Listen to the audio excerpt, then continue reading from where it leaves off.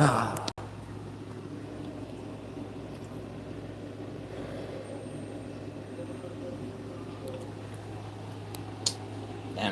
I'm not used to holding this.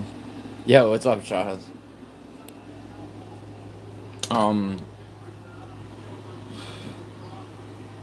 Dude, I was in a fucking car accident last week.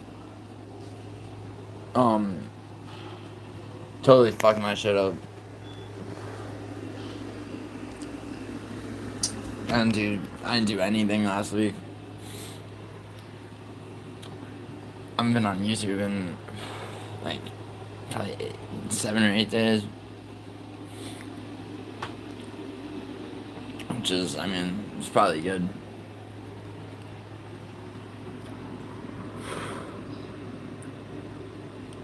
Am I gonna sue? Yeah, Zach, of course I'm looking rough. Zach, I was in a car accident, leave me alone. Dude. Am I gonna sue? Nah, dude. No, it was, my driver, like, ran a stop sign and got hit by this fucking pickup truck.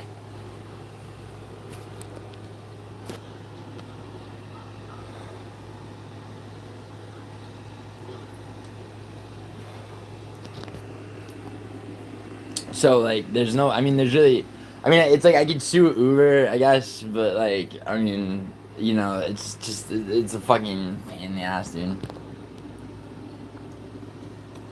Also, the driver was fucking, he, like, I thought it, like, he thought he was gonna die. He was, like, on life support, and I guess he's fine now.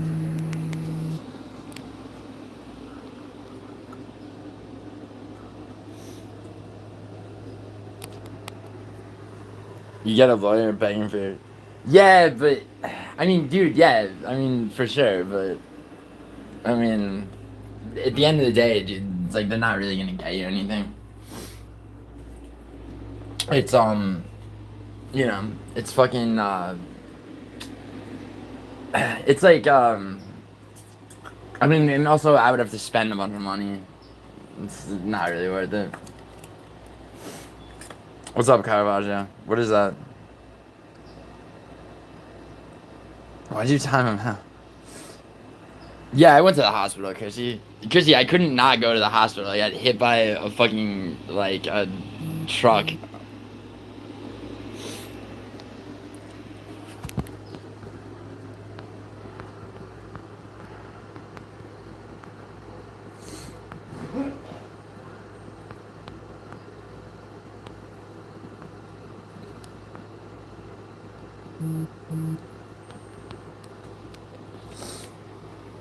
Zach was trolling. Oh, word. I guess. Let him troll. I don't care. That link is a video I should watch. What is it?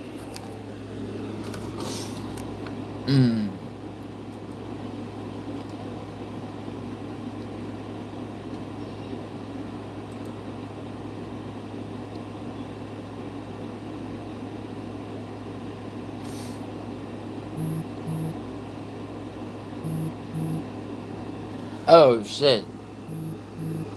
Yo, I gotta... What the fuck happened to my title and shit?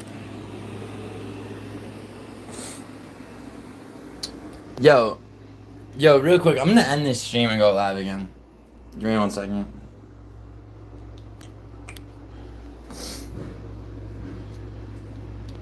Actually, no, I'm not. What's up, Sligo?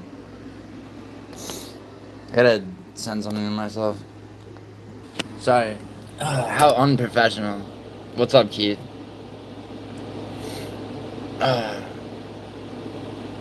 Yo, what's up? MMA, UFC. What's going on?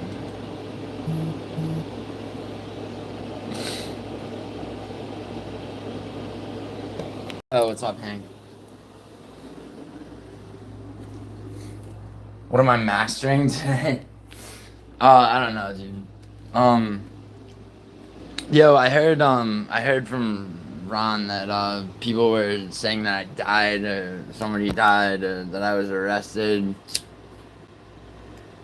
So yeah, none of that happened. Say was a kid or meth, yeah. Yeah, I was just on meth the whole time. No, I was in a car accident.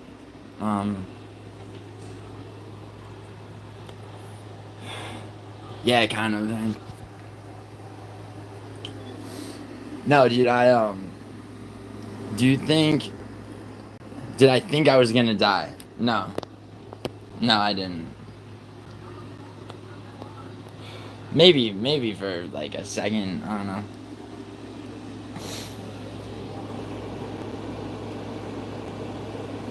Interesting question.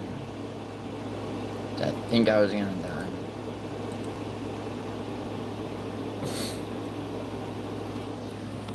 You knew that I smoked? I don't smoke weed. May God bless me. Yeah, thank you, Hank. Words solemn.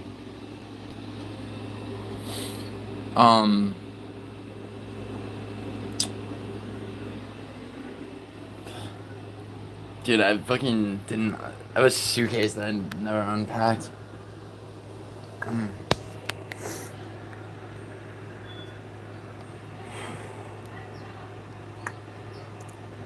So, alright, so fucking UFC317. Ah.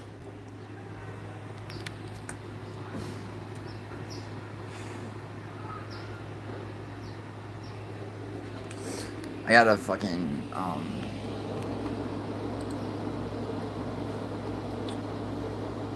I gotta put a title and thumbnail up for this fucking live stream. Super unprofessional of me.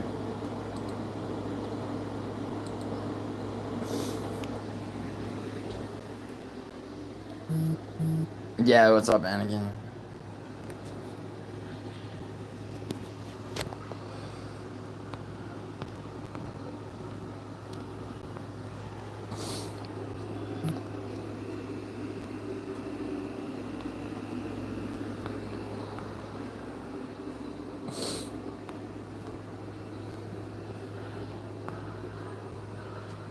One second.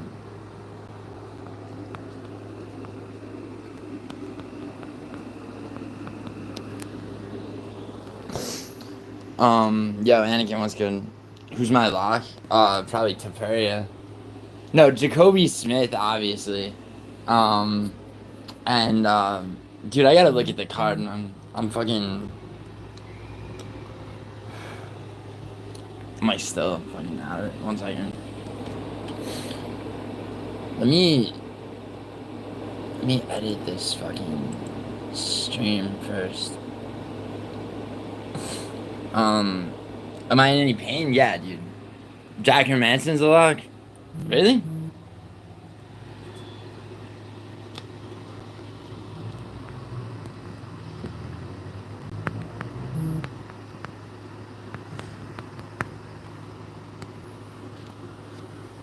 Help me.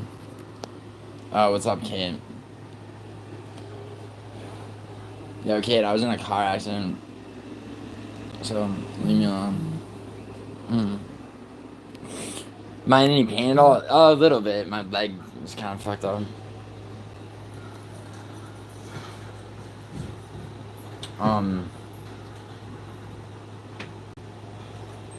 As you enjoy reading these words, realize how your discomfort. Yeah, bro. Yeah, I was, so the night that I got back, I was going out, and, the fucking Uber I was in runs a stop sign and gets hit, like, on the left side by this fucking truck. Yeah, I was in the hospital and everything. It was fucking pain in the ass.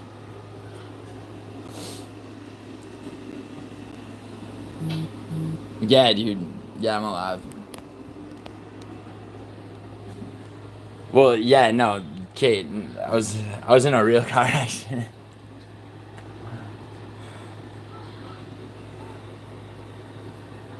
She was a bitch.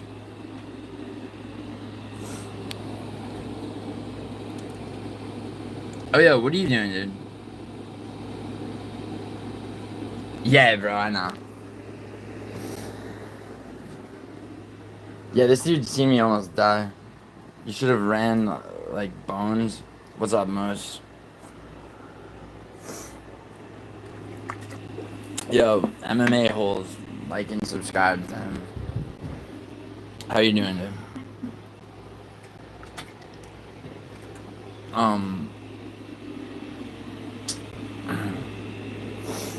Fucking yeah, but on a life number. Yeah, this guy's seen me almost die a bunch of times. What happened to Clown? I don't know, dude. What happened to him? Has he not been live? The fuck is this unemployed nigga on to today? No, I'm employed. I had to fucking take off work though for the last week. Oh, he's been MIA. Really? Yeah, thank you, Adam. Is my leg injured? Like not really. Not like to where there's like a diagnosis. It just it just fucking hurts because like fucking collision, you know.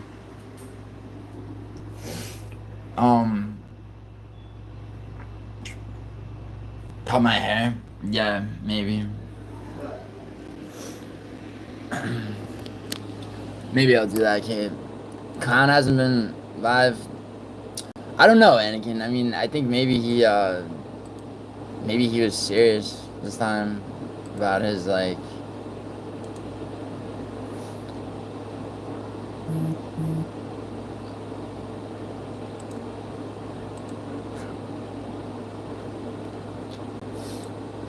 Hold on.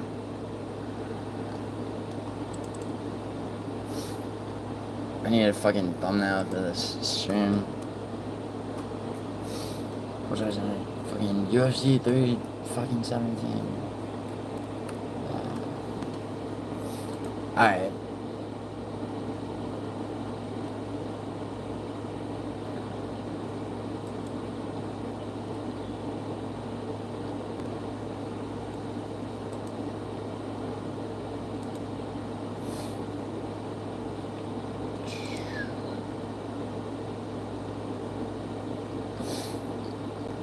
What's the first fight?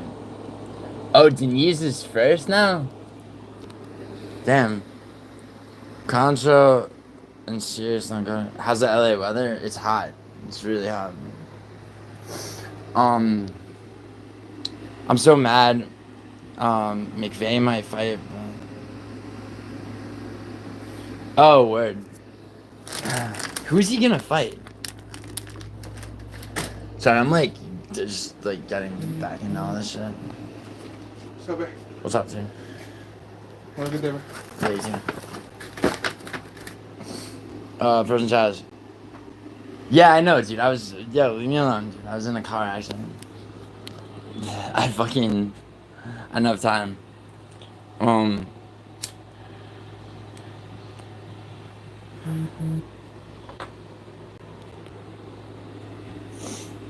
But looking at the card right now, Alvin Hines is fighting Denise. That's gonna be a weird fight, bro. Denise just kills him, no?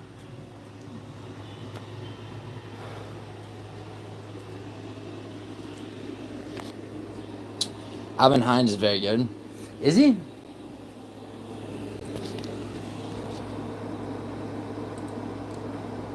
I'm trying to... I mean, I only remember him from LFA. But... he's not that good, is he?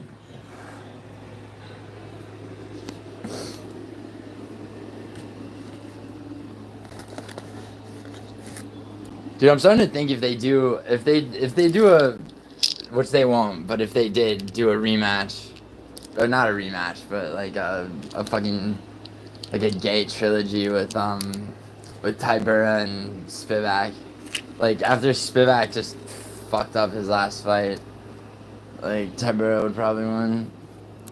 McKini or so, Cortez, probably Cortez. Chalice and I think McKini, honestly.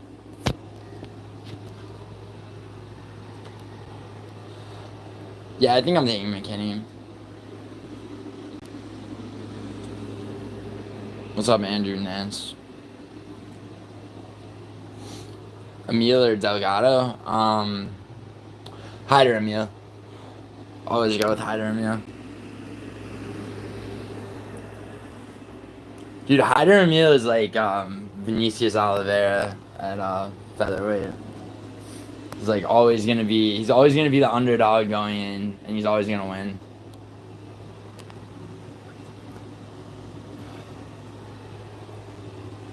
Yeah, Chalice. Like, yeah, a lot of people picked William Gomez too, bro.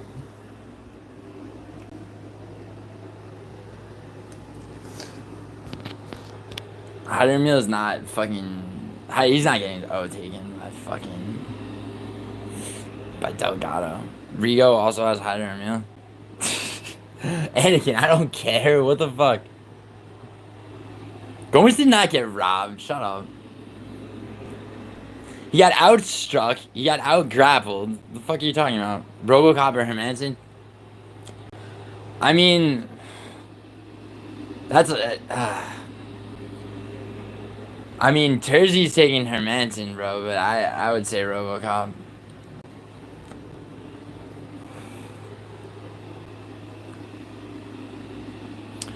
Money Moicano.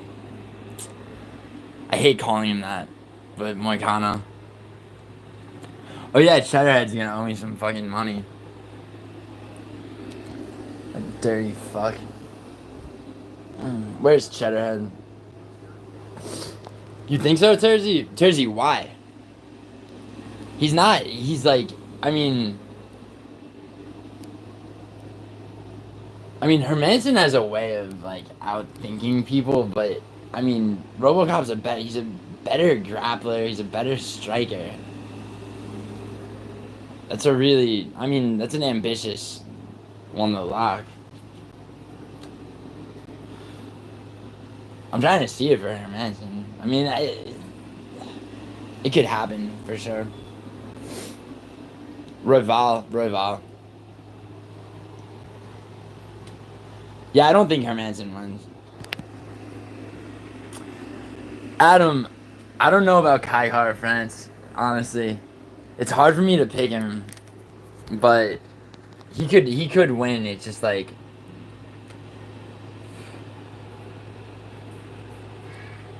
he's got such a chin though, Pantoja. And like, and his grappling's better.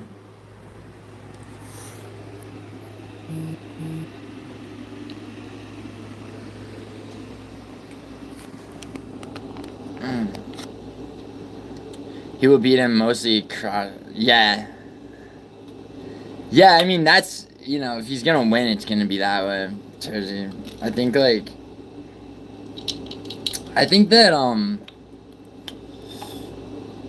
good picture. I think that,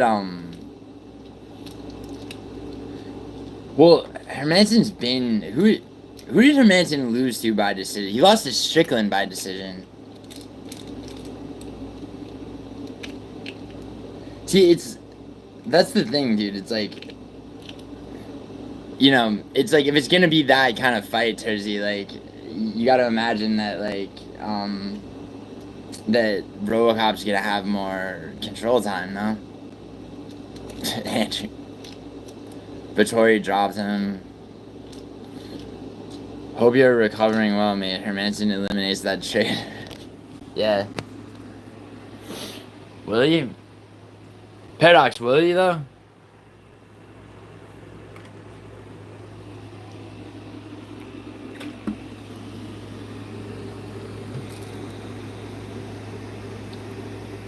He hasn't fought in a whole year, yeah. True. I mean, RoboCop got finished this year though. Anakin.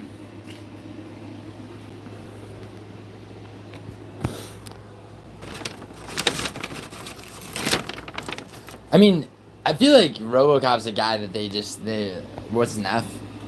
What's enough? You mean what's good enough? You ever thought about bringing the Mandem? About what? Bribing the Mandem. Caravaggio, what are you fucking talking about? Remember when Robocop failed us? He will fail us again. Yeah. True, Paradox. I do remember. And he failed us hard. I just wanted to see someone finish Jared Cannonier.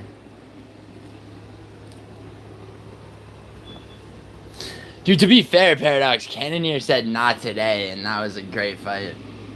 I mean, he did fucking fuck him up.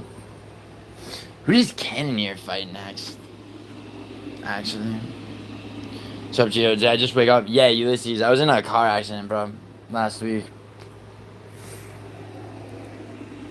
How you doing, bro? Robo cocked on fire. I mean, Thursday said it.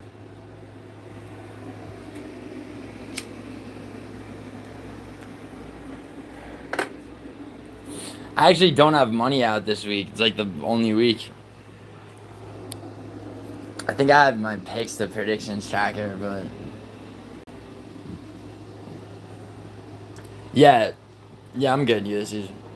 My most confident picks, probably Toia, bro, and maybe, I mean Jacoby Smith, obviously. I mean, did I get hurt? Yeah, a little bit.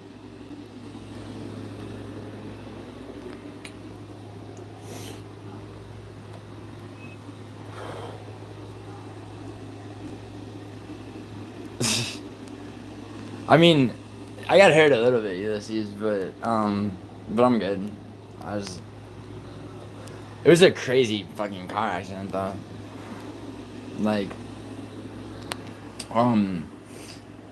the fucking guy, my Uber that I was in, like, fucking just goes out and fucking in front of a stop sign. You dumbass. Gio, that living that Final Destination life. Yeah, bro, it feels like that, kind of. This is what my friend said before.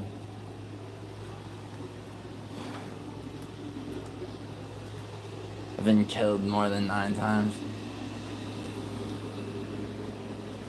Dude, it was crazy because the driver got,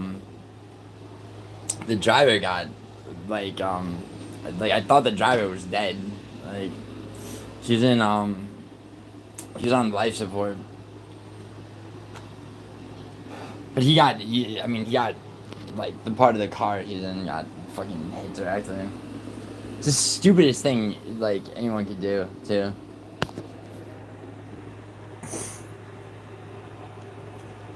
Yeah, it was my Uber driver's fault, Ulysses. He like, gunned it in front of a stop sign. Fucking retarded, bro. Taking price by KO for... That's crazy, Tersey. I mean, yeah, I get that. Put $5 on it, but...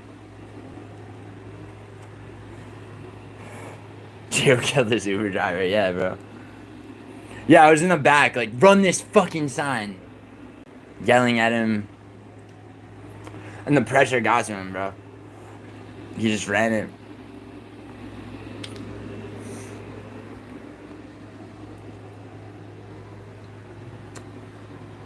My neck is kind of fucked.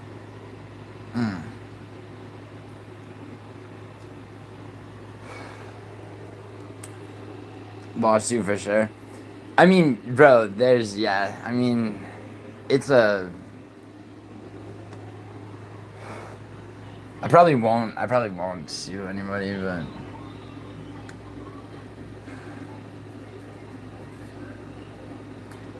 Cause, like, to sue anybody, I'd be suing Uber.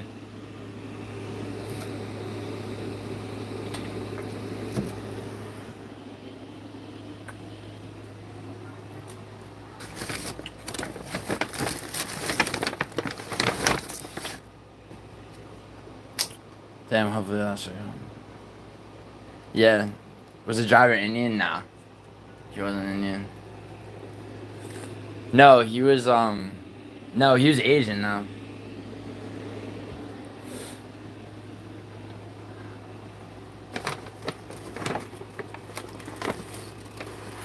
Do we eventually get Ilya versus Islam? Like, I mean, that's the fight, right? But I don't think so. I think they're both gonna be champion in a, you know, in a different fucking league now. Both weight classes. I don't know. I think Ilya. I don't know if Ilya lasts at 155. Hank, if Islam loses versus JDM and Topuria, yeah, that's true. If that happened, I don't think that'll happen though, Terzi. Asians are the worst drivers. Yeah, yeah. No, they're not good. It's like the guy decided he finally had balls and fucking, you know, guns it out in front of a stop sign. It's fucking retarded.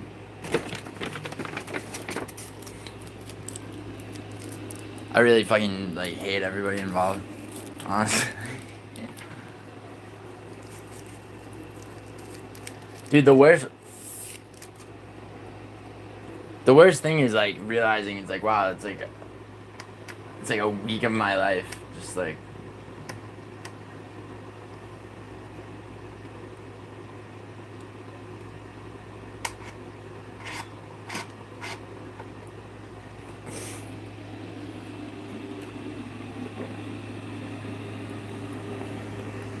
Ready for Charles this round? I don't think that's gonna happen, Jensen. They could. What if this card went all upsets? I know Terzi would be okay. Cheddarhead. Yeah, Cheddarhead, you're about to owe me money. You dirty fucking little fuck.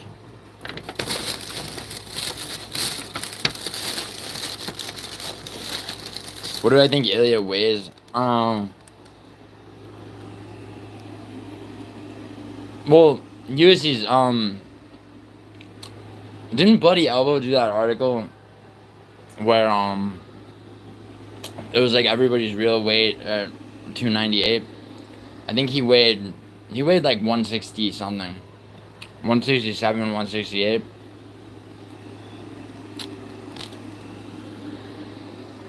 I don't think he walks around at like 190 or whatever the fuck he said. He's just not that big.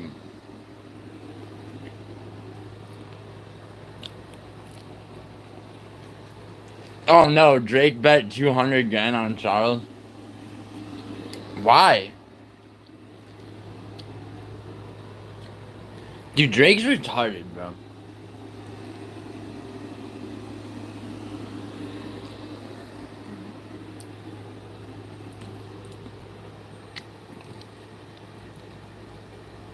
Dude, Drake's stupid. I mean,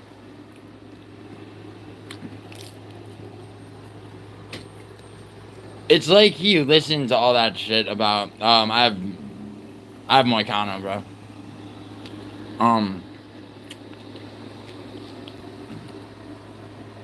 Jake Paul? That's a terrible idea, Ulysses.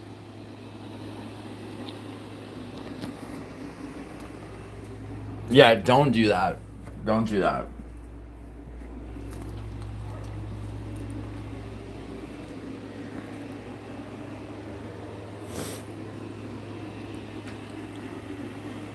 Oh, it's a pro. Yeah, I believe you, Colorado. Is he sponsored by a gambling site? That's so filthy, bro. Like real talk, what a filthy scumbag.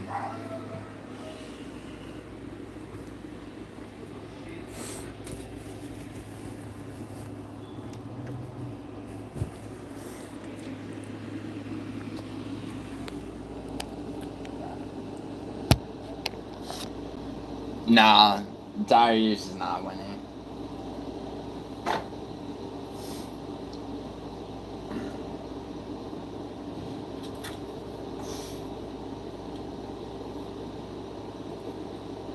I think that a lot of people underestimate Moicano's finishing ability. Nah, Terzi, I'm not giving you that one. There's no way.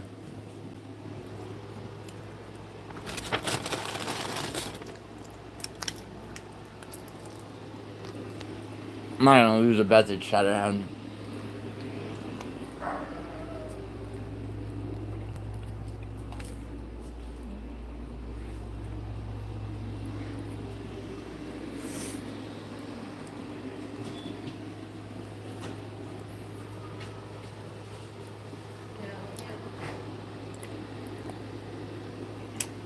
Well, who am I locking? Let me see. Probably Ilya, bro. Ilya, Jacoby Smith. Felipe Lima, definitely.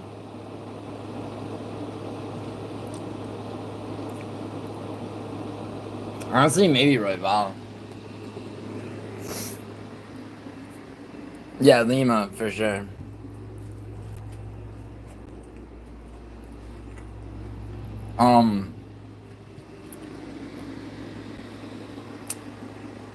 Yeah, Terzi. Terzi, what do you think about Royval versus Joshua Van? I think Royval's gonna win.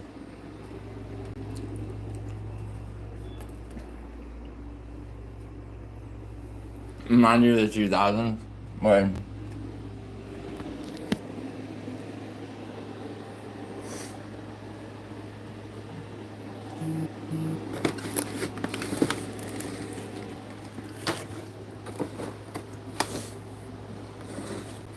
Car friends getting wrecked? Yeah, probably. Yeah, he probably is.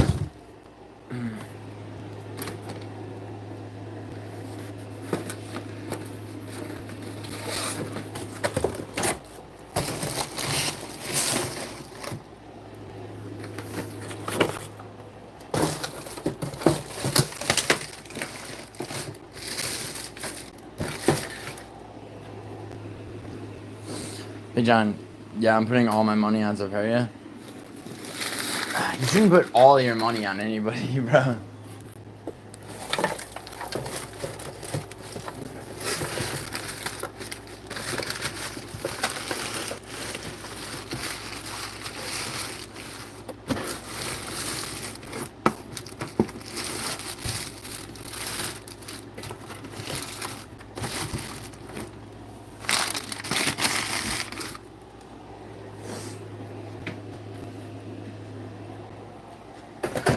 Putting all my money on fucking. What's up? Don't put your money on to top. Sorry, he's going to lose. Why? Why you say that?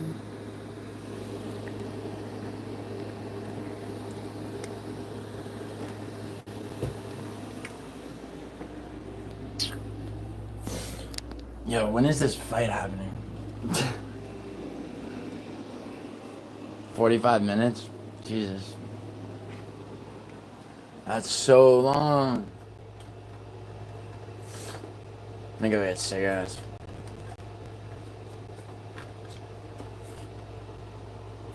Yeah, 7 p.m., yeah.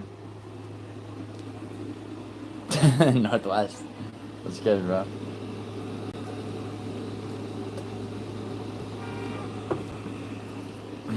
Yeah, 4 p.m., yeah.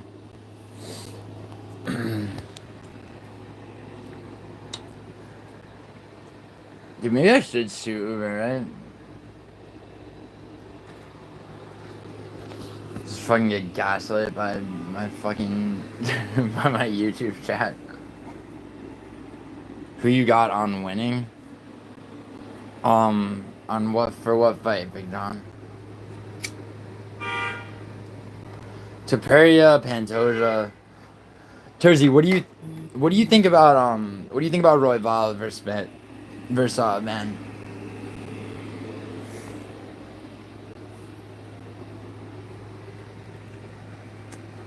I really think that Royval's gonna win. Yeah, Royval probably by decision. He could submit him, but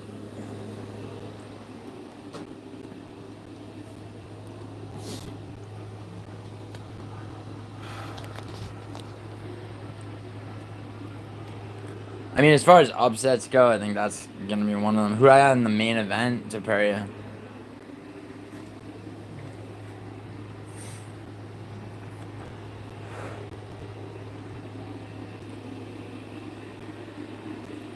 Watch this be like the one fucking time I pick Toia and he loses. No, I picked Toia the last time.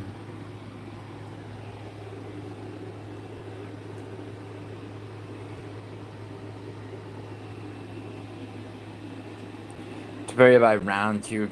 Yeah. Possibly. I mean, are you just saying that because that's how you... Royval... Oh, you're just taking that over?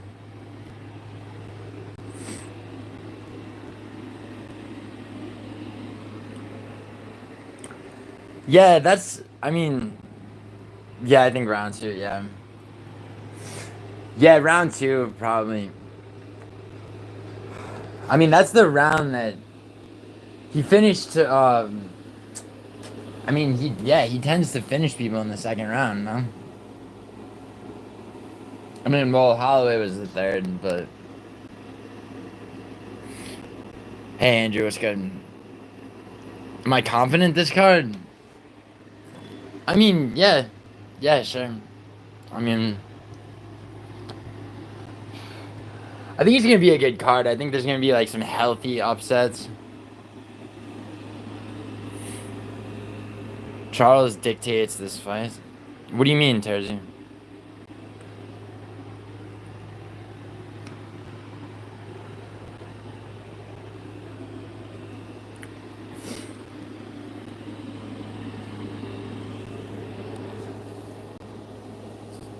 If you're... So... If you're Charles Olivera, right, and you're getting ready to fight Ilia Topuria, what are you doing? Oh yeah, Andrew, I was in a car accident last week. Sorry. I haven't been on YouTube in like 7 or 8 days.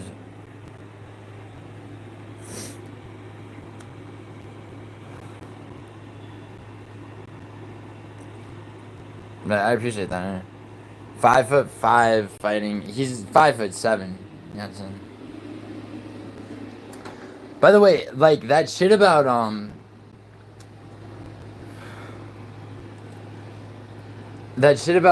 like people exaggerate the fuck out of like, you know, who's really taller and who's like, you know, who's in what position when it comes to like the stats and tail of the tape and shit. Like,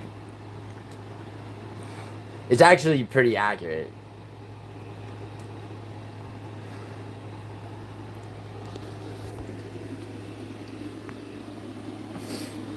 How did that happen?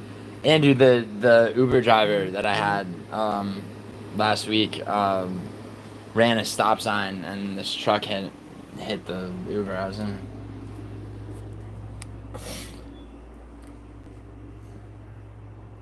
He's not 1.7 meters, bro.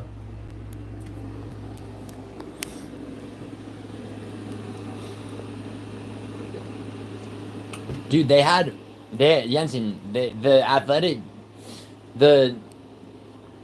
athletic commission had a bunch of shit with this because basically they like, so there was a lot of corruption in boxing, right? And essentially they had to fix it. So like now there's like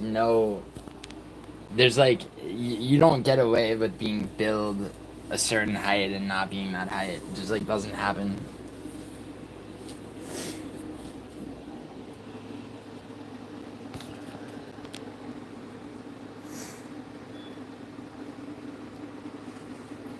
Yeah, Andrew, thank you. What's up, Autumn? You could bench him with ease. I mean, yeah, bro, because I mean, he doesn't weigh more than 175 pounds, probably.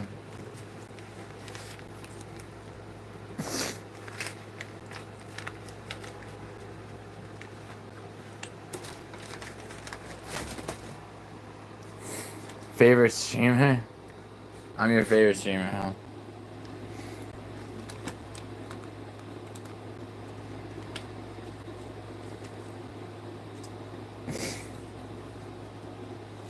Where the fuck am I? Jeez.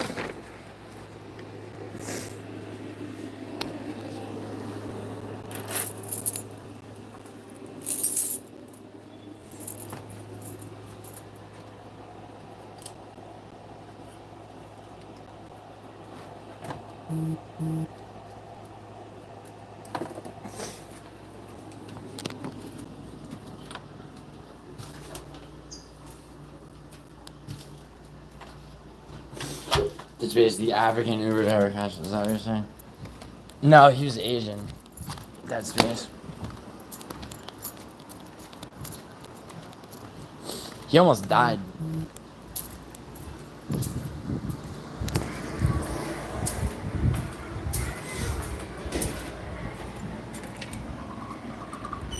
Dude, this is the weirdest week of my life, bro.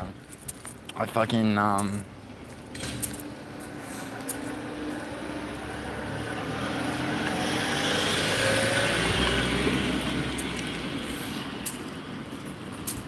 was just like in bed watching kidnapping documentaries and shit.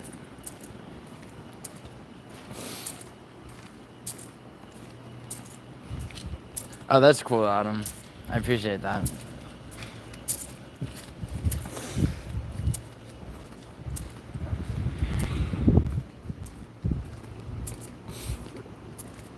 Am I the villain from TV show Heroes? Yeah, bro.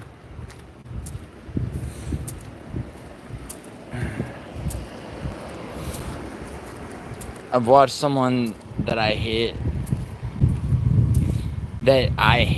cat die on the live stream, but wait, what?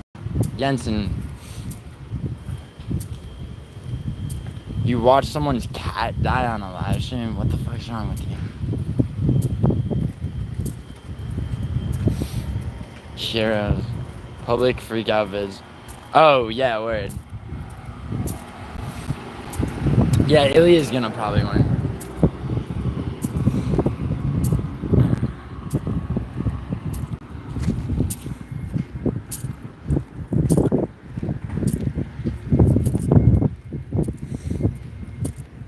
Ah, dude, it's so fucking hot.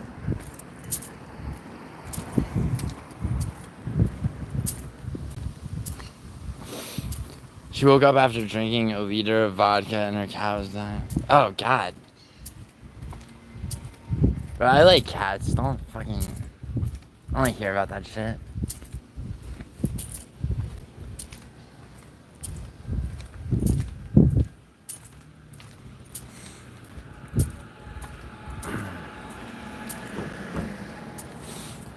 How hot is it there? I think it's like 90, Andrew. Maybe a little less. Hold on. It's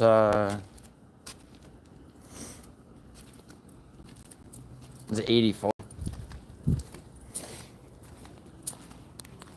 84 degrees Fahrenheit. My bookie has a Royal Vice. Nah, that's not. I mean, I guess it could happen, right? Sauce and Cal. How many times has Arroyo gotten subs?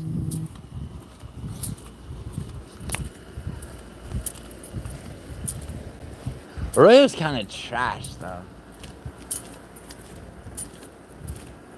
Like, for real.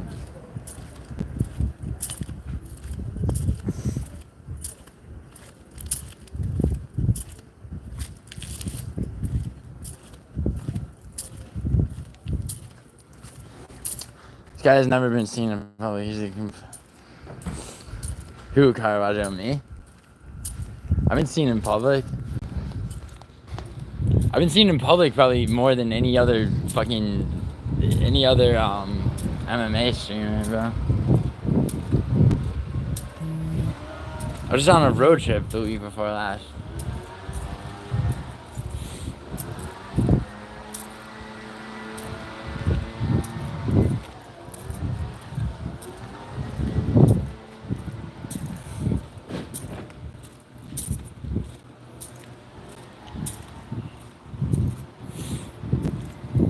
It's okay to be gay, it's just wrong to act gay.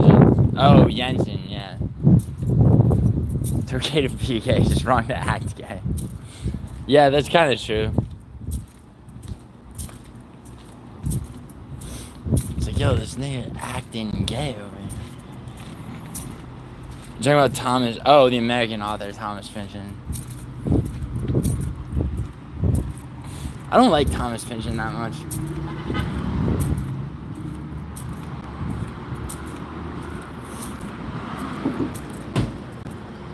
We got half an hour left. Yo, anyone bet on soccer? Yo, what's up, Smash Boss?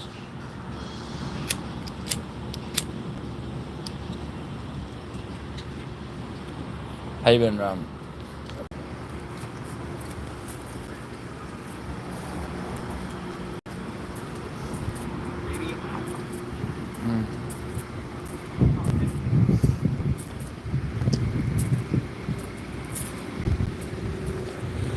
Fucking, bro, like, Moicano's the underdog now? Oh, I'm in LA, Andrew. Paradox, that's fucking hilarious. Paradox, you know that Royval is definitely gonna win, right?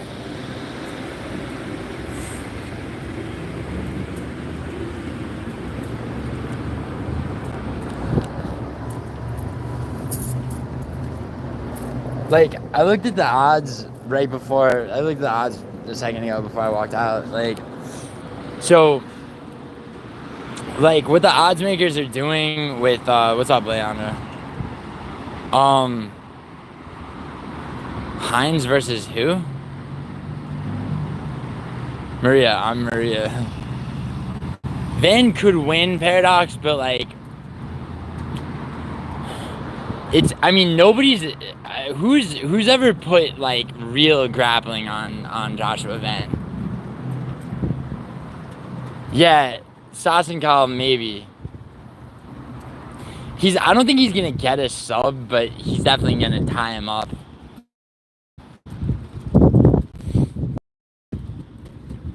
Imagine if I sweep this card.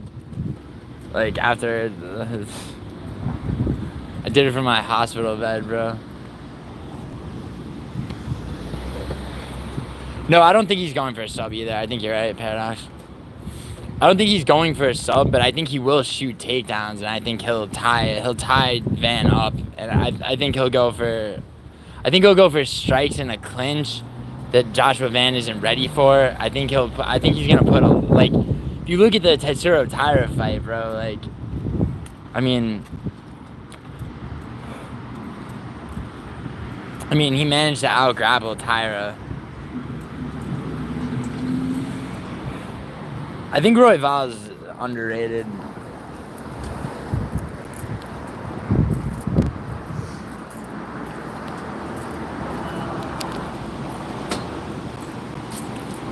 But is he criminally underrated?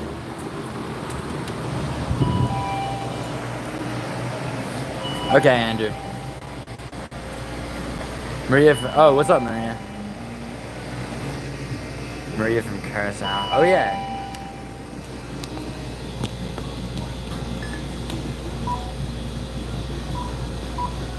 Pattern 46.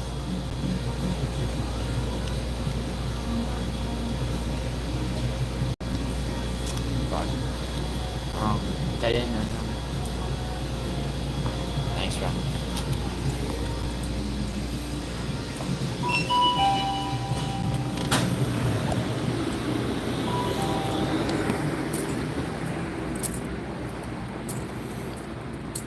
Royval is like 5 steps ahead when going for subs.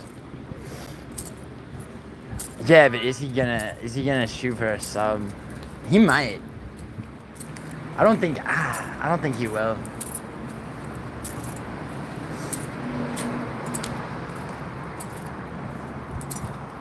Dude, I want this to start, bro. I'm fucking getting pissed off. Yo, like this stream. I never say that. I never tell people to like the stream, but like the stream. And like fucking 80 of you fucks come through here. Royval super underrated. Best front choice. Front choke series. Okay. Interesting. That's actually something to think about. Pretty much everyone has Denise winning, right? Anakin was in here saying that that Alvin Hines is really good, but I just don't see him beating Denise.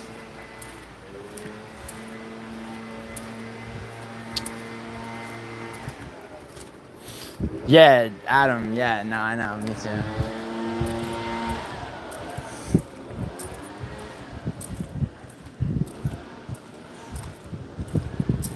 Like the stream. Such like a dumb. It's like. Yeah, I mean. Does it do anything for people like that I don't do that shit? I mean, should I just be like everybody else? Like the stream. Like it. Donate. If you could just help me out with like a fucking $10 donation. Fucking grifting fucks, bro. You know who I have so much respect for? Who doesn't even monetize? Fight Night Frankie. Fight Night Frankie does not. Fight Night Frankie refuses to even monetize. I was on the phone with him and he was telling me Lima Beast Talbot for sure. I was on the phone with him and he was telling me like you know, he was telling me about like some shit with work, like, you know, like at his job and everything, and like, you know, and I'm like, you know, Frankie, if you monetize, like, you know, you could you probably quit your job, and he's like, I don't want to quit my job, like.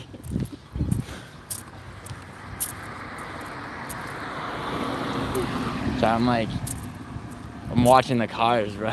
Like, I don't want to get hit by another car.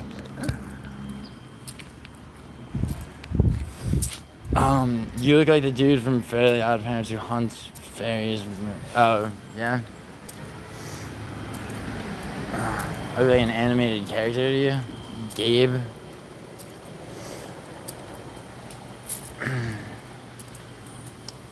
He's doing it for the love of the game. Yeah, Frankie? Yeah. Dude, Frankie's remarkable in that regard, I would definitely say.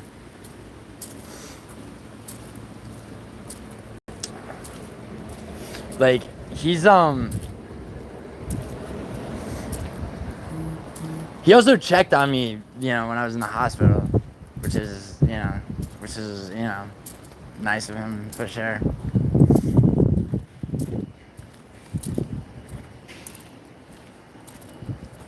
It's like everybody else can suck a dick, like. Nah, not really, but, you know, it was nice of him. I didn't tell anybody, so.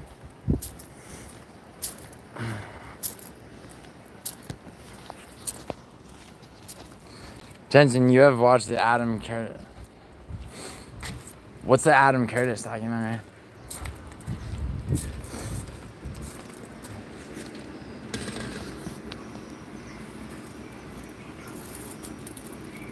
Yeah, what Adam Curtis documentary? Yeah, who is Adam Curtis? Do they answer that in the documentary? Who's Adam Curtis? Who doesn't know who Adam Curtis is?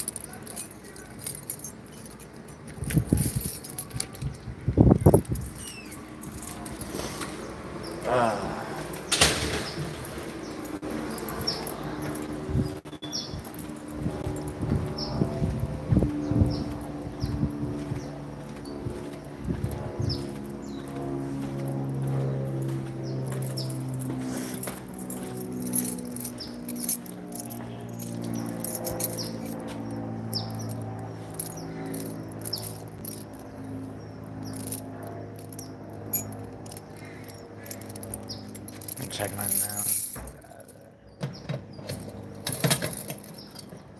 Oh shit. Look at all this mail.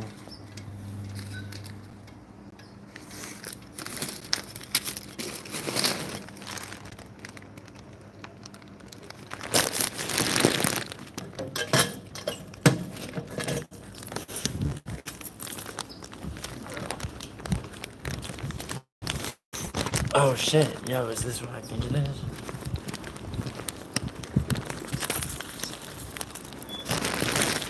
Yo, I need to start selling merchandise on my site, on YouTube. My channel, I mean, whatever the fuck it's called. Ah.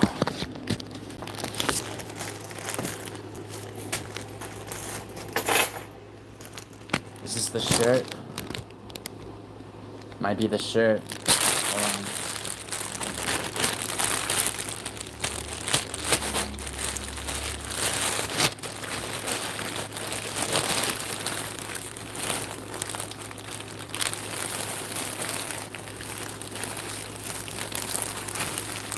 Oh no, this is somebody else's. Well, I got this from somebody else.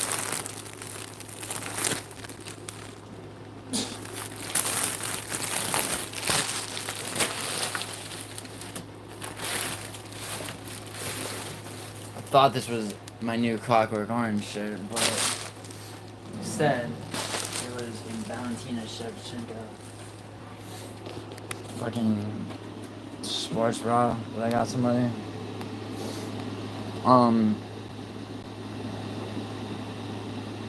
Features a lot of British racism. Yeah, if there's one thing Jensen loves, bro.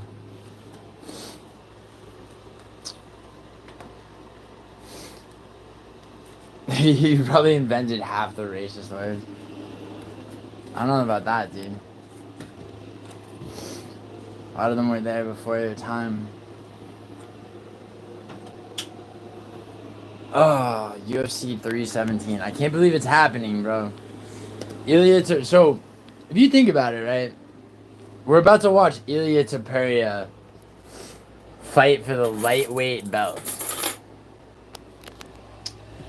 I remember when Ilia Topuria was fucking fighting a title shot eliminator fight night against Josh Emmett to be in contention for the featherweight title.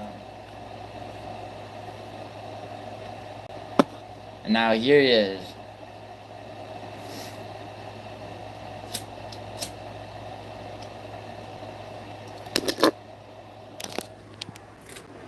I have supported my boy Ilia Topuria for a very long time.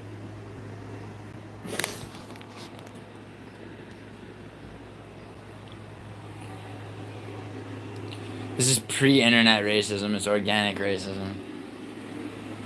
Who's Adam Curtis, Caravaggio? Do we find out from you? Yo, is there like some gay pre-show that I should be watching? Should I just put on Frankie's stream in the background of my own? Yo, for real though, if you guys don't know Fight Night Frankie, like, he's a real one.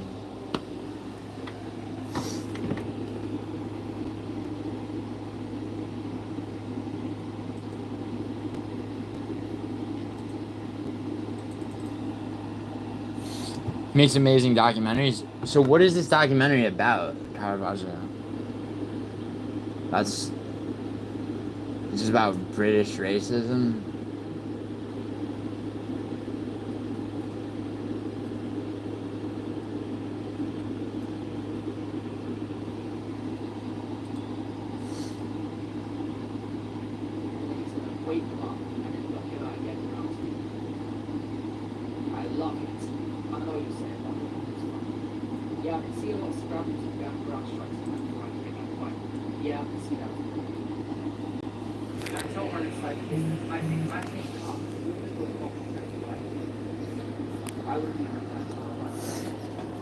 Yo, remember when I said that I didn't have any money on this card? I lied.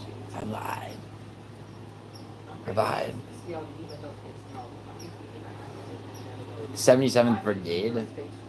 What's that? British Identity, that's the name of it? Talbot's very low frame, Frankie says. I think Talbot's going to get destroyed. But you know what? Yeah, I'm kind of giving respect for taking this fight because this fight is very tough. I think the UFC if they give up on this fight, get Lima or a game in the meantime. Frankly, you need to put card into account. Basically, out a lot of relegation. Buckley fight, I'm less critical of the Buckley fight. I actually thought Buckley managed to kind of turn things around in the fight. He showed me some and he did his work. And as much as I like people like to like keep on, it was good seeing him come back again. I've got Roy Bell, I think he's Small's man, way too early. He's Small's man if he has the right game. He stands there. He's going to get touched. Man's got the best spots in the flyweight man. And he's taken down the fence. He's not a good wrestler. He's not amazing on the ground. He's scrambled with power. So yeah, I think... Yeah, sorry. Round one, Moicano TKO. I mean, I don't know about round one, but yeah, I would say TKO or. Don't let Cheddarhead off the hook, by the way. He's gonna owe me money when that shit happens.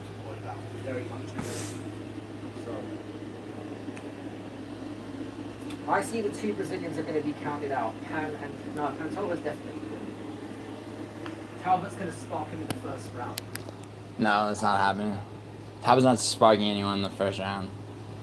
Just calm down. If Kai Kara France wants to stop, he's got to be shooting up. As soon as Panto went down that game, he's already... Jeez, I still have so much shit to put away. Look at that. Yeah, Talbot gets destroyed. Timmy knows. Buckley was interesting. But I enjoyed the fight. I thought Buckley adjusted. I'm still a Buckley fan. I picked against him. Yeah, I think Buckley Against him in that fight. I'm still a fan of this. did. Wait, Frankie. Sounds like some after the fact shit, Frankie. I don't know if I believe you. I think Giuliano. I hope you feel a lot better. I think Talbot gets strict to Foxy. Thanks for checking on me when I was in the hospital, Frank. Thanks for saying that just so I read it out. I hope you feel it better. Giuliano had an aggressive game with the case of losing his entire body. Yeah.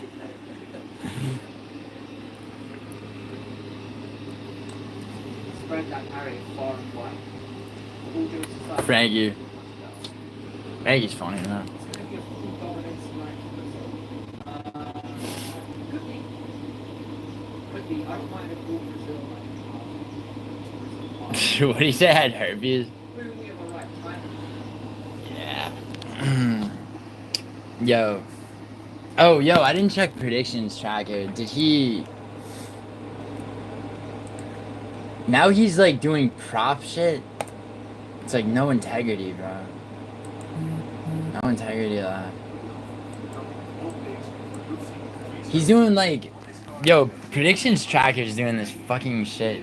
Like, he's like... Topology now. Versus Kara France for the flyweight title.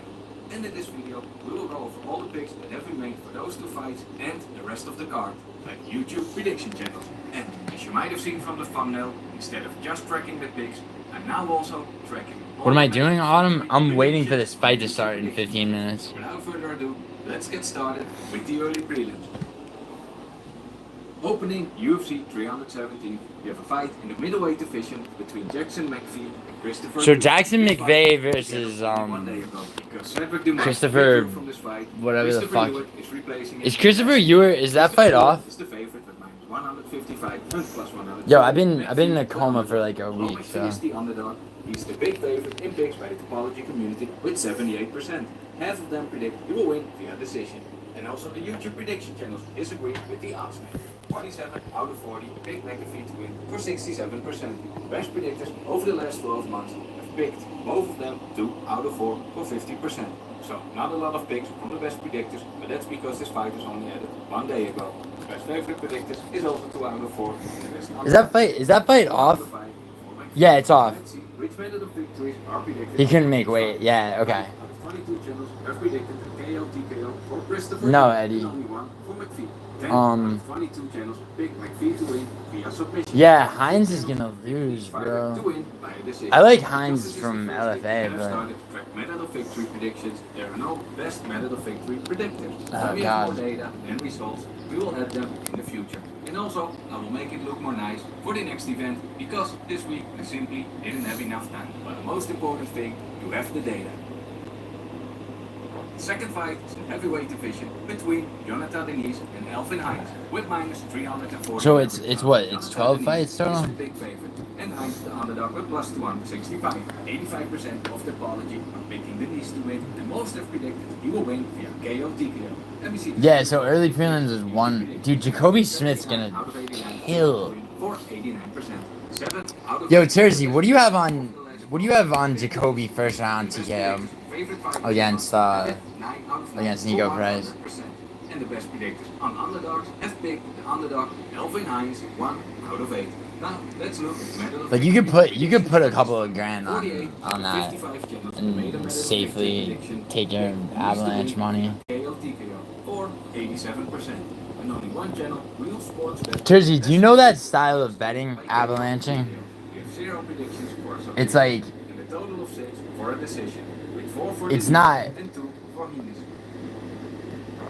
The last fight on the early prelims. It's not the most exciting, but Nico Price and Jacob Smith. And Smith is a huge favorite. Under, yeah. 2150. And Nico Price has plus 1017, which gives I have him- more than 1,000. I have him at first round KO Money line bet. and second round KO with 1,000 each. Jacoby Smith to win, and most expected to win via KO TKO. So a huge favorite. Wait, that's What not about true. YouTube prediction channels. No, I'm sorry. All of them have What was it? 500 on second round automatically means and- it's also and big. 1,000 on first round. Underdog predicted 100%. The only thing left to ask is how he will win this fight. 57 out of 58 prediction channels pick Jacoby Smith to win via KO TKO. And with every like, chance of minus so 100, the way that Kyrgo works, bro, is like you can MMA lock of the night, who has predicted if you're betting enough money, you can set certain live bets to go in or not go in.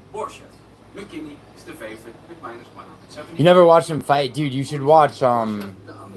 Although he's not a really big quick, favorite, dude. Watch his big favorite in pigs betting. watch his debut. With 82%. And most are expecting. It was the first card of the year. He's not such a big favorite in pigs by the YouTube prediction channels, but still the favorite. 62 out of 88 picked Terrence McKini to win. The best predictors with the highest return on investment over the last 12 months picked Terrence McKini 7 out of 8. And for the best predictors, favorite fighters, it's 6 out of 9. And the underdog. Wait, why am I also not is on picked by this? the best underdog predictors, 2 out of 8. How do the YouTube prediction channels predict each fighter to win their fight? 21 out of 52 channels pick McKini to win by KO TKO, and 9 for Borchak. 20 channels have picked McKini to win via submission. Each fighter is only picked by one channel to win via the scorecard.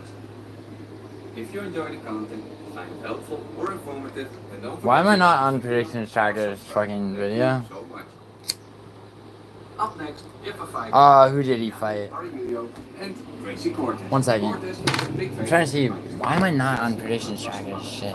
Vianney, the underdog. Cortez is also the big favorite in pigs by the apology community with 88%, and almost all of them expect this fight to go to the scorecards. And almost the same results with the YouTube prediction channels. 74 out of 89. Big Cortez to win. Yo, what the fuck?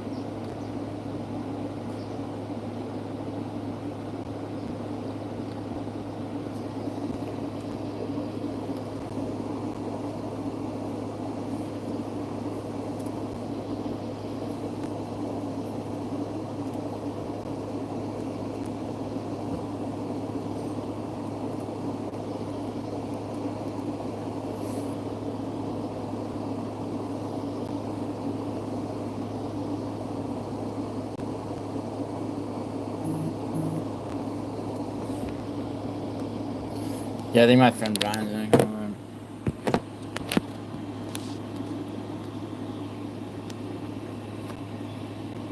Oh yeah, yeah. Yeah, Nico Price is that.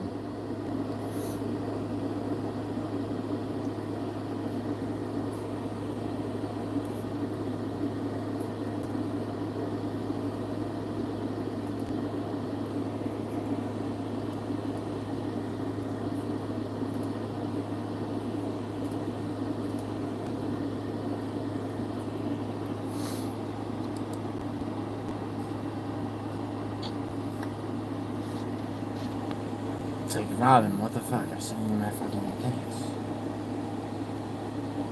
Vlad's live. Hello, Daily Brandor. Dana should have cut Price after the Lawler. Okay. What do you mean? Why would he have done that? For 83%. Best predictors, 7 out of 9. Why the fuck am I not in Robin's video? Underdog predictors, the underdog Viviani, 1 out of 9. For method of victory, only 2 channels pick Cortez to win via submission. And a total of 50 channels expect that this fight to go to the scorecards, with 9 for Viviani and 41 for Tracy Cortez. The next one is a fight, featherweight division, between Tiger O'Neil and Jose Yo, Cheddarhead. Delgado is the slight favorite. Where's Cheddarhead at? Yo, if any of you see Cheddarhead anywhere, tell him he's about to owe me a fuckload of money when my Kano wins. With the odds maker. And Tiger O'Neil is a pretty big favorite with 77% of the picks. Most are predicting he will win via decision or a KO TKO. The YouTube prediction channels also disagree with the odds maker. Although he's not such a big favorite here, with 56 out of 89 for 63%. And the best predictors over the last 12 months also have Tiger O'Neil as the favorite, with 5 out of 8. The best predictors, favorite fighters, pick the favorite Delgado 5 out of 9. But the underdog, Tiger O'Neil, is picked by the best underdog predictors 7 out of 9. So those picks are a bit all over the place. Method of victory, 3 out of 54 pick Tiger O'Neil to win by a KO TKO and 10 for Delgado. None pick O'Neil to win via submission and only 2 Delgado. He's gonna win by decision. Tiger O'Neil to win. Jersey, I think Hyder O'Neil wins by decision. And 9 out of 54 for Delgado to win via decision. The future fight of the prelims is between Jack Hermanson and Gregory Rodriguez in the Jersey, what do you get for that? favorite in odds is Gregory Rodriguez with I don't know what sportsbook you use, but 180 for the underdog Jack Hermanson. what do you see for Hyder O'Neil? Pretty close. 60% go with Rodriguez and 40 for Hermanson. And most are predicting Rodriguez to win via KO TKO and Hermanson to win via decision. Gregory Rodriguez is a bigger favorite in picks by the YouTube prediction channels. 65 out of 90 expect him to win for 72%. And also the best predictors favorite with 6 out of 8. 6 out of 9 for the best favorite predictors. The underdog Jack Hermanson is picked by the best underdog predictors 2 out of 8. Most are expecting Gregory Rodriguez to win, but by which method? 22 out of 56 channels have predicted Rodriguez to win via KO TKO and 0 for Jack. One channel, Artem MMA, picked Rodriguez to win via submission and 0 for Jack Hermanson. And for a decision win, it's pretty close between the two of them, with 50 out of 56 for Hermanson and 70 out of 56 for Rodriguez. I think Price is far past his prime yet. Opening up the main card, He was never that good, bro. Bantamweight division. He was never that good. Felipe Lima. And the favorite is Felipe Lima with minus 190 plus 150. Oh, is Lima the favorite against Howland? Underdog. Lima is also the favorite to pitch by the topology community with 70% versus 30% for Toia. Most predict Who did fuck Tersey asked me, who did Jacoby Smith win his debut against? 74 out of 90. I was like, why the fuck does Robin not have me on his fucking shit this week? 7 out of 10 for Lima, and his favorite predictors 8 out of 10. It's like I sent him my fucking picks. He got them. 2 out of 10. For method of victory, only 4 channels out of 60 go for a KO TKO. If I sweep this card, bro, and Robin doesn't have me on, KO TKO, we have 7 out of 60 for Talbot and 34 out of 60, so more than half for Felipe Lima. Then we go to the lightweight division for a fight between Benio Darius and Renato Marcano. This fight is super close in odds. And As of now, basically even with minus 160 for Moicano and minus 103 for Darius. Although it's basically even in odds, in picks by the topology community, Moicano is the favorite with 75% and 25% for Darius. Most predict this fight will go to the scorecard. In picks by the YouTube prediction channels, just like the odds, it's really close. Darius is the slight favorite with 50 out of 97 channels predicting he will win versus 47 for Renato Moicano. But when we look at the best predictors, over Darius is fucked. Darius is the favorite with 7 out of 10. Darius, does Darius even know how fucked he is? Parsons? What about Parsons?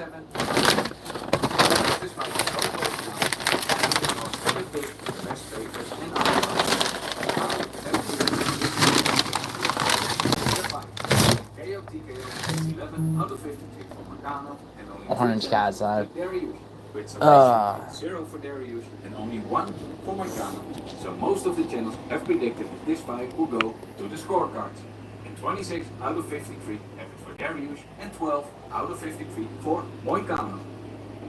Want to stay ahead with the latest big Yeah, 1 odds second. and stats for all fights? Sorry. Support the channel. I had to check something. Daily update. Jacoby KO'd. Sorry. Support the channel. I had to check something. Daily update. Jacoby KO'd Parsons in his debut. Yes, that's true. In the first round, Next no? fight is in the flyweight division between Brandon Royval and Thank Joshua you. Fenn. Thank you, Just by the like way. I was previous asking fight, for This that. fight is also very close in odds, basically even. The slight favorite is Joshua Fenn with minus 120. Joshua Van should not be a favorite. That being said, I'm glad he is. For those of you who are smart enough to pick Royval. Royval is the favorite, and Joshua Fenn the underdog with 38. But no matter who wins, almost all of them expect this fight to go to the decision. Also in picks by the YouTube prediction channels. Oh, shit. Brandon Royval is the slight favorite, 56 out of 97 channels, picking him to win. Alright. 58%. Game time.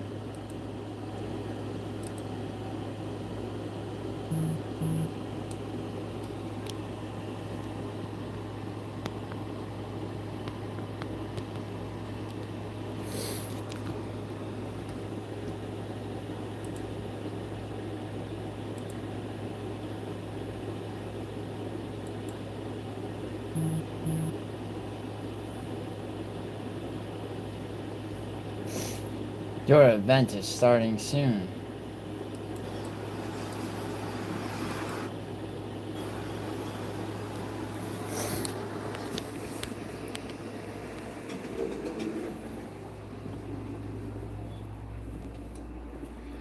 You had $10 on Royval?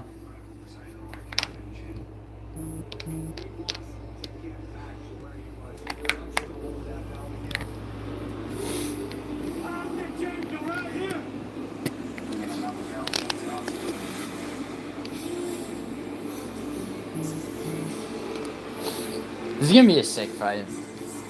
Like all this card is pretty good.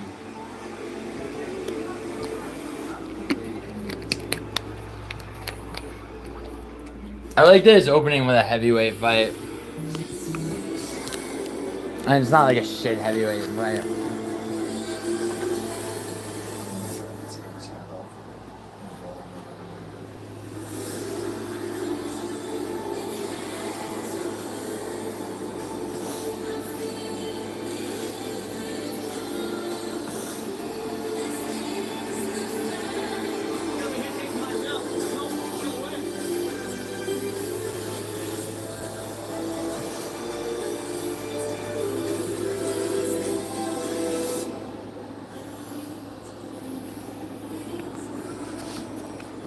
Why are they showing them both with glasses on? It's stupid.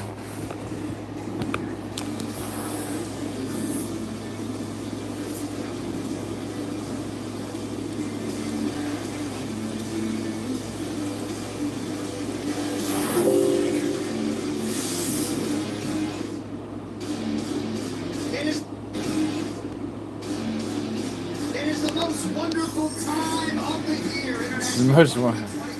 Oh yeah. Alright. It is International Fight Week.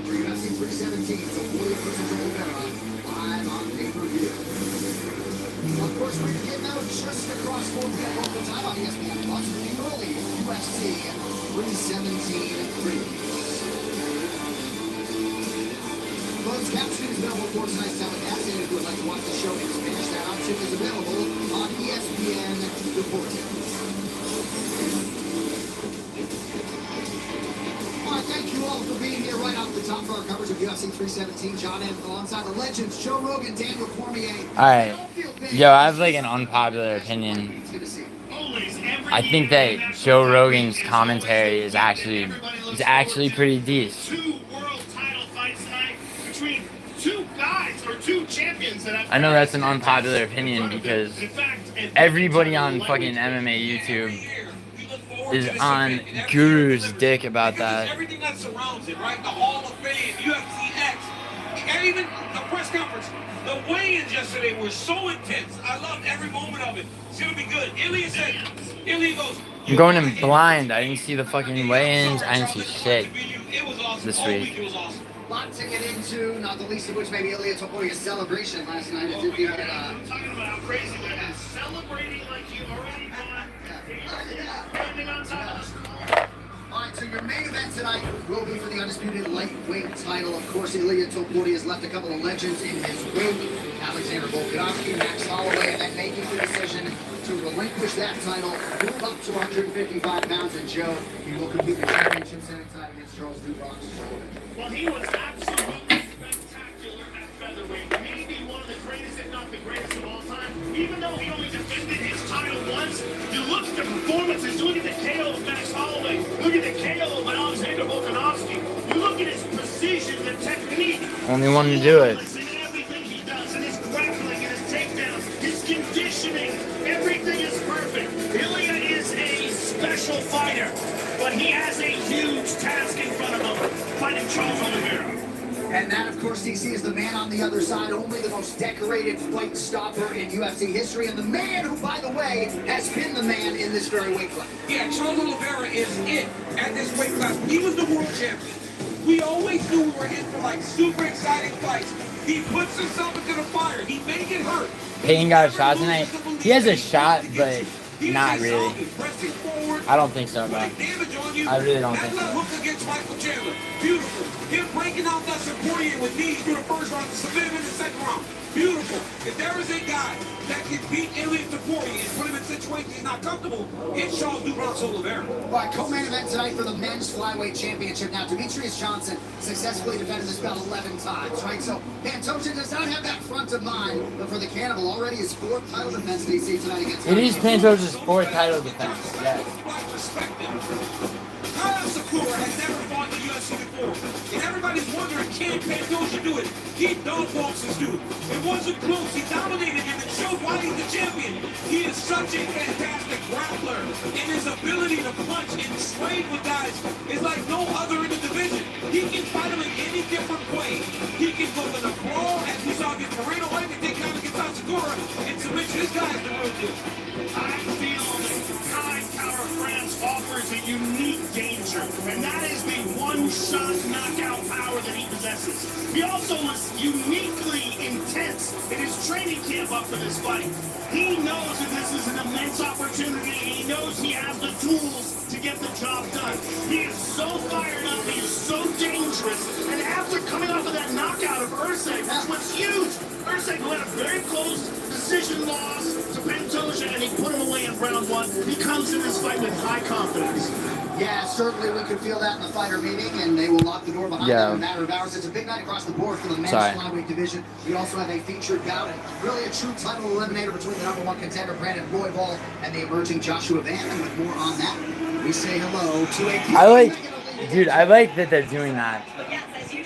I should talk about that, actually. I like when they have a main card that's got some title shot eliminators. Brandon Royval and Joshua Van, the bout that immediately precedes our flyweight. Alright, two of my friends are coming over. Now, Brandon Royval returns after about 8 months away from competition, and he's intent on proving that number one next to his name in the rankings is not a fluke. And Joshua Van has been on a tear and has a whirlwind couple of weeks. In fact, at UFC 316, just 21 days ago, he got a massive finish over Bruno Silva and immediately answered the call to step up and into the slot on UFC 317. But speaking of calls, he had to put the call on hold for about 5 minutes. The day after his fight, he was back home in Texas inside a brand new home that he bought for his mom. As his mom was making her way up the front sidewalk. Sorry, did I just finish? Charles, no nave head movement, distance control, 1,000 forward. But my heart say I love Charles. Well, that's good, man. He called the UFC back and said, yes, I will step in and face Brandon Royval. Alright. He said physically, he likened that fight with Bruno Silva to a hard sparring session. Holly home opponent is walking out. What are you talking about? Ample opportunity to prepare.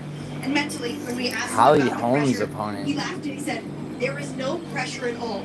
An incredibly cool customer done for a 23-year-old. Well, Megan, thank you very much. Well, this is what we were referencing off the top of the broadcast. At Toia on Instagram, celebrating the victory with his team and his wife before the fight has happened. So Yeah, Topuria likes to do this. see if Like, Connor's gonna get you. You never know. Topuria likes to do that shit. Like, you know, celebrate the victory before.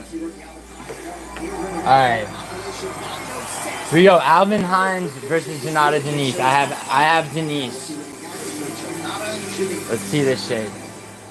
Acutely aware of the tradition of great Brazilian heavyweights in the UFC, Cody Chivas Jonathan Denise has every intention of joining that select group as soon as possible.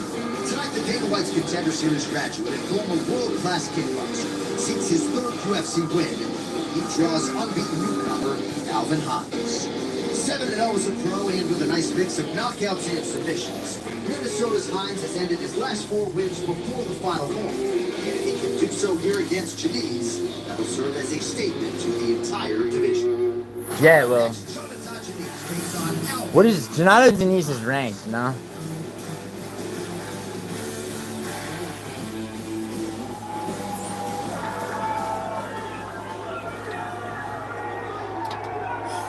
Well, there has been no wiping that smile off the face of the undefeated Alvin Hines all year. His UFC bio said that he would like to tell his story on the Joe Rogan Experience. So, Megan, I asked him in the fight, what exactly is your story? And Free John Pork. There's a pretty boy on my screen.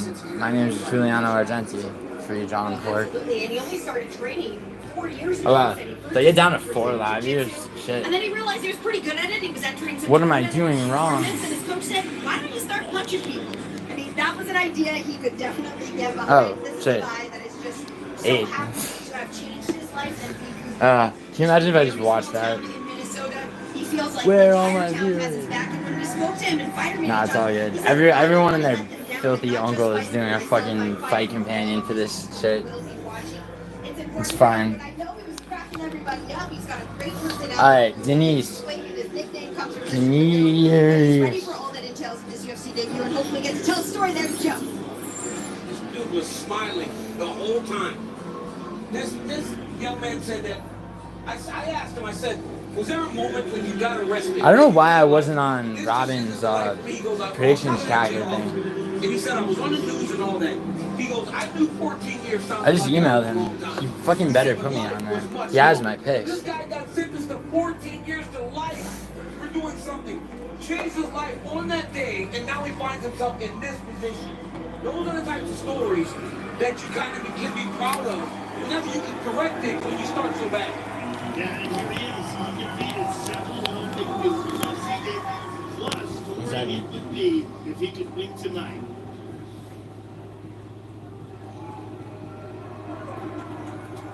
Well, Not a Hines said Denise. on fighter meeting he would rather this man, the decorated kickboxer Jonathan Denise, not spend a minute on the feet tonight. 3-time kickboxing champion, first Brazilian to compete for glory, and there would appear to be a path of least resistance. First Brazilian to compete for glory. So Denise just has a the fuck is he massive talking amount of about? experience advantage. I mean, Denise is a real world-class kickboxer. And That's not a true. guy with legitimate knockout power and a legacy. He comes from Curitiba, Brazil, which is like, I mean, what a background. That's the shoot-the-box place. This place with Anderson Silva, Pele, Mauricio Shogun, Ninja. I mean, Pele, he brought up. history of where he's from and his skills are undeniable. You know, this guy has very fast hands. he can knock you out and show that he can compete over the course of a long fight. Here's the one issue. Rogan bringing up soccer like he knows shit about it. Rounded out the takedown defense. And it would seem as though tonight he's going to have to do that if he wants to be successful. Because what we do know about Hayes is that he does have the ability to take it out. Pretty sure Rogan just called soccer gay on that interview with Cortez. If they can truly make the jump, we have seen multiple guys come in here and start really fast and they kind of fade.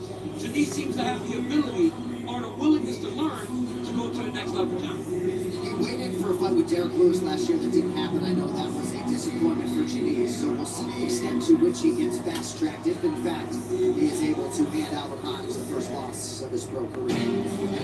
Alright, first fight, let's go. All right, let's get to the kill to take the old Joe Silva special, a heavyweight opener, Joe. Not a Denise, the -500 betting favorites. He's got a big reach advantage. Denise dropped some weight, didn't he?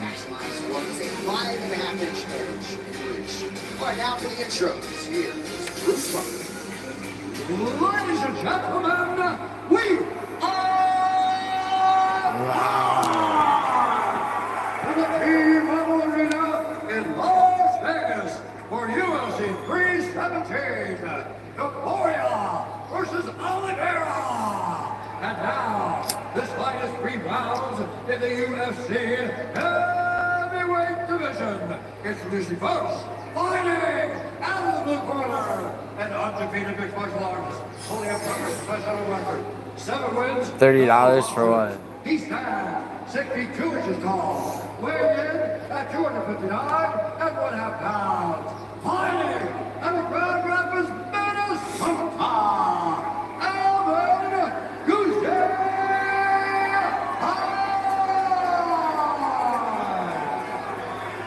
And now, introducing his opponent, fighting out of the red corner, the mixed martial artist, holding professional record, 8 wins, 1 loss. He stands 6 feet 4 inches tall, weighing in at 257.5 pounds. Fighting out of Curitiba, Brazil, Jonathan Gillian.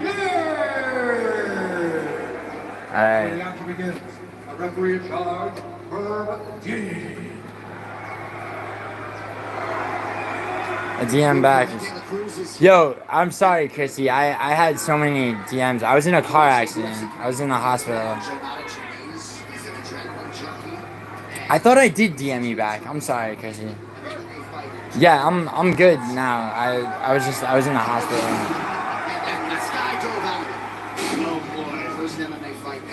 Alright. Yeah, I love you too, Chrissy. Seriously. Sorry about that.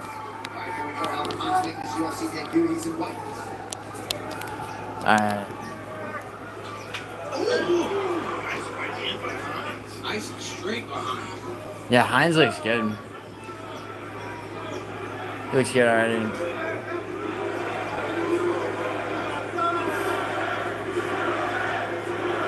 Expectation is that Hines is going to try to work his way inside, really, by any means necessary to try to make this a round. That jab by Hines is fucking sick. I didn't crash, Juice Man. My driver got hit by a fucking pickup truck. My driver ran a stop sign, bro, and the left side of the car got clipped. Was it nice and straight? You can see once he tried to do it hard, he loaded up. If he stays within himself, then he can get Denise to exchange with him. Maybe he can level change to try to get his takedown. Ooh. I like how Denise did that one low kick. I'd like to see more of that from him. Slow down Hines. Denise is not using his reach very well so far. Wow. Wow. He's got a box under his eye. Oh, shit. And he takes him down. I think it's legal, yeah. He's one knee down there. It looked like he was coming back up. That was very close. We got to put the truck, but it's clean. Yep, his knees up. Oh, there it is. Yeah. Yeah, no, I'm good. Aisha's good, dude. She wasn't with me. A big chunk of the damage. Well, that's a bad round. Already, huh? For not a really big punch. Got hit with a jab. That's one that tells you the power of Denise. Or with the left hook. It also tells you that Well, Allen hasn't taken much damage to the face to build that callousing. There are guys that just cut very quickly. Alright, good high kick by Denise. PJ Panto will never cut. Good jab by Denise. Always had cuts. What a jab, Denise on the go. Backed up Hines. Good jab. Yo, the kicks on Denise are fucking fire. He's got the timing of Hines, it feels like. Yeah, that educated left hand. That lead. Yeah, no words, Juice, man. I know. Yo, you gotta give me like a week now, cause like my legs kind of fucked up. Denise must have very heavy hands because he hasn't hit him really hard yet.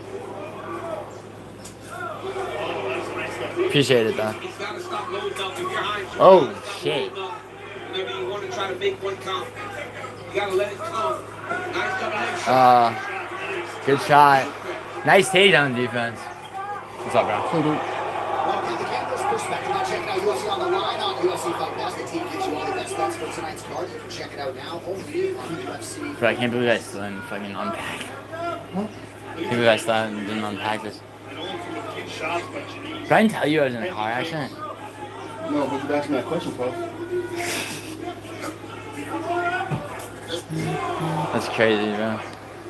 And that's always a question, right? When you get a guy that's young in his career, that's been kind of dominating the regional scene, and he starts to take damage. Nah, How does he respond? no, it was How does Hines respond to what it was, it was fucking, I was on, you know where La Brea goes up and it's that fork? My driver ran a stop sign. Uber driver, yeah, Asian dude. Runs a stop sign, gets hit by a pickup truck on the left side. Yeah, I am now. Shit was ridiculous. Your side? What? Your side? Yeah, my side, but it hit the front more than anything. Dude was on life support. What? The driver, yeah. What was the other car? So it was like a Ford F350, big ass pickup truck. What were you guys in? It's on center. Yeah, I got fucked. Essentially by Hines, who is fighting valiantly in a fight that he got the call for just 18 days ago. Yeah, the fucking center just folded, bro. Huh? The center just folded.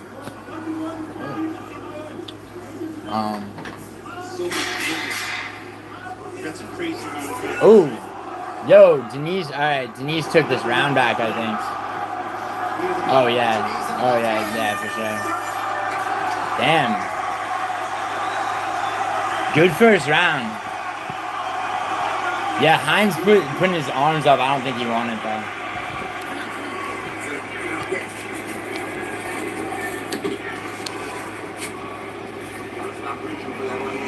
Yeah, good round, Terzi. I think Denise took it at the end. Yeah, I agree, Terzi. That is how it should be in heavyweight.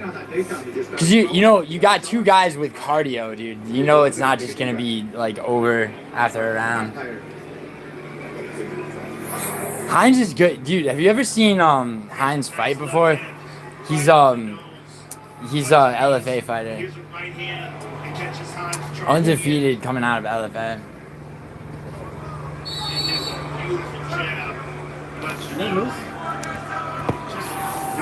What? Yeah.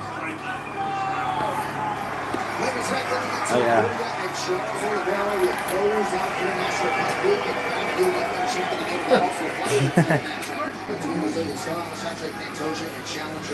He's better than Mickey last year.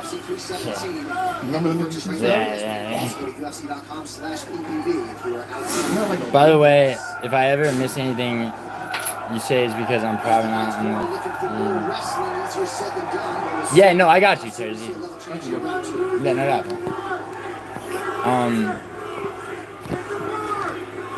Yeah, bet, Terzi, bet. Coach Steve Thomas with us all night to answer. Yeah, I want to give credit to whoever the boxing coach is for Hines, because he said it's an outstanding. It's all good though, Terzi. Like I'm not like contra with that shit, you know. He's not using his feet enough because everything he's Like, you know, if you're on someone else's feet, it's a little fine. bit too short on that right hand and a little bit too short on that double leg. If he would have just taken another step forward, he'd be able to land his marks. Thank you, Dino. It's like, you know, Tersey, like, everyone and their fucking dumbass uncle is doing a fight companion today, so it's like, I mean, I'm not, like, watching my view numbers or anything. Heavy low kick by Denise. You don't have a cold beer? What? You don't have a cold beer? Fucking bang, dude. And he just keeps getting hit with that top left hook. Yeah, and he drops his hand, he throws his left. So he's dropping his right, which leaves him open for that left hook. And he just fade away left hook every time. There's another left hook. Fucking bang. And yeah, Connor's a psycho about it for sure. He started feeling himself in there. Really Oh yeah, no, word, Tersey, I feel you. And Connor's a psycho about it for sure. Yeah, I don't know, people ask me what happened to him. I mean, because he's not sure I that he can reach the don't know. So he throws, but he's throwing it not fully committing. I mean, I like that dude, by the way. Like, you know, I hope he doesn't, like, actually retire his show. Damn. That was a big one. That one stung me. Boy, Hines is tough. Yeah, he is. Yeah, Hines is really tough. Hines got to do Word, a better Sergi, job thanks. with his takedowns. Appreciate it. They're so blind that he's not throwing anything. Damn. Alright, yo, the kicks are starting to add up. By Denise. Did you get me? You're a guy that's really been training for a very short amount of Ooh. time. Facing a Right seasoned straight. striker. Especially when you can't put that guy down. Right. If you take Denise down, then he slows down a little bit. He's trying to get away. Oh, cracked him with the left hook. Oh, shit. Oh, yo, Denise. Anyone else see Hines wobble? He is a dog. He's so good. Denise not forcing the issue, picking the spots well. Dude, the cardio on both these guys at fucking 265. 2 minutes to go in round two. That's the take starting to set in a little bit for Hines. Yeah, a lot of times you feel like you're in great shape. Yeah, Denise barely took that first round back. Now he's up for sure. 18 days training, trying to get prepared, and then kind of being on the wrong end of a beating for 9.5 minutes. Very difficult. Behind this dude, showing how tough he is.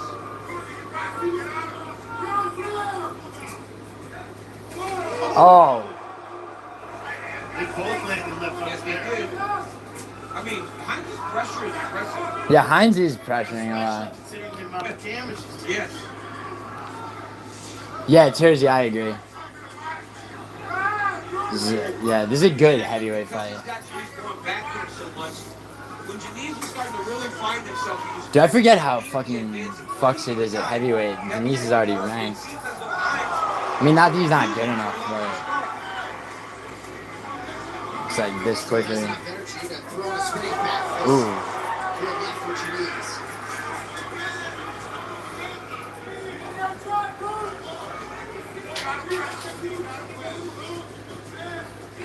Rob the bank. Word. Every time he throws touches, he's dropping that right hand. Denise's left hook looks phenomenal. Like, it's always on that second punch. Denise goes with the right hand, and then he really tries to sit on that left hook.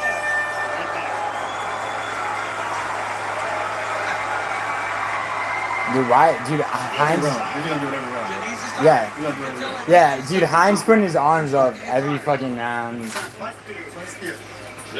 He might have really thought he won the first, but Saving this? I don't know. I mean, you don't do this whole collection anymore? I do, but Yeah, have you been doing the radio stuff with the webcam? oh, yeah, I don't know. It's weird. Let's do this one. Some of them. You ever do this? Nah, I need to. Up and down, you leave them wide open. What's it cost, money? Maybe? Yeah. So you kind of have to guarantee money before you send it. Yeah, but there's no way to do that. No way to I mean, yeah, you can, but like, you have to really know what you're looking for. If it not be, it's hard to not like do thinking wishfully. You know what I mean? Just like website will show you examples, and like shit will look just like it's complicated. It's like its own world. Denise looks uniquely tired. I think it's 2-0 Jersey. Taking a lot of big shots, Not and yet. you know he hasn't really been pressed that much. I mean, Hines is putting a pace on him, but he's not landing a lot. Hines knows he needs a finish, Jersey. Like, Well, you saw him go to the corner in between rounds, just throw his hands on the top of the cage. Now, his corner did tell him, don't play his game. You don't need to brawl. But I don't know that he can not brawl because Hines is so intent. oh yeah, Ben's coming through. And Hines looks to be a Ben. pressure fighter despite all the damage he's taking. Soon. And at times, though, the outfit has been No. crazy for No, Denise. it's So he's sort of taking what the fight is doing, and he's only attacked the body a couple of times. I think that would benefit him, John. Body shots will slow Hines down. That's a good short shot from Denise. Just to clarify, did you tell him to get out? No. How many times you had? Hines, that one did not. You might have got hit in the head and you don't know what you're saying. You just might be nuts. You got to be pressing the entire 5 minutes. Yeah. Yeah, especially looking at the You guys posture. good? Can you hear What me? you're seeing out of Denise. Yeah, we were fighting for a while. But, And Denise is a better striker. Hines is just a tough guy. I mean, better than like 3 days ago. Yeah. Talked to her last night. He would really cause some issues for Denise. You did it to me, Jim. Denise very much reactive, though, right now. Sitting on the lead a little bit. I think he's awesome. Yeah, guess I don't do that very much. Guess I don't do that very much. Oh shit, Hines. Hines is in very impressive shape. Good low kick. That was a good low kick. Damn, Hines is piecing him up a little bit. Here's corner saying he's gassed. Plenty of time. Oh, he poked him. Yeah, he did it. Was that a legit eye poke? I didn't see it. Our back, his back was to us, and we didn't get a chance to see the impact. But I'd like Yeah, to see it replay that. because it looked like he was really gassed. We'll see it here. Yep.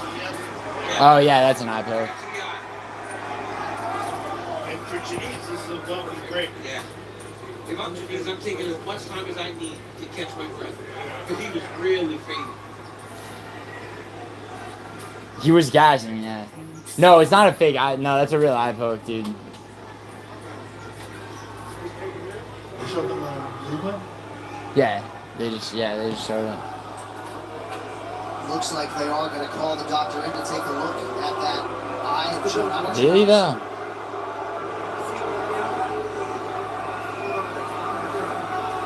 Dude, we got a tiny town energy.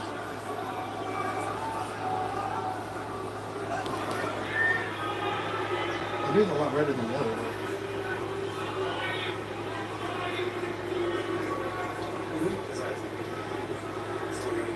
I thought they got rid of him.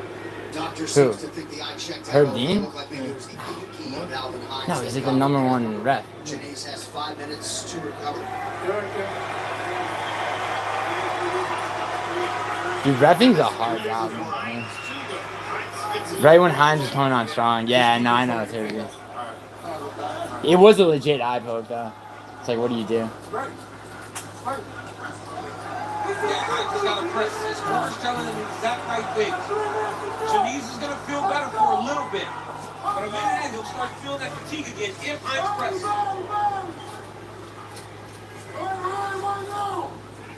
Oh.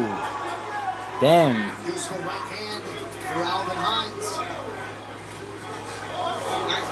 See, like, Jersey, we'll see, because, like, is Denise just going to try to survive? I shoot takedowns just in order to get him to drop his hands. Because you got to make him defend takedowns. That's why he's tired. Because he's had to sprawl so much over the course of the 15 Yeah, Cormier is right. Actually. Stuff 7 and 8 takedown attempts thus far.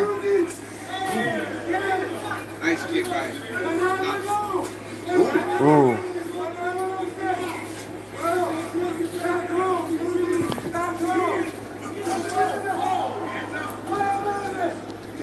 Dude, if I'm a judge, though, I got Denise up 2-0. But you gotta, seriously, you gotta think that like But it seemed like he got a little bit of a second wave. maybe not every judge saw it that way Before the break. He's doing much in the more first. now.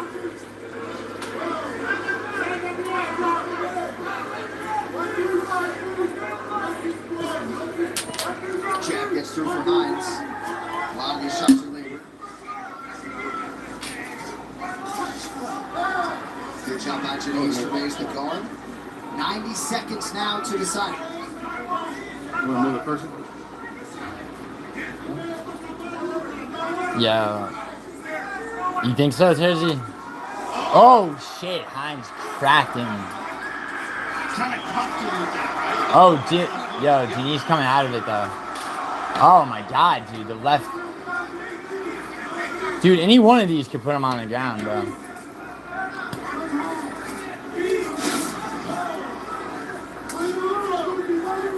Yeah, Hines is up this round for sure.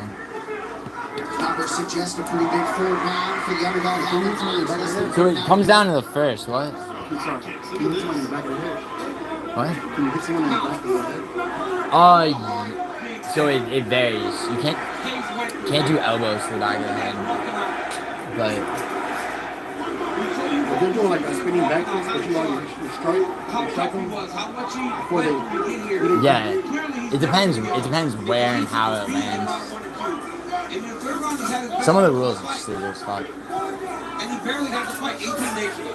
And fighting a guy with both some kickboxing experience. Yeah, Jersey, true. True.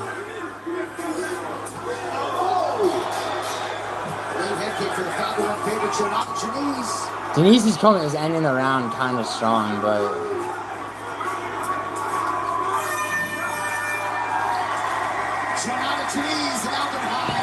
that's a crazy.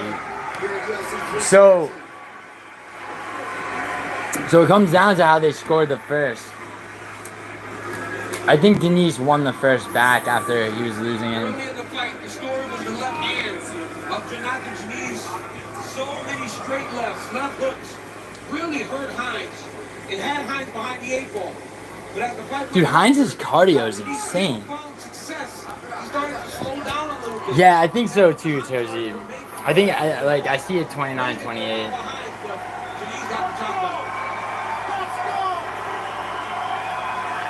It's a strong debut from Hines, though. The promotion is excited to announce 3 more events this calendar year in July, October, and December. The world's top grapplers will return to the match to compete for the UFC BJJ. He said, DC, did I even get hit? Yeah. And I hit quite a few times, my friend. No. No, I'm unpacking it. Huh? I'm unpacking it. This should probably. Well, Alvin Hines was certainly hoping that there would be more wrestling success in this fight. But he goes to Alright, let's see this. With Jonathan Denise. Here's Bruce Buffer now with the official decision. Ladies and gentlemen, after 3 rounds, we go to the judges' scorecards for a decision. All 3 judges score this contest 29-28. for the winner by unanimous decision, Jonathan. Yes.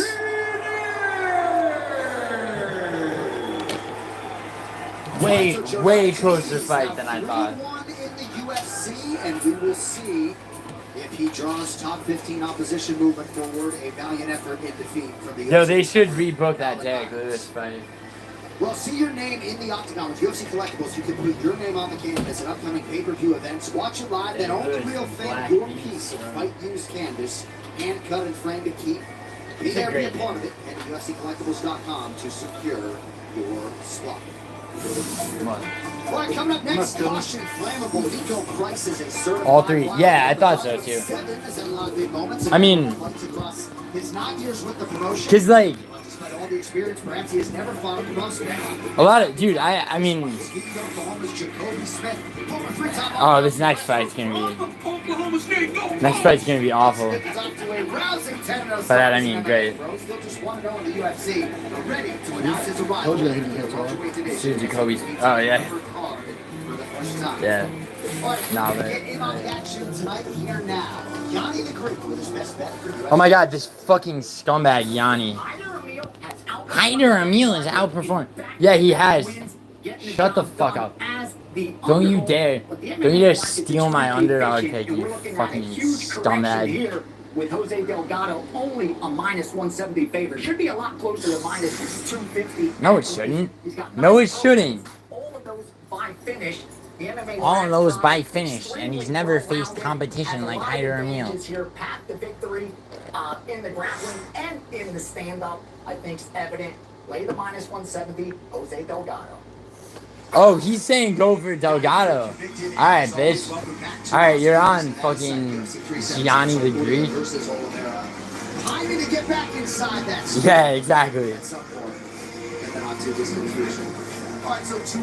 I owe money to 3 mob outfits. Rape my wife. Don't take my furniture. It's rented. My furniture's rented.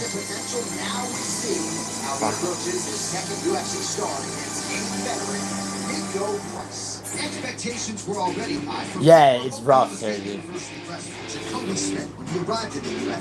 Jersey and his wife is this mail order pig, bro. Like, for real. Stopping Preston Parsons in 73 seconds. Tonight, Smith looks to lift his record to 11-0. Faces crafty veteran Nico Price. Why are they calling Nico Price a crafty veteran, bro? He has some things in his toolbox Smith has never seen before. So expect to see the hybrid throw him at the relative newcomer tonight to see what might stick. Come up next, Nico the hybrid Price faces Jacoby. Price is finished. But will it be a first round TKO?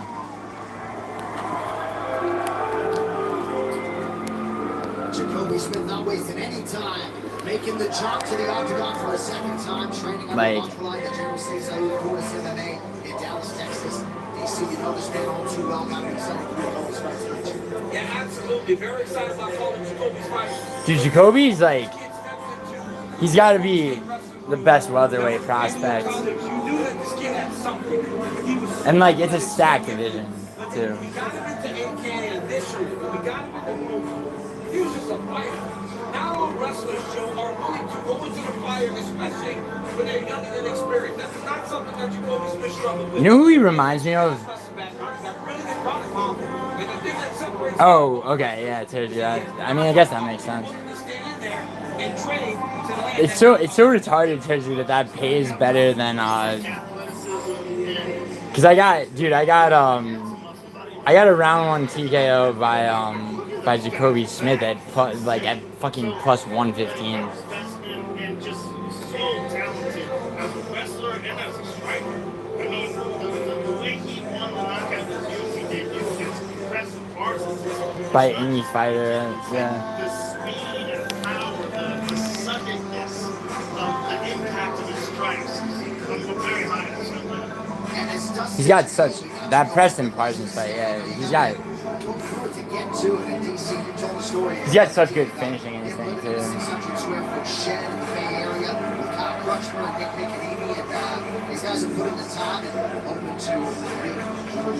Oh yeah, he trains with that guy. Yeah, it's Jersey. I bet it's minus 115 now. It was because it was the other side of that, like Sunday or whatever.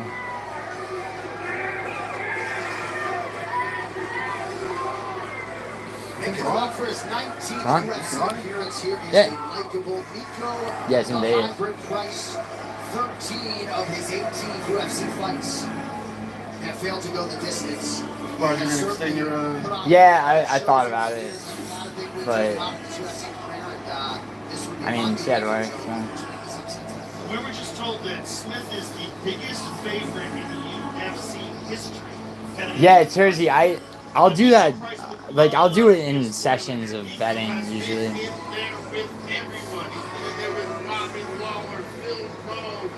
I missed like 2 sessions, but the thing with Kirgo is you can set live bets to like you can basically set your live bets to like be laid or not based on whether or not something else happens.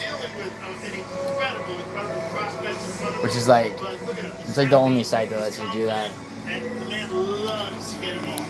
You know, when you talk about Nico Price, this is a guy that has beaten some really good guys in the spirit, Joe. He fought all those guys, right? Nico Price. Beat top on Olivera. Remember how much danger Olivera presented inside the octagon. Beat Alan Jordan, who's a tremendous striker. Beat James Vick. He has seen guys. James Vick. Knocked out Tim Means. He's been there with some nasty strikers before. There's a guy. He knocked out Tim Means because Tim Means was old as fuck, bro. It's this guy. Now, if he doesn't, then it'll be all pockets strapped to the back of Smith to see how far he can take this thing. Right, here's your tail field for welterweight 260 Kobe Smith with minus 2,500. This man favored the UFC history. Passing the likes of Isaac Delgado and Smith 29. Yo, don't blink, bro. Said don't blink. Back inside of his bucket. Kobe Smith's gonna finish him. This fight is 3 rounds in the UFC welterweight division. Introducing first, fighting out of the corner, an undefeated mixed martial artist, holding a perfect professional record. 10 wins, no losses. He stands 5 feet 10 inches tall, weighed in at 170 and 1/2 pounds. Fighting out of Dallas, Texas, Jacoby Smith. Is the juice better earlier? It can be, yeah. It depends. It really depends on the fight, bro. Often it is, Terzi. Because as it gets closer, you know, like the odds makers, you know, they kind of, you know, they do what they do, bro.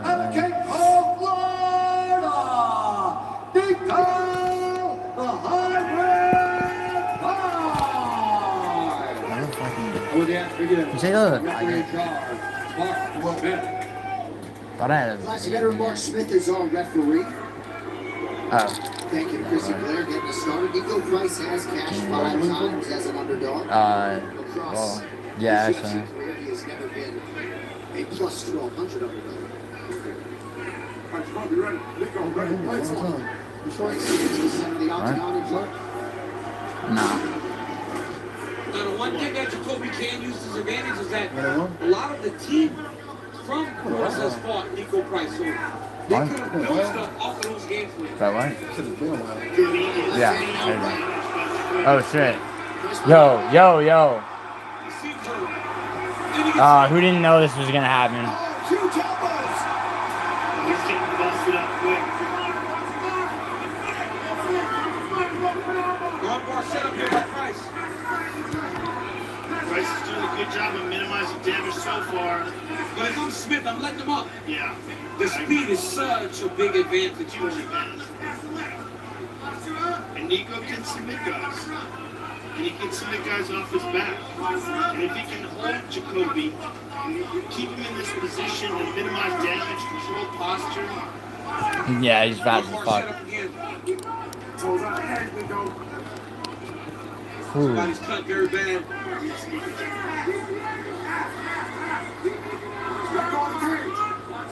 Two warnings already for Price grabbing the fence. Yeah, Priceman. Dude, I wish they would automatically take a point. Is the nose of Jacoby Smith. Is that the first UFC fighter? No, Kirsty. 90 seconds have gone by round 1. Well, actually, Chrissy, probably. I mean, if you don't count Ngannou beating Tyson Fury.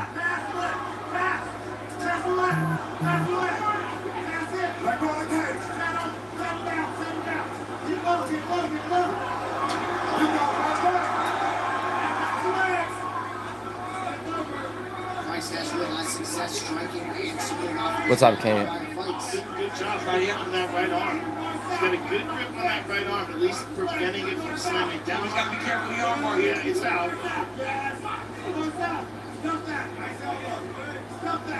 Jacoby does a really good job of riding Nico Price here. Damn, those elbows. Oh, that elbow cut him bad. Oh, another one. Yeah, he's cut open now. Action right front of the good big right hand from Smith. Eagle gave his back. Oh, Smith's Yeah. trying to take his the other hand, trying to ride him here.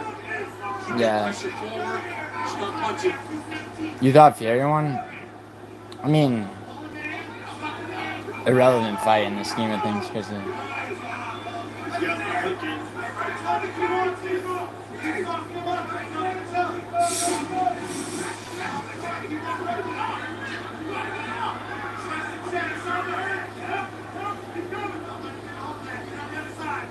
Eagle's got a nice 2-on-1 on that left arm. But by Jacoby keeping that anchor there on the foot, it keeps his hips Yeah. up. So even if Jacoby tries to, or sorry, if Eagle tries to roll, it keeps the hips up.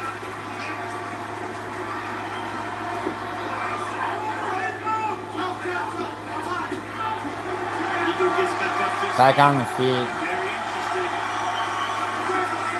Now we know, let's see how much energy Jacoby wasted in that. Well, he already looks like he's slowing down. Unlike his UFC debut, Jacoby Smith did have a training camp and was in shape for this one, even though he was training without an opponent for some time. He has slowed down a lot.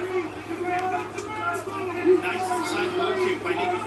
And this is the difference of experience, right? Nico's been in wars his entire career. He's felt this. He's been dragged to the bottom. Oh shit.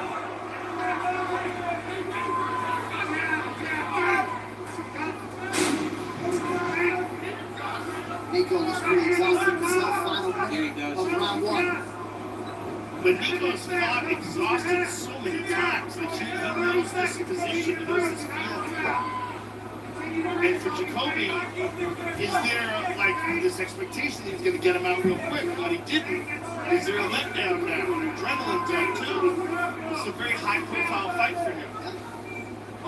Big pay-per-view, international fight. Ooh. A lot of expectations.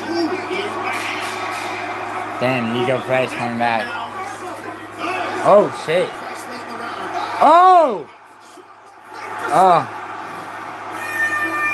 Damn. Wow.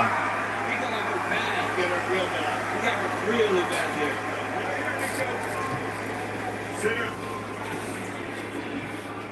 Yo. Alright, just breathe, baby. Just breathe. Deep into your nose, slow in your mouth.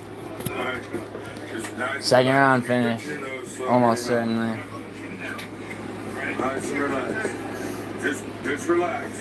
Just catch your breath. What's up, Tate?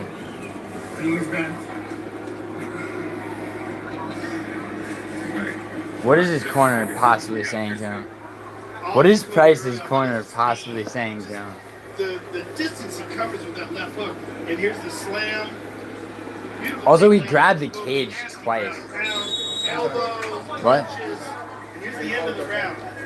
And then Nico was just wide open and Jacoby just cracked with that jab. They should take points. They smiled. Smith's not gonna gas her. Team Cormier versus Team Southern coaches and UFC Hall of Famers. Me and Joe Southern lead our team of UFC hopefuls as they compete for UFC contract at season 33. Every Tuesday on ESPN2, ESPN The Point, that's ESPN Plus. And if you missed any episodes, watch them back on ESPN Plus. Nico Price just came over to talk to him. Who loves a war more than that? Oh, he loves it. Now this is where Jacoby has to mature inside the octagon. There are guys in there that didn't go down right away. And a crafty guy. Like, look Yes. what he just did with that low kick and then a punch right behind it. And Jacoby, even coming into this second round, the pace has slowed considerably. He needs to take his time and take his openings. Nico Price will give you chances. You can't try to force him though. He's been in there long enough to where he'll take advantage of your mistakes. Well, the thing about guys like Jacoby that are slow explosive is that kind of explosion takes so much out of your Yes, it does. gas tank. Energy. So many times these fighters that are so fast and they throw 100% initially. It's so easy for them to tire and fade. And then they're dealing with a much slower pace. Look at this. Nico digging to the body. Nice knee to the body by Jacoby. Look at that awkward stuff that Nico throws. And he hits him on the exits. Nico's landing on the exit shoot. Oh, shit. Double kick. Oh, damn. Oh.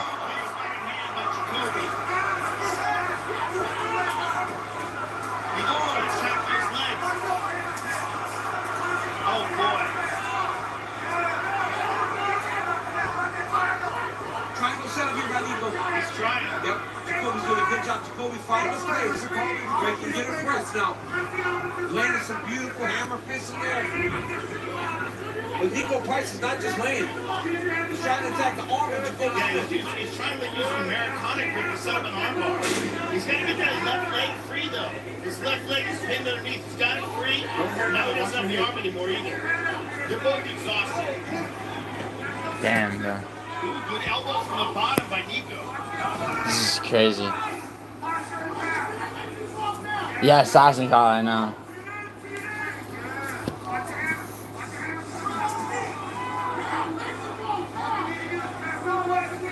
That body triangle is strictly... Assassin call, that's the thing, is like...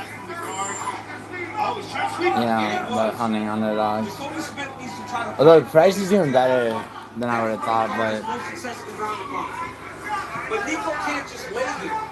Because the more time he lays here, the more Jacoby's able to catch his breath, and he's still getting damage on him. Yes. But he's certainly not going to win a decision this fight. But if he can get Jacoby even more tired and more uncomfortable with this kind of a prolonged exchange, this is where he has a chance. And taking his natural... Yeah. Under 2 minutes to go, match 2. Dean Thomas, what do you have, Vincer? The problem right now with Nico Price's guard is that his guard is down by the hips of Jacoby Smith. He needs to raise his guard up close to the shoulders. Now he's in the target position. But when he's in his guard, he needs to use a high guard, meaning his legs by the shoulders of Jacoby Smith. This way he can be more offensive and also more defensive, being able to block punches using his legs and his arms. Jacoby's just riding here. Yo, Smith should just let him off. How good is Robbie Lawler?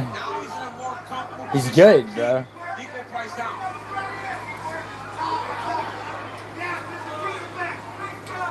That's sort of a half-hearted roll there by Nico. But he's scrambled. Oh, He's got it. He's got it. Done. Ooh. I needed that. I needed that by second round.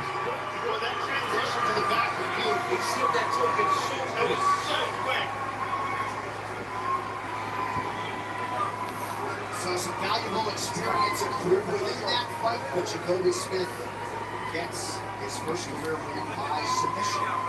really well put, John. Yeah, I know. Valuable experience against Dude, I just said, seriously, my backup live bet was second round finished by Jacoby Smith. Designed to give this guy some positions he had never felt before. Like, just finish.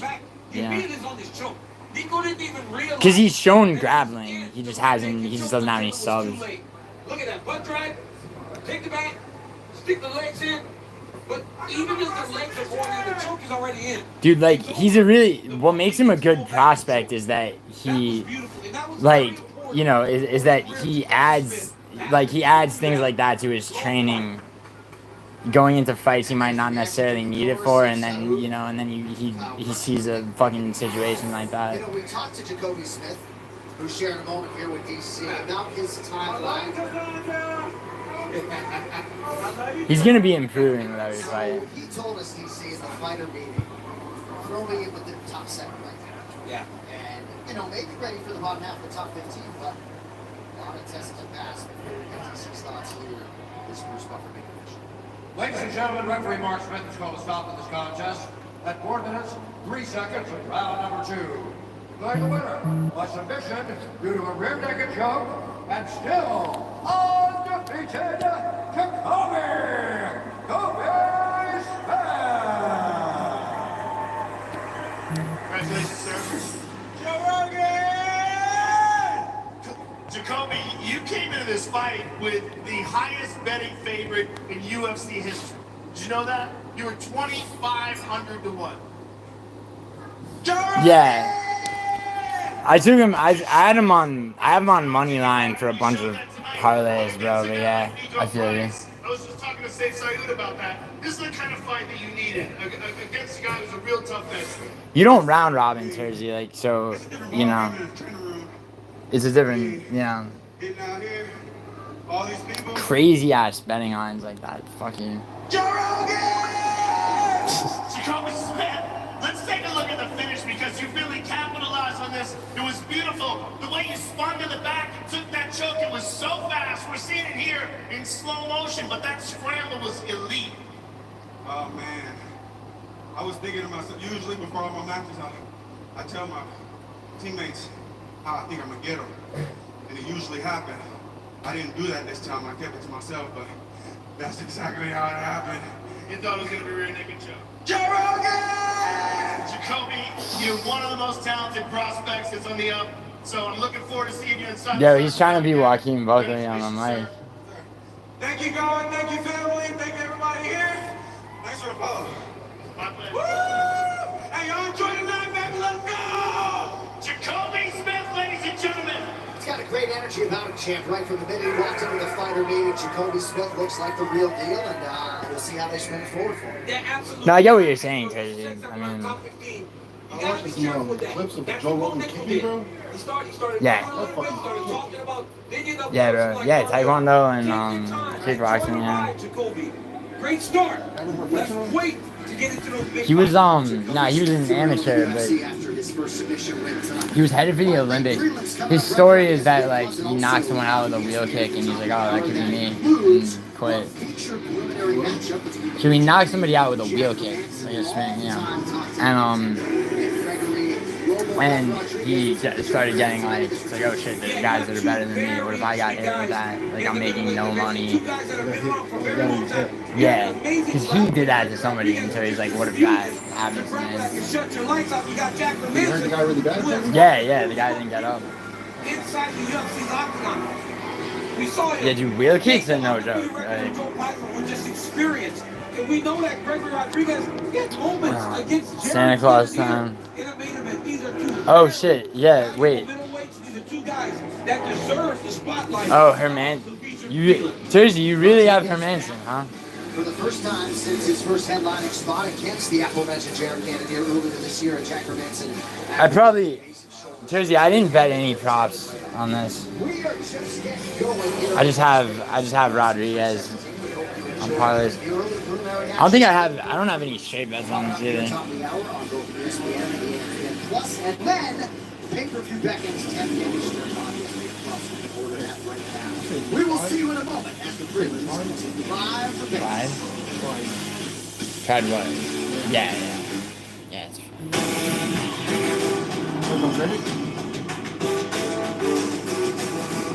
No, I don't fuck with it. No. What? No. Not fucking credit card, bro. Yeah. International Fight Week, the biggest spectacle on the UFC calendar. The one event where the MMA leader shows off to the world just how magnificent this sport is. To headline it is an honor, a privilege. You are the flag bearer for the sport, and it's your job to deliver when the lights are the brightest. Ilya Topuria so far. For over a decade, the UFC has enlisted those who understand. Tersey, what do you have on Topuria? All-American like, in the early days. The notorious because like I know you got some props. Irish invasion to the desert. The greatest female mixed martial artist of all time. And of course, yours truly. And the moments, they live forever. It's the fastest knockout in UFC history. The MMA world was stunned when yeah, Chris Weidman Weidman did the unthinkable. Masvidal. And gasped a year later at Ronda's destructive dominance.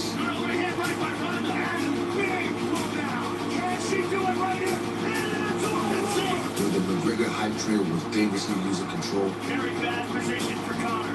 the roof blew off the building like he blasted it through the stratosphere. Santa Claus.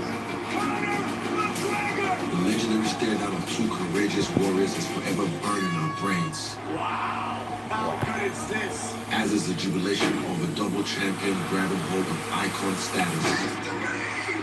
UFC history! The Lioness established herself as the dominant force.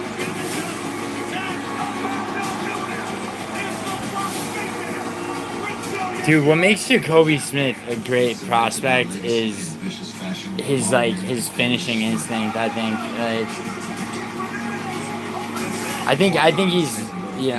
think he's definitely headed for the top 10, and that division is stacked. But Well, I did the same by channeling the one and only dead man. If your goal isn't to spin the MMA world on his head with an unforgettable moment, then what are you even doing here? That's what headlining International Fight Week is. This year, the most electric athlete in the sport is on the hunt for a new conquest. To join an exclusive group of legends as a true division champion. But to do it, they'll have to slay the former champion who's seen it all and literally done it all. Rewriting the UFC record books. Plus, Cannibal has been devouring his way through the flyweight division. oh yeah, Pantoja's still the cannibal. This very weekend. Dude, I think Pantoja beats Kai Kara We're France. slowing down McKini and Panto. A legitimate power threat that can alter a fighter's future with one explosive shot. Trust me, I've seen it. For these four and everyone else on the card, the honor is yours. So do what those have done for you. Deliver. Create your moment. Cement your legacy. For this is International Fight Week. Yeah, it's International Fight Week. This, yeah. Yeah, they call it that. It's like, Is it just tonight, or? no, this is the UFC card though. So it's like the week leading up to. It's like they usually try to put on. They usually try to put on like a dope UFC card. But you got two. So you have two championship fights tonight. Charles Olivera as the first two-time UFC lightweight game. A lot to be decided about pay-per-view. But first, from the sold-out team already. Yeah, dude, I had McKini. To the UFC 317 prelims, presented by Bud Light. Closed captioning is available for tonight's telecast, and if you'd like to watch the UFC 317 What? podcast in It's Spanish, the early it's prelim. available on ESPN and Cortez. Thank y'all for being with us as we continue our coverage of UFC 317. John Anik alongside the living legends Joe Rogan and Daniel Cormier. School's out for summer, boys. International Fight Week is here. This is one of my favorite events of the year. Always, there's so many fans in town. It's the energy, it's the hype, it's the two championship fights we have tonight, an amazing undercard. I'm pumped. And it's already started good. The first two fights were really, really good. This whole week always lives up to it. You mark the calendar for International Fight Week for this reason. All the festivities that ultimately lead to tonight and the parties after. Well, and you've been there. You've been the man on the marquee. You deliver one of the biggest wins in UFC history on this very showcase. Tonight, the men on the marquee, and Charles Olivera. They will compete in the main event DC for the undisputed UFC lightweight championship. Incredible fight. Yeah, pound for pound fighters on planet Earth defending its flyweight title. Pound for pound fighters on planet Earth defending its flyweight title against the very dangerous Kai Kara France. Kai Kara France as the challenger brings Kai Kara France is sick. that's unique to the flyweight division. One punch knockout power. Yeah, Tersey. Ferocious training camp. He was uniquely emotional headed into this fight. Alexandre Pantoia has so many wins, so many ways to win this fight, and he's so damn good. Yeah, he hasn't beaten anyone really good. I mean, he beat Piper, but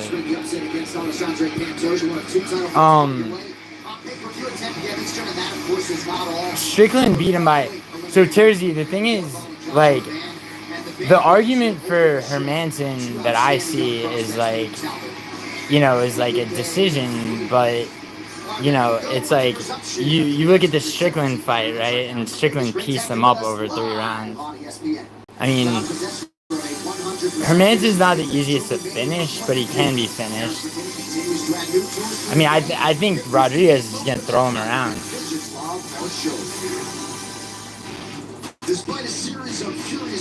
I mean, and this is a hard one to pick right here. The McKini versus Borshad. In his February win over Damir Hadjic, while also retaining the explosiveness that has become his trademark. Now T-Rex will attempt to add another win to his legend. Jersey is exactly what they say, which is glass cannon.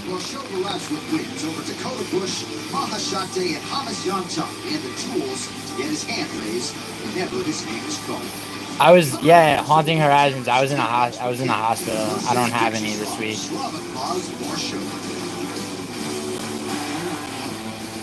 Denise would have been one of them. Jacoby Smith would have been one of them. Denise, it would have been Denise, Jacoby Smith, Ilya Topuria, fucking Royval, Felipe Lima. Krista, it's time to fess up. About you're over 45 and still haven't screened for colon cancer. We all knew. This is like the 3rd year she's turned 44. Wow, we got a colon cancer commercial, ladies and gentlemen. Ask for Cologuard. It's a one-of-a-kind way to screen for colon Who's cancer this that's guy? effective and non-invasive. No prep, and you use it at home. False positive and negative results may occur. Those at high risk should use colonoscopy. Skip the drama. Ask your provider or request Cologuard online. Your record label is taking off, but so is your sound engineer. You need to hire. Indeed. Indeed, you Yeah, do. bro. Our advanced matching helps find talented candidates, so you can connect with them fast. Yeah. Visit Indeed.com/hire. No, I have. I just As a UFC announcer, so I have to open a new account. It's like, and with this latest DraftKings offer, you can too. What? New customers pay down $150 instantly in bonus. That's when you bet just $5. But Download the DraftKings. yeah, no, promo code and turn there's $5 into $150 instantly. there's this like, I mean, I was supposed to go to set last week, but I got in a fucking car accident. Jack Daniels starts here. From pure cave spring water to the fires that create the sugar maple charcoal, where every drop is mellowed until it's smooth Tennessee whiskey. A whiskey we all know by name. Made by those who pour everything into their craft. It's only been 2 fights, right? Oh yeah, because those are the early prelims. That's what makes Jack, Jack. You've got the business. Let's check this out. We've got the Verizon business experts. And together, magic happens. Oh. You've got the vision. We've got the network to help your business blow. You've got the ambition. We've got the personalized solutions so you can rise above the rest. Verizon Business has you covered in more ways than you think. Risotto.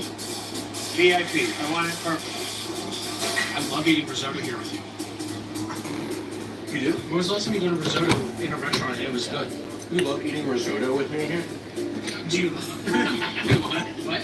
You don't like it? No, I like it. Yeah. When was the last time you had a duo of risotto? Never. This risotto is the best risotto I've ever had, actually. I don't think I've ever seen a duo plate. I love eating risotto with you. Dude, these commercials, ESPN's commercials are the fucking worst thing ever. Female athletes. Absolute abomination. And I'm a world champion sprinter. But I'm lighting up before a race. That's when I feel like my best self. The most empowered. Like, literally the worst thing I've ever seen. Using style and fashion as a way of self-expression is so important, and I love that. Spiritually debilitating. Daring to be different and daring to be yourself is what makes everyone so unique, and that's my ticket to success. TJ Maxx. Maxx, what makes you, you. TJ Maxx. Alright. What's good? Alright. McKini versus Borshad. I have McKini.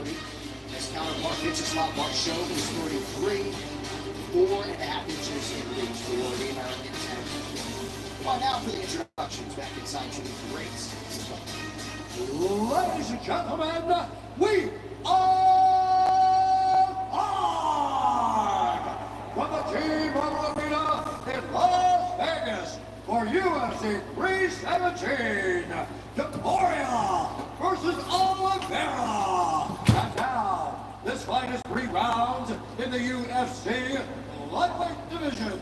Introducing first, fighting out of the blue corner, a kickboxer, holding professional records, 8 wins, 5 losses, 1 draw. He's tagged 5 feet 11 inches tall, wears in at 155 pounds. Fighting out of Sacramento, Yeah, sorry. by way of Volgograd, Russia. Features I put this to you guys now.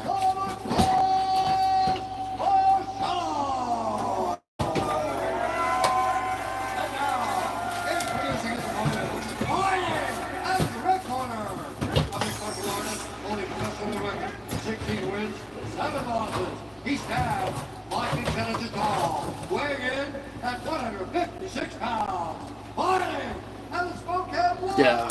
Alright. There is T-Rex McKini. When the action begins, a referee in charge. Why Royval? Why Royval grappling, bro? I think he's gonna put grappling on Superior. I mean on Man. You are experiencing the UFC 317 prelims. John and Joe Rogan, Daniel Cormier, and David Jen Thomas. The broadcast team tonight as we continue our prelim action here in the lightweight division. Vyacheslav Barshov and White Terrence McKini is in ring. Oh shit. I'm like chewing on fast, trying to hurry up and finish. Oh shit. McKini. This is why I was trying to hurry up my food. He's got a choke locked up. That is tight. That's very tight. Hips. We're showing the trouble. Oh my goodness, I think he's got it. McKini is all gas. He's locked on this anaconda here. It's tight. We're trying to do a really good job. Now it's on him out now. Oh, that's nice. That's tight. That's very tight. He's still troubling. He's trying to stand there. He's going to tap. He's got to stand down. Yes! Fuck yeah. 3-0, son. I'm glad I'm having food.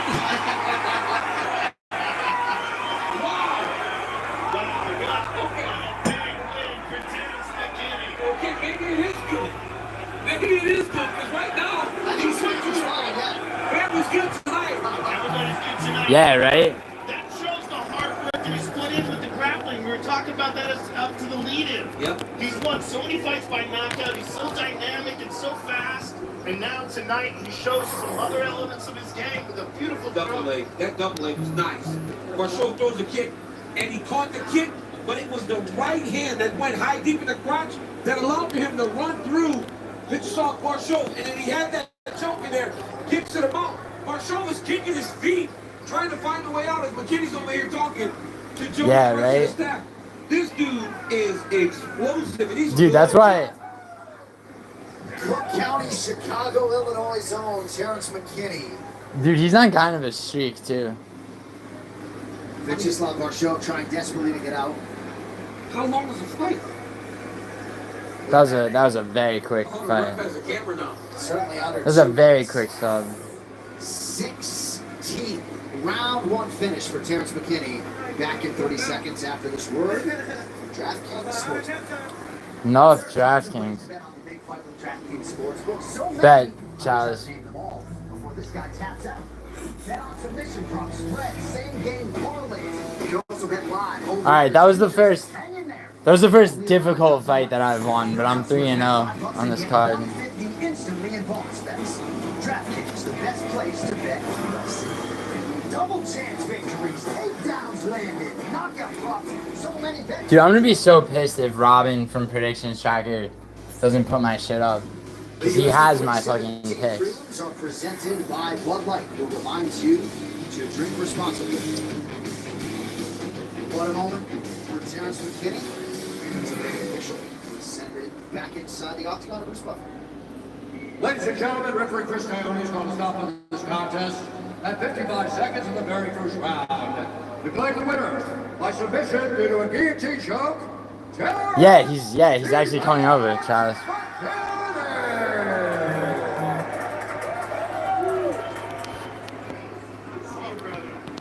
I am here with the winner, Terrence McKini. Terrence, you're known as a knockout artist, but tonight you showed those submission skills. Yeah, I want to show people I'm well-rounded, and I also just want people to know, turn to Jesus, give your life some urgent repent. Jesus is coming back soon. You take the distance. Oh yeah, you're talking about Cortez versus Aruja. Yeah, sure. I mean, on this Jersey, there have been more finishes in the UFC WMMA. There have been more finishes this year than I believe than any other year for the first half of the year. I'm pretty sure. Really sealed the deal here. Well, I knew right away this is my favorite transition from the anaconda to a Dars to a guillotine. This is my favorite series. Well, it was beautiful. It was technical. It was spectacular. You got a first round submission. Congratulations, sir. Great to see you soon, sir. Terrence McKini, ladies and gentlemen. Massive victory for Terrence McKini tonight, and always an interesting proposition for the matchmakers, just given his penchant for producing quick finishes. Congratulations to Mr. McKini. Get it done tonight. Dude, I have Tracy Cortez jersey. This is Team Sudden.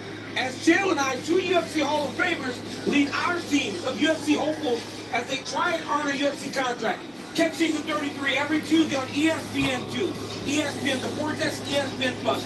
And if you miss any of the episodes, watch it back on ESPN Plus. Did I ever... I love watching you coach, Chad. Nicely done on the promo. Well, we're following this week's monumental UFC BJJ1 event.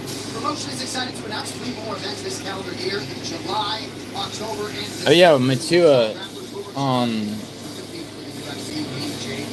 UFC BJJ, dude, Matua had me watch, Women's matchup on the card tonight. Here's Megan Holy. Thank you so much, John. Well, 2 top 10 flyweights face off. Things up. Number 8 in the world, Viviane Aruja, loves putting on a show, and tonight's UFC 317 card is the perfect platform to perform. The Brazilian Jiu-Jitsu black belt has been working diligently on her striking and intends to prove to the world that she is elite everywhere. But after a year away, Arizona's Tracy Cortez is raring to go. Winner of 11 of her last 12, Cortez has displayed skill, cardio, and unparalleled heart. The veteran of Dana White's Contender Series is back to full health and looks forward to the opportunity to bring the crowd to its feet tonight here in Las Vegas. Who pushes forward and who gets pushed back? We'll find out in just moments. Don't go anywhere.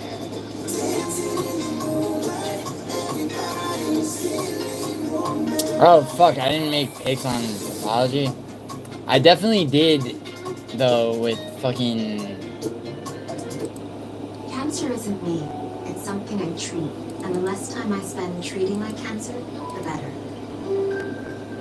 This is me. Discover an injectable immunotherapy, Opdivo Qvantig, for certain previously treated adults whose kidney cancer has spread. Unlike an infusion that takes 30 minutes, Opdivo Qvantig lets you receive treatment quickly, in 3 to 5 minutes. Opdivo Qvantig is an immunotherapy that works with your immune system to help fight cancer. Opdivo Qvantig can cause your immune system to harm healthy parts of your body during and after treatment. These problems can be severe and lead to death. See your doctor right away if you have a cough, chest pain, shortness of breath, irregular heartbeat, diarrhea, constipation, severe stomach pain, severe nausea or vomiting, dizziness, fainting, eye problems, extreme tiredness, changes in appetite, thirst or urine, rash, itching, confusion, memory problems, muscle pain or weakness, joint pain or fever. Report severe or persistent muscle or joint pain. Tell your doctor if you have myasthenia gravis or Guillain-Barré syndrome. Immune system problems include Crohn's disease, ulcerative colitis, or lupus. These are not all the possible side effects. Tell your doctor about all medical conditions, including immune or nervous system problems. If you've had or plan to have an organ or stem cell transplant or receive chest radiation, Opdivo Qvantig can harm your unborn baby.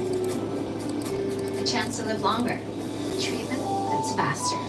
Ask your doctor about Opdivo Qvantig. See OpdivoQvantig.com for more information. Since 1983, Nissan has been assembling award-winning vehicles for you right here in America. And we're committed to keeping our lineup affordable and free from new tariffs. That's why we've lowered MSRP on our best-selling Rogue and Pathfinder. So you can get the car you want at the price you want knowing Nissan is here for you. Now get 0% APR financing for 60 months on the 2025 Nissan Rogue or Pathfinder.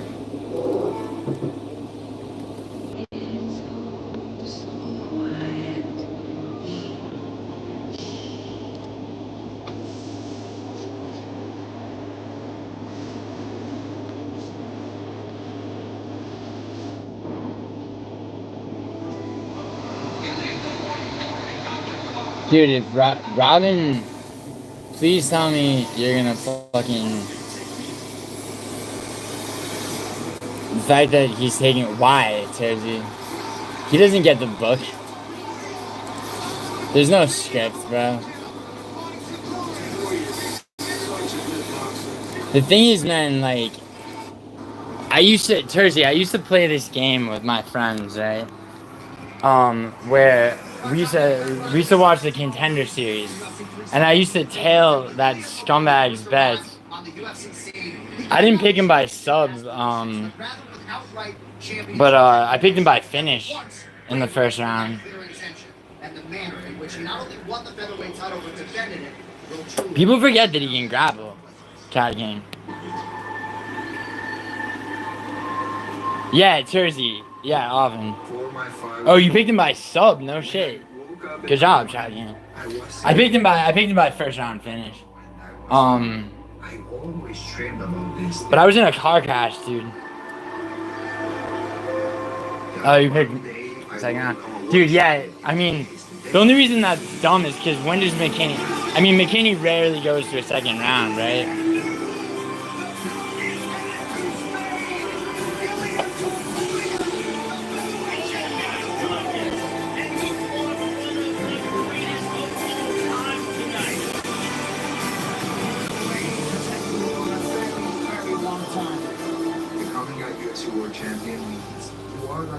That you always dream that you will become.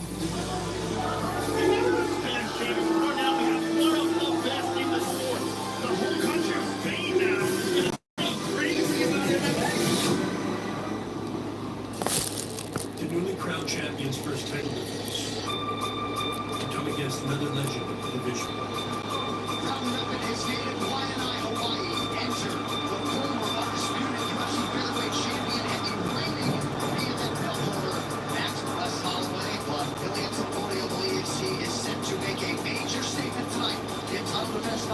Oh, yes. All right, cool. Robin said my fucking picks are gonna be in the results video. That's all I need. Cause I think I might sweep this card, ladies and gentlemen.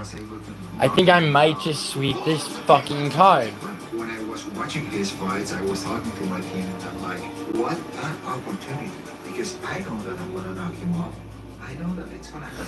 I see it. Oh, that's what we learned from that fellow. It's hard to put it down. When the second round was over, my brother told me, what's up, bro? Anonymous friend. Bro, I mean, I know it's 3 fights in, but I am sweeping this card. Yeah. And I was in a car accident. Yeah, I heard you say that on the screen, man. That's crazy. Dude, you know La Brea? You know where, like, La Brea is? Like, coming up La Brea? Like, La Brea and what? Fuck. Where it forks, like, if you're coming back from LAX to here. Oh, no. Well, anyway, my driver ran a stop sign and got fucking completely sideswiped. Bro, I was so mad. Yeah. He fucking, dude, he was Asian, too. What? Yeah, you know what's crazy? There's a lot of bad drivers around. Yeah. I could sue Uber, but, like... How can you sue? So you can sue. You don't think Uber already has some kind of liability protection? You know how many people ride Ubers every year and that get in car accidents, probably? Yeah, but like... And you'd be going against a team of attorneys like the likes of which... Yeah, but I think they just settle you out. Like... I mean, I'm not gonna do. I don't think you should bother with that. I mean, you could ask a lawyer if it's worth it. They won't take like they won't like take your money and then be like, oh, it's not gonna work. Oh, sure they will. Sure they will. That's like, if I were gonna do it, I would bet try. you it might be in their terms of agreement. Can I sue? No, I didn't pick all favorites. Send location. Send location.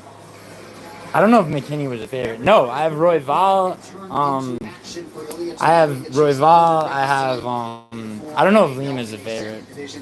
No, I have Royval. And I have Hyder Emil. How bad was it? Well, the driver, Chad King, was he was on life support. My driver. I was in the hospital. You have to sue them if they're negligent in their hiring, training, or monitoring of the driver. And you have to prove that negligence caused the accident. Yeah, sure. It's not that simple to just. People think you can just sue. No, yeah, no, I know. I'm not, I'm saying I could do it. I'm not saying I'm going to. Yeah. Down to the mat. The one area he messed up was leaving Max's ability to get back to the fence. But now, we look at the striking of Topuria. Watch the right hand. That hurts Holloway. Gets Holloway going back. Almost. Yo, we never see Max Holloway. Yeah, it was my driver. It was my driver's fault. So I was in an Uber, Chad King, and my driver runs a stop sign and gets hit by this massive pickup truck. It's like a Ford, I think it was a Ford F350. And dude, I was in a fucking Nissan Sentra. Because he knows the body punch is coming. His best work is done against the octagon side. So that's why you haven't been streaming since. Look at Holloway's hands. Northwest, I agree. It It happened the night, the night that I got back, bro. That's why I didn't do any. You wanted to do the video and then you just disappeared. That was on Wednesday. Yeah. No, because I thought I was. Yeah, I was. So I got out of the hospital and then I had to go back. So I left against medical advice.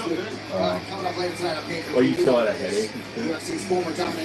Well, I was like, they told me I was concussed, and then as soon as they're like, yeah, you're not concussed anymore, I fucking dipped. So I had like a bunch of, I had all these like shooting pains in my leg. So I had to get like, an epidural. What? Nah. Yeah, my feet. Well, thank you so much, John. All week long, Ilia Topuria has been very vocal that there is a world of difference from competing at 140 Alright, Megan Levy. to lightweight. Yesterday, after the ceremonial weigh-ins, he came off Did you the hear stage that and gave a watch out Topuria to missed me, and I weight by asked half him a about pound, carrying but they that just extra like. 10 pounds. Oh, really? He said They physically just and kind of mentally, like he has never pretended felt better that he heading did. into a fight. Now tonight, his opponent Charles. Well, that Oliveira happened. Dude, that's so fucked up because that happened to Charles Olivera and they took the belt from him over half a pound. Wait, is that true? Does anyone know if that's true? Ilia Topuria missed weight and they like brushed it under the rug. He didn't? Chad King, he didn't miss weight? I heard that he did. I mean, I didn't watch it, but well, you gotta. People on Twitter were making a big thing about it. I mean, you gotta watch the shit.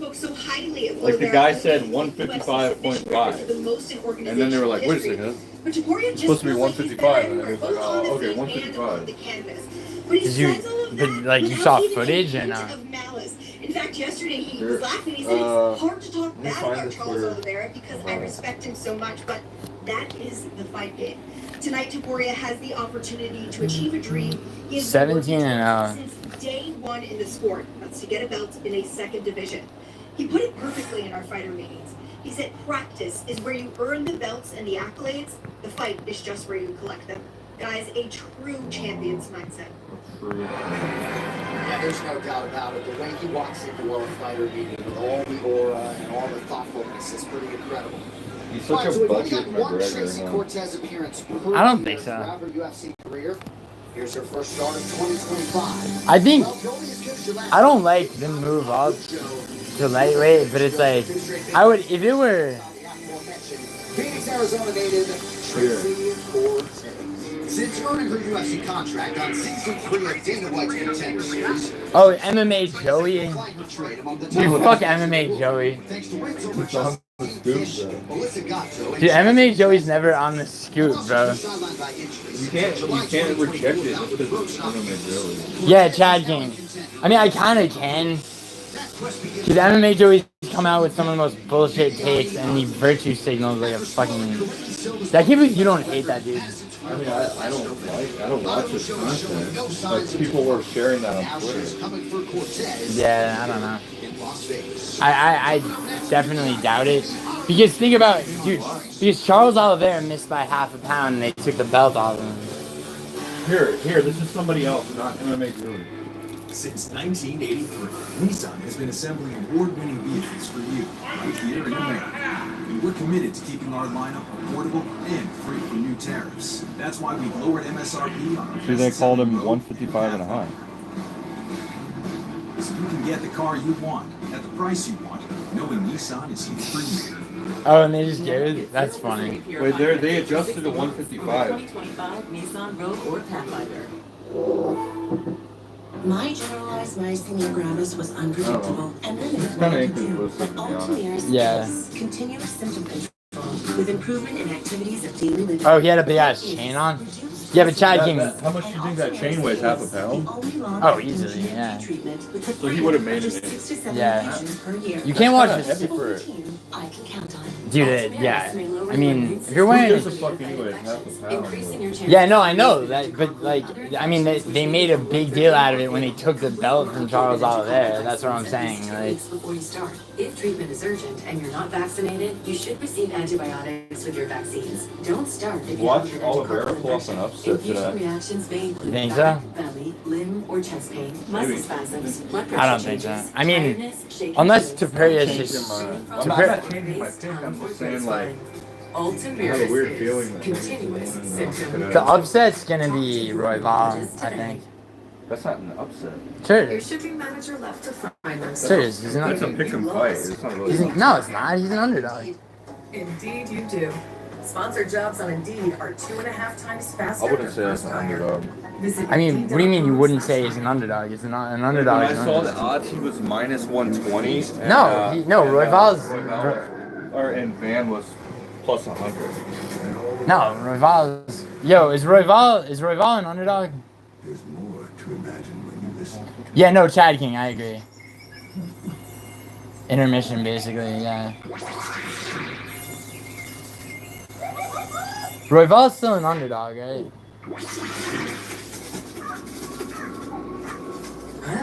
Nature sure is. Dude, that McKini fight was. Rhythm gives you wings. So more people have been betting on Van because the line flipped. So now he is a slight underdog. 100% wings. But earlier in the week, he was favored. Van was a favorite?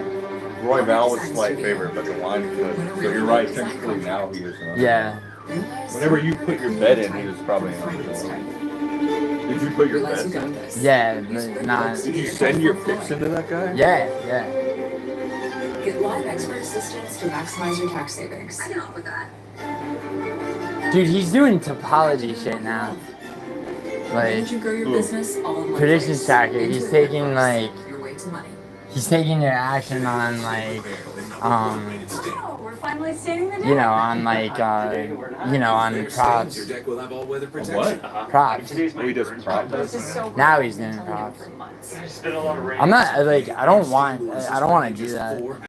Yeah, you're not in it. You said don't. Hey, You we're at don't the bet barbecue next props. Sunday. I mean, I live bet props, but I don't fucking. At an everyday low price. Great idea to stay in the dark. Thank you.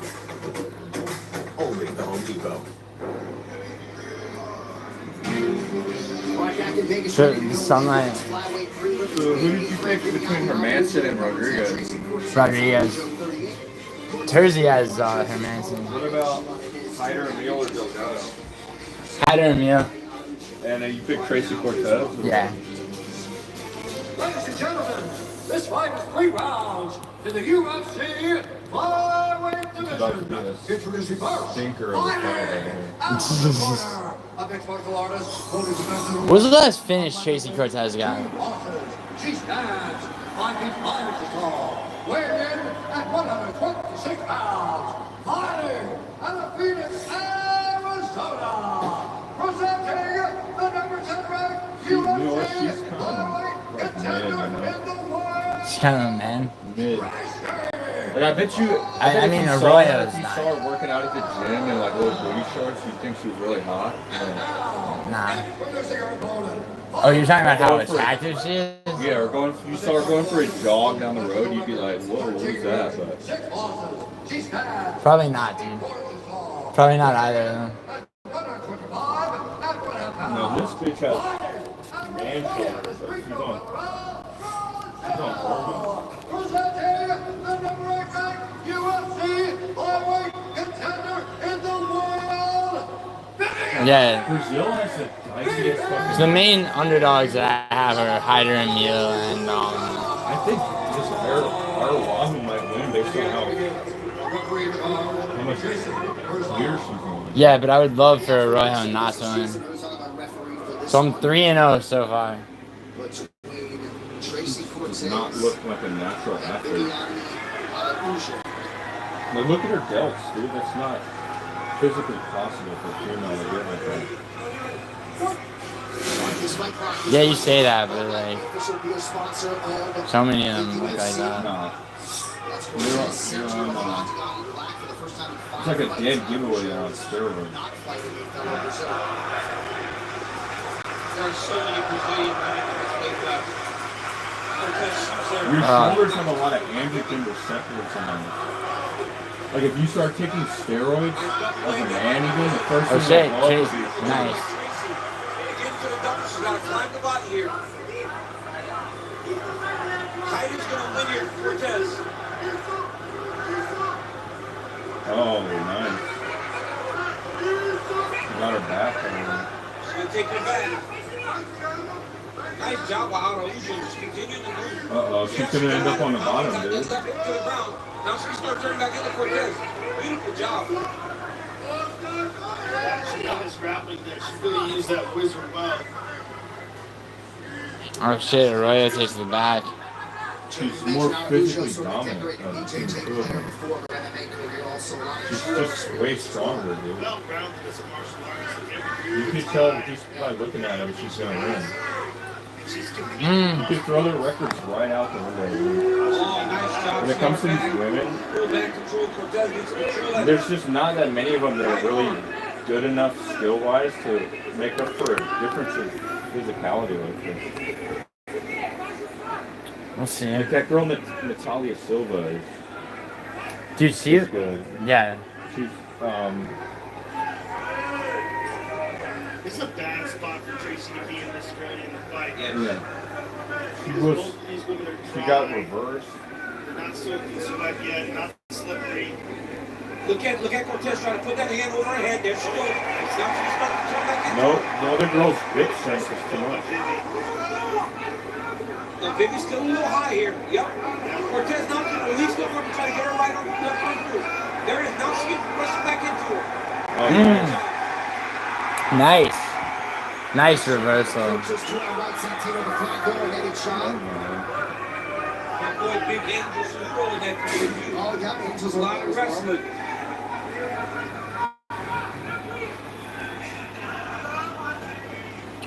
A reversal each.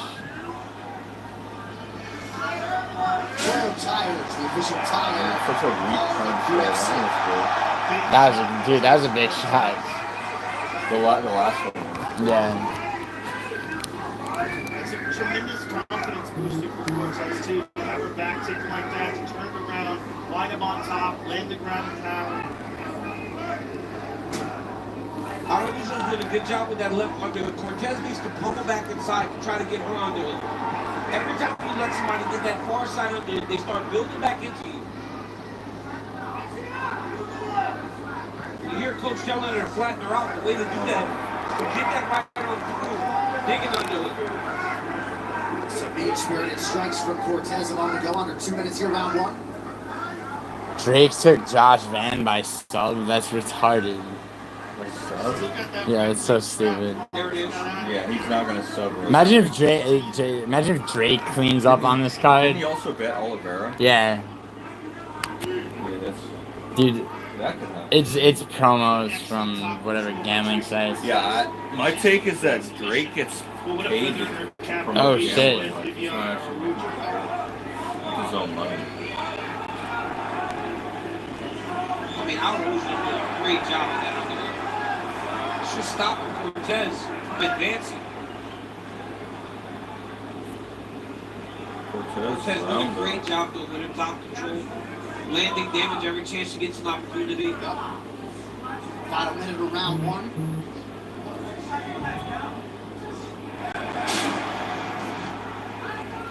It's retarded that Drake did that.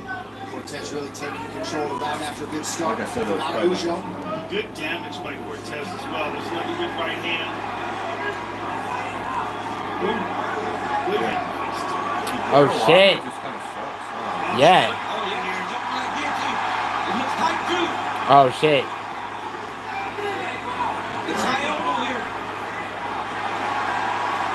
Oh, she dropped down though without any use of her legs. Oh, now she's got a chance to get those legs involved. Get the leverage with the legs. That's a tight guillotine. Almost second to the round. Cortez trying to submit the Brazilian Jiu-Jitsu black belt. She's gonna hit this hang on here for a short time, but she had it.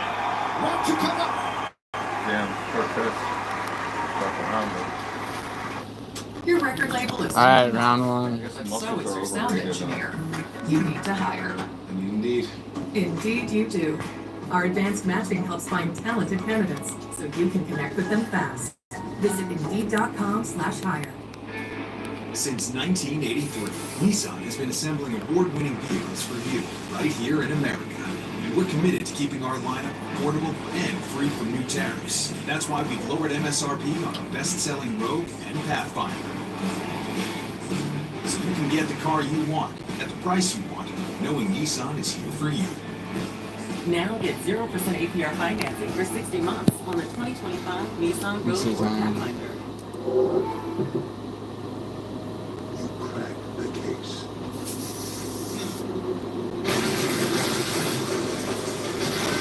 All the while, you were simply nearby. Oh, there's more to imagine when you listen. Yeah, Cortez up 1-0. Vivi had some success in the beginning of the round with strikes, and then on the ground. But on the feet, her strikes look very nice and fluid. But right here, you're seeing a little bit of hesitancy, a little bit of recovery right now, trying to catch the breath, get the gas back, a little slower pace. Nice right hand by Tracy. Yeah, Cortez's hands go fast.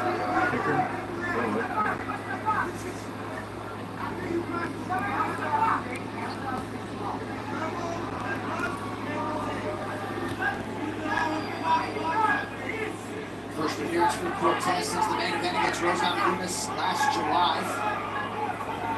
Oh yeah, Cortez hasn't fought in a minute. Sure. And tonight following what was the easiest weight cut of her career.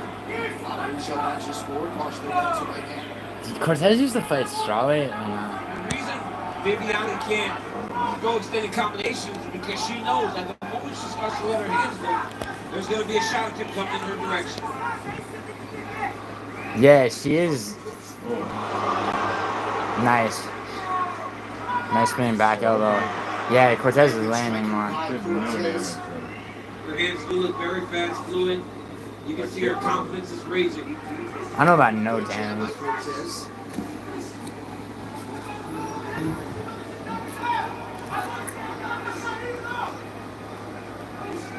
I like her jab, though. Her jab is good, right?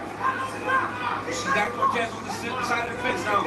Viviani needs to let her hands go. That was a good thing. Yeah, good thing. You don't usually see women like good fakes like Vivi that. looks much more conservative going in the second round. After getting reversed, after getting beat up at the ground and pound, and a lot of grueling grappling. She's really pacing herself in the second. And I think on her feet, Cortez is just better than her, I guess. Yeah, she needs to press these.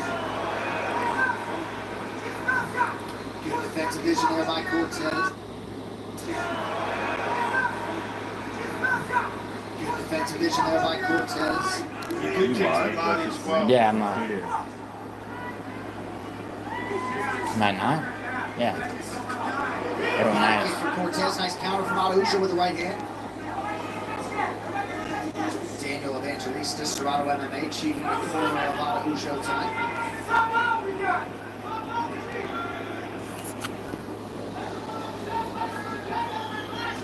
But yes, Joe, conservative is a good adjective for Aruja's approach here on round 2. It's very different than the beginning of the first. And it just doesn't suit her. It's not to her benefit to be this cautious.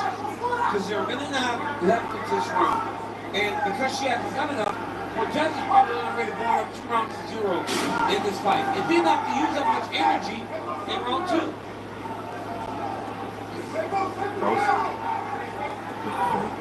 Those are. Well, not a lot happened so far in the second. Really, anybody can kind of win this round in the next minute and 11.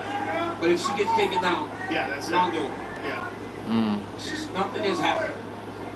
And it's in those fights, in those rounds, when fighters should not be frustrated with anything more than themselves. Because they just don't put enough out there to be judged. Right. Nice knee. We have judges that can't judge a round with a whole bunch of stuff where one person looks like they just won. How are they going to judge a round whenever it's like 8? You know? It's just a coin toss. Yeah, it's a coin toss. They're just definitely going to get You got to pick somebody. more popular girl. No. Oh shit. Nice. Nice takedown. For Cortez, Aruja has landed just 10 significant strikes through 9.5 minutes. That's a big tactical error in jumping guard without having a fully locked in guillotine against someone who's a talented grappler. Yeah. And she's trying to get in a good position here and turn the hips to put an armbar on that right arm, but no time. Yeah, no time. All right, 2 rounds down, 1 more to go. 2-0. Cortez. New projects means new project What's up, managers. Wayne Harvey? You need to hire. Indeed you do. When you sponsor a job on Indeed, it's easier for talented candidates to find it, which makes it easier for you to hire them. Visit Indeed.com/hire. Fired up. The all-new Dragon Flame Grilled Whopper is here at BK. Bold, juicy, flame grilled, and ready for adventure. Experience a new kind of flame. Sorry, Matua. How to Train Your Dragon. Only in theaters. Since 1983, Nissan has been assembling award-winning vehicles for you, right here in America. We're committed to keeping our lineup affordable and free from tariffs. That's why we've lowered MSRP on the best-selling Rogue and Pathfinder. So you can get the car you want at the price you want, knowing Nissan is here for you. Now get 0% APR financing for 60 months on the 2025. Where am I from? I'm from New York. But I live in LA. The UFC 317 prelims are presented by Panto. All right, third and final round. A lot of the messaging in the Brazilian corner was distance management. Cortez's corner wants some wrestling, and they want her to elbow that. Arroyo's gonna. There should be a real sense of urgency in Aruja's corner because clearly she's down 2 rounds here and needs some kind of a finish. She's got to take some risk, even if it means she gets taken down. See, that's bad advice. It's like, so it's like even if she gets taken out, if she gets taken down, she's fucked. She's not willing to put that effort out to get a victory. She had a reversal in round 1. She did. But that was like almost. That was almost a yeah. But then Cortez got a reversal on that. It's like they're almost even grapplers. Oh, that was dude, that was a good. She landed it right on yeah, but she's just. Oh, nice. Yeah. Is Cortez's is her right leg inside? Yeah. It's like pressing down on her with her shin bone. Yeah, that's a good spot to be Cortez got to be very careful with that right leg. Aruja can try to roll to attack the leg here. If she can get her right knee inside to create a little space.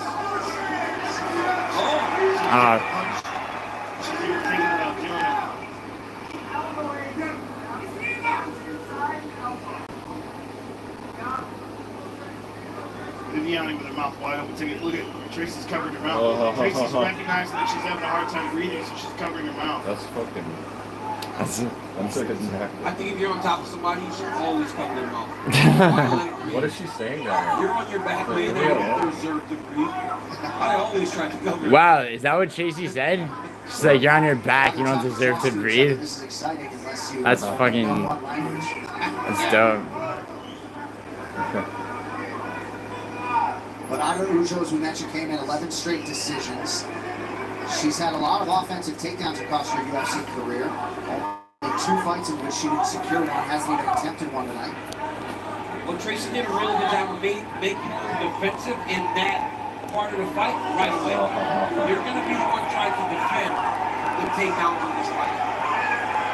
She's getting And right here from half guard, Tracy's able to hold her body down, land these chopping elbows and punches.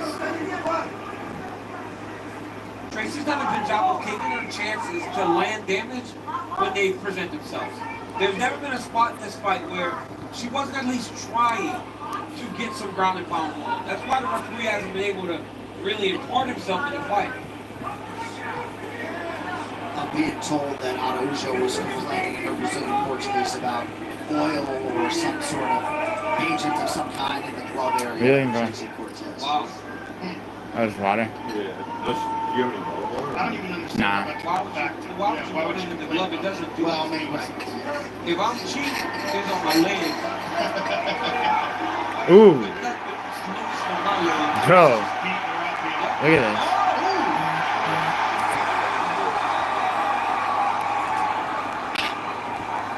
If Tracy can pop that left leg out, she'll have her back. Cortez, she's trying to reach across and grab that arm. Yeah. That left arm, if she can get to that wrist, she can break her down and realize those right hands go again. She might be looking for a head knock choke here. Yeah, she's not sitting on the lead, forcing the issue. Oh, look at this. Vivi actually did the wrong thing with her elbow. Instead of going over the top of the head, she actually brought her closer to her body. Hit you up on WhatsApp? Yeah. Mila, I was in a car accident this week. Pressing down on the left leg of Viviane. She's almost out. She's squeezing it out. Yep, the hips real gotta close, come up. real close, Yep, real close, real close. It's out. It's out. Now she's got the back. What's up, Mila? Mila, in the middle of like a UFC One card. hook. Yeah, but Viviane did a good job of scooting that hips out to the right. Cortez is just riding, man. Just as much as getting her ground. Much more dominant with her wrestling, and this ground and pound is constantly keeps Vivi thinking.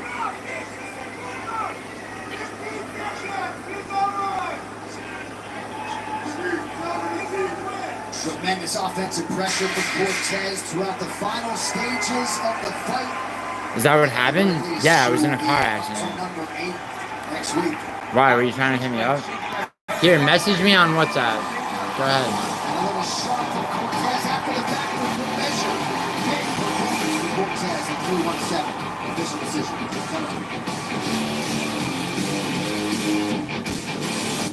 The new How to Train Your Dragon menu is now at BK.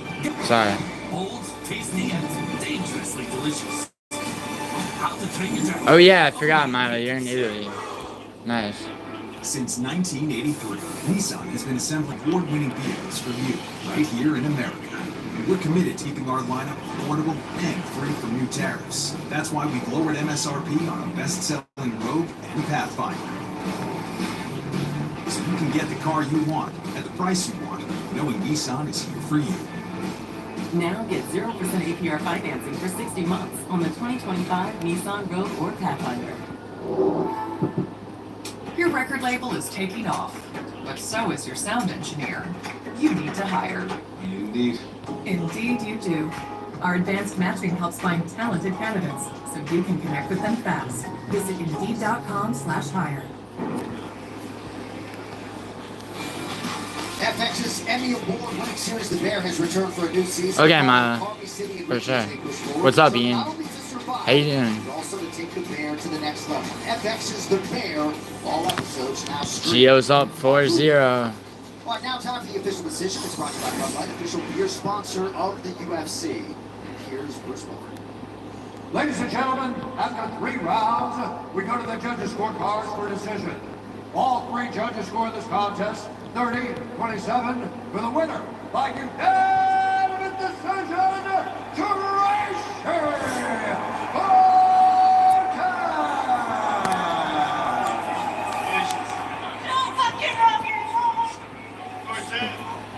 congratulations on a dominant victory. Hey, primeramente, te quiero dar gracias a Dios. I want to thank all the glory to God, because without Him I wouldn't be here right now. So thank you, God.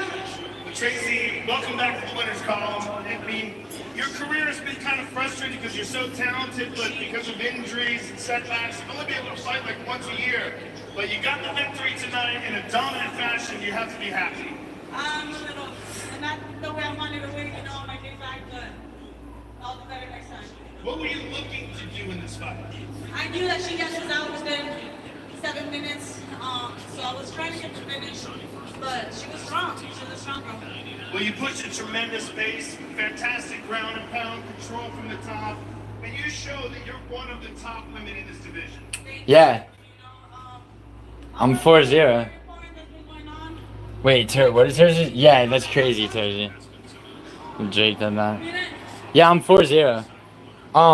And like, if you want proof, just watch Prediction Tracker's video, like the postcard video.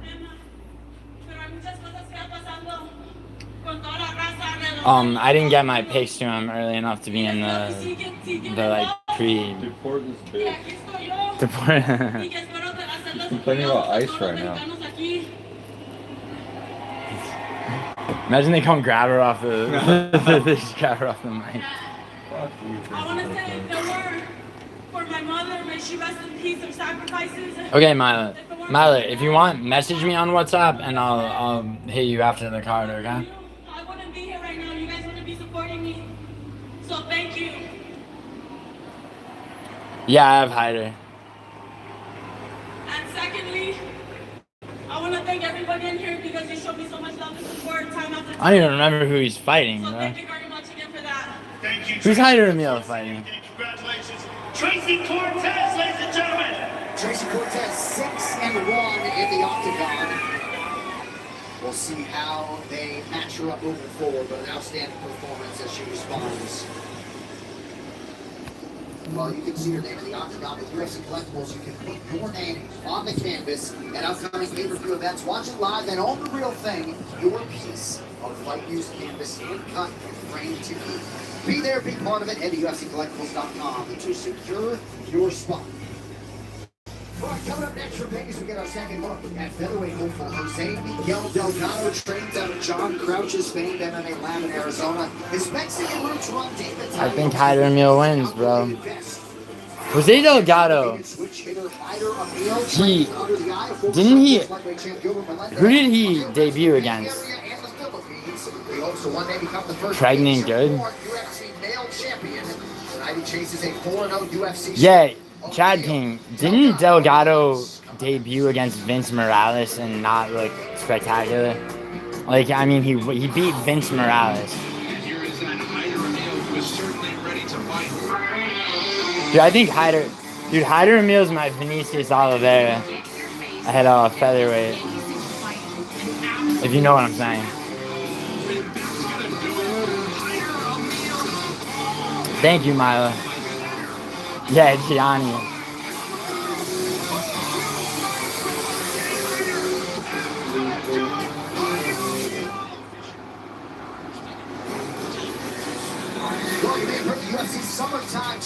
I don't 4-0. If Hyder Emil wins this fight, like,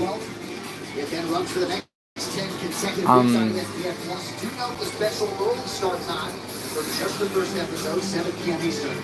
be doing fucking backflips.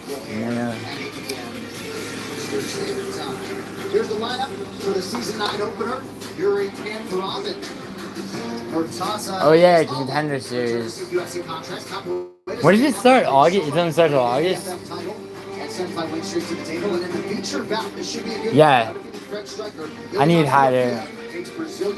I mean, I don't need, like...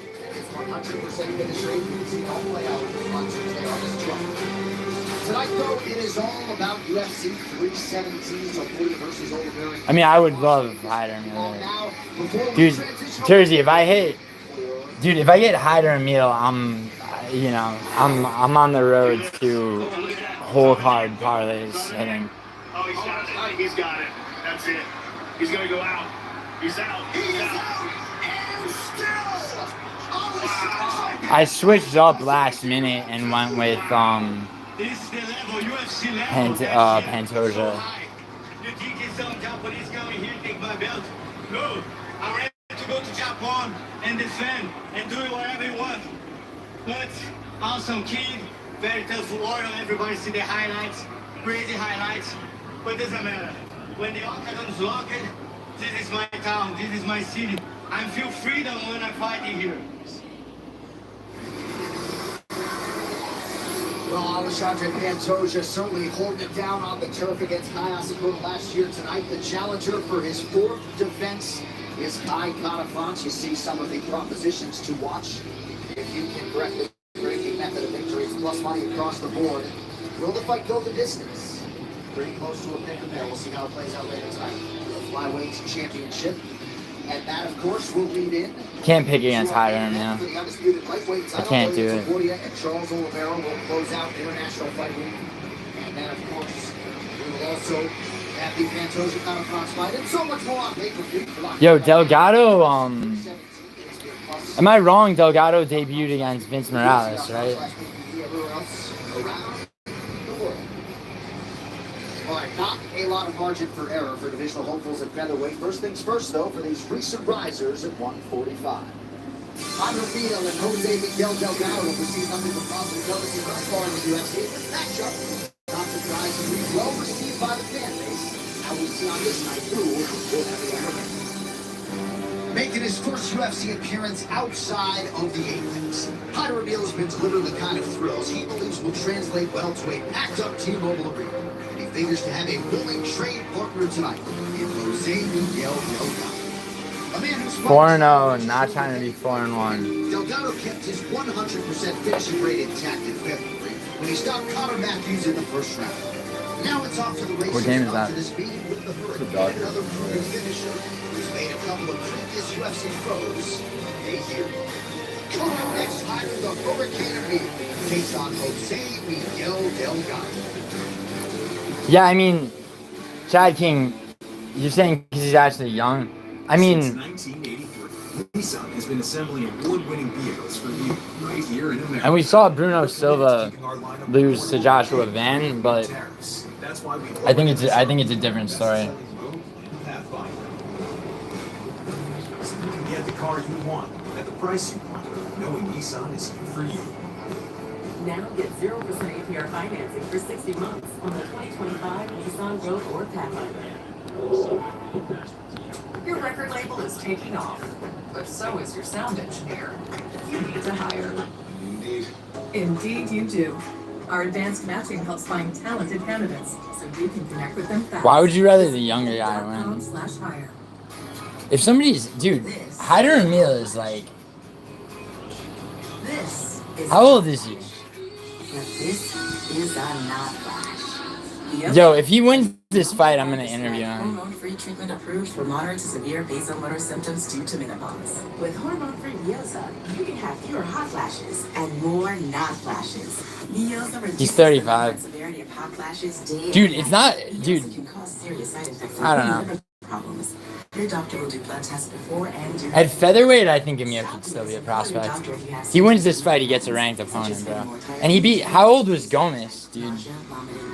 Yellowing of the eyes or skin, Okay, pale stool, Gomez dark is urine, good. or stomach pain. Don't use Mioza if you have cirrhosis, severe kidney problems, kidney failure, or take SIG-1A2 inhibitors. Matua's trying to call ice. He's trying to call ice on Tracy Cortez. Visit Mioza.com to learn more.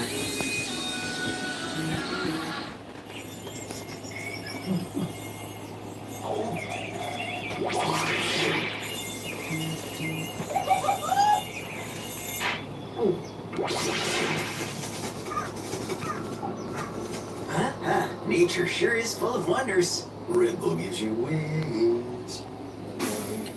Red Bull 0. But she was literally trying to call ice on Tracy Cortez from Instagram. Tried it yet?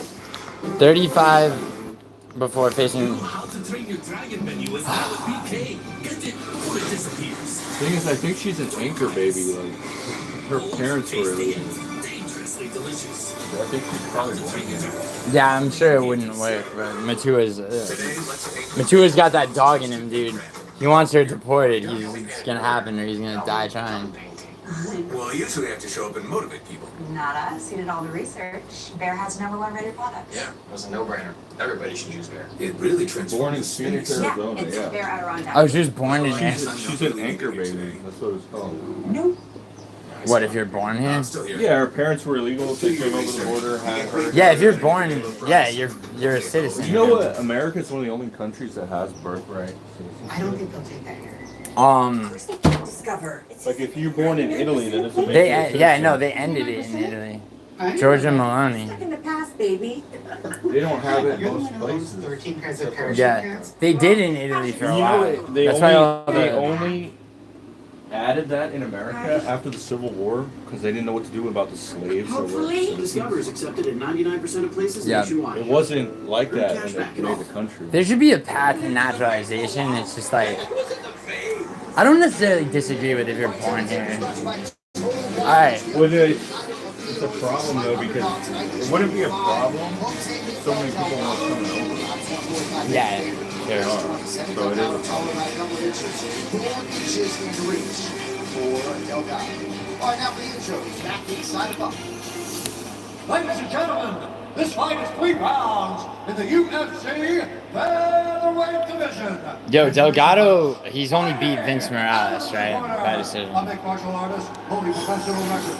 9 wins, 1 loss. He stands 5'11" inches tall. Weighing in at 145 and 1/2 pounds. Fighting out of Phoenix, Arizona, Jose Miguel Delgado. And now, introducing his opponent, fighting out of the red corner, an undefeated mixed martial artist, holding a perfect professional record. 11 wins. Hey, what flag is that? He's down. Philippines. But yeah, but he's a citizen. He runs a gym up in the Bay Area. Out of the Bay Area, California, by way of Silver City, Philippines, the Hurricane. You both guys on diff slips. How many have to begin? Yeah, I mean, I think so too, Tersey. The great Mark Goddard is our referee. The great Chrissy Clegg had to start here for round 1. Yeah, she is on.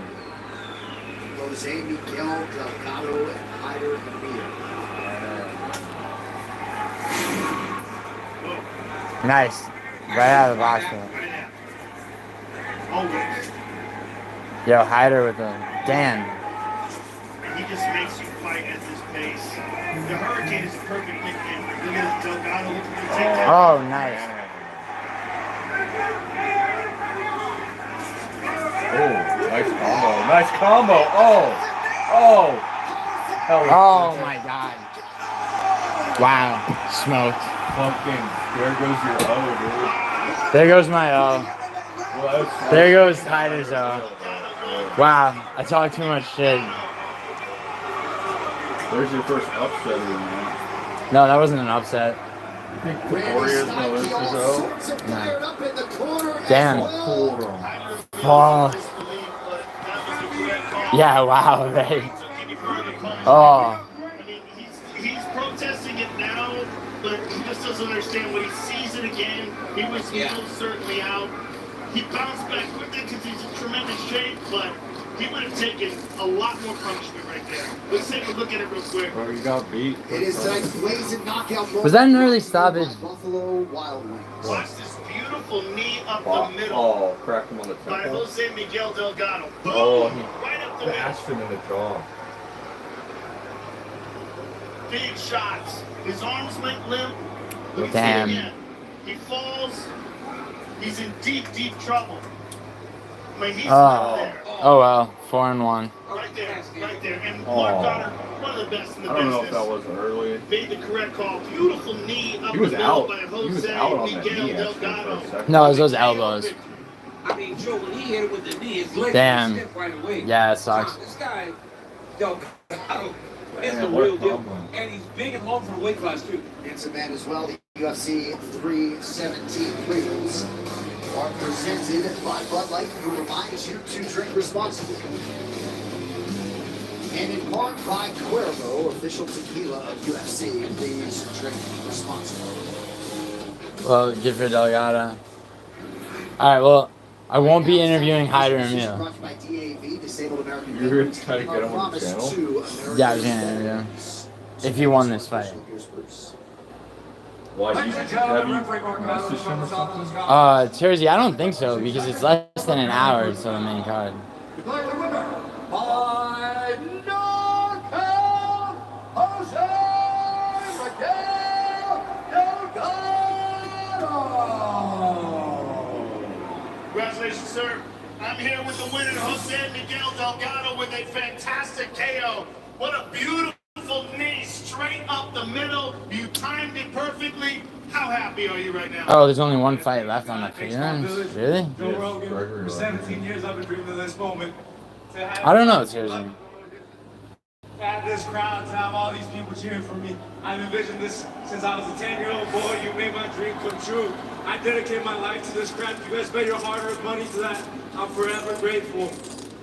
I want you to enjoy this because it was absolutely beautiful. Look at the timing on this knee. Dude, now they're gonna have to Enjoy waste. the work because I know Yeah, they're gonna have to waste Brutal time. training Yeah. camp for this, and look at this timing on that knee. Just pinpoint on the chin, finish. I know he was complaining because he's a warrior. He thought he could, but it was the right call. He's complaining because he's a dog. Hyder Mel is an animal. I knew what kind of man I had in front of me, Joe Rogan. I gave everything to this. I surrendered to the process. This is my world. I want to be the best in it. Well, congratulations, sir, on a spectacular victory. Noche UFC, William Gomez, that is the next step in greatness. Give me that, please. Noche UFC it is. Sir, congratulations. Jose, my honor. Jose Miguel Delgado, ladies and gentlemen. The classy young 27-year-old Jose Miguel Delgado with a huge finish tonight. You can hardly believe it. Congratulations, maybe we'll see you in Noche in September. Celebs are out tonight. Des Rock's with us here early for UFC 317. Also, the UFC Hall of Famer and former champion Sugar Rashad Evans is with us. Now, UFC BJJ found his first 3 champs Wednesday night. 2 of the champs in the building after their wins newly minted. UFC BJJ cup holders Carlos McKini and Andrew Tackett taking the action here at UFC 317. Well, July 16th. The 2025 ESPYs presented by Capital One will be hosted by comedian, actor, and writer Shane Gillis. Once again, the Best Fighter ESPY will be among the awards. Here now, a look at this year's nominees.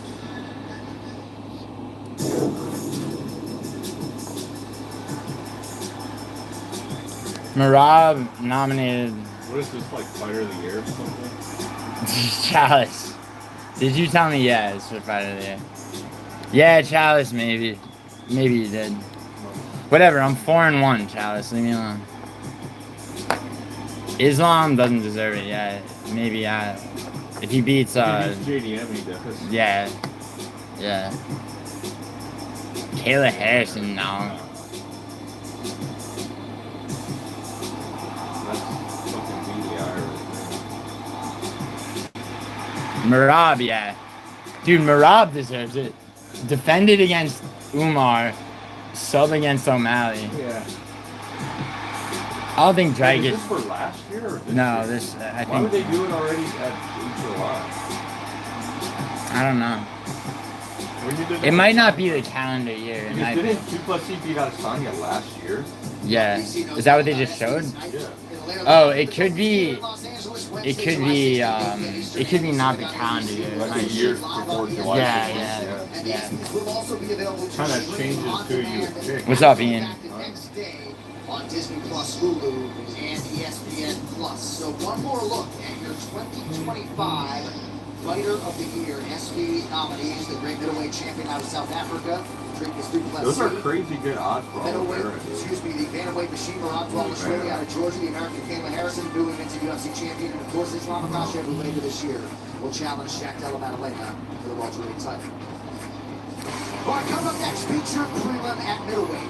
Welcome back, Jack. Hermanson had a torn labrum in his shoulder, surgically repaired last June. Essentially had a full year without martial arts training, but he was ranked before he left, and he was ready to get after it once again tonight.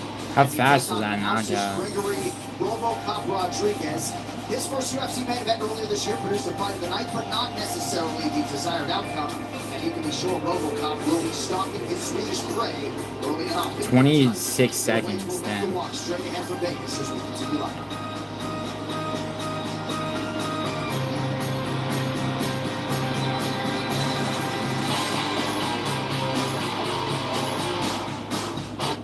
Your record label is taking off, but so is your sound engineer. You need to hire. Indeed. Indeed you do. Our advanced matching helps find talented candidates so you can connect with them fast. Visit Indeed.com/hire. This is a hot flash. All my bets are on This Kyrga. is a hot flash. I don't have any bets on here. It's a not flash. Vioza, the #1 prescribed hormone-free treatment approved for moderate to severe vasomotor symptoms due to menopause. With hormone-free Vioza, you can have fewer hot flashes and more. Oh wow, Moicano and Darius are even on Vioza here. reduces the number and severity of hot flashes day and night. Vioza can cause serious side effects, including liver problems. Your doctor will do blood tests before and during treatment. Stop Vioza and call your doctor if you have symptoms of liver problems, such as feeling more tired than usual, decreased appetite, nausea, vomiting, itching, yellowing of the eyes or skin, pale stool, dark urine, or stomach pain. Don't use Vioza if you have cirrhosis, severe kidney problems, Why not? kidney It's failure, free or money. T6/1A2 inhibitors. Ask your doctor about hormone-free Vioza. You can save on Vioza. Visit saveonvioza.com to learn more. There are many ways to dress your McDonald's hot, crispy fries. But which is best? Is it with ketchup? Sweet and sour? Dare I say, au natural? What do you think, Hermanson or Rodriguez?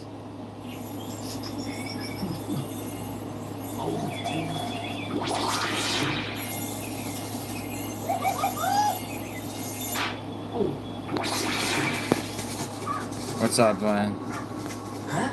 Nature sure is full of wonders. Yeah, this is gonna be an annoying level of bullshit. Red Bull Zero. Zero sugar, 100% wings with monk fruit extract. Tried it yet?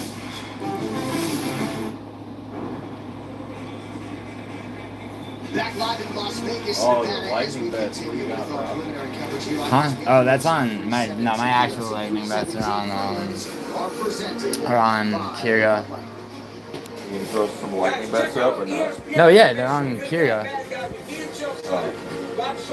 Dude, I make, cause Kyrga lets you set lightning bets to like, That's on a lightning bet. It's like while the cards have, man. it is, but you can actually set them beforehand. So like, for example, like I had Jacoby Smith by second round finish if he didn't get a first round knockout, and that just went in.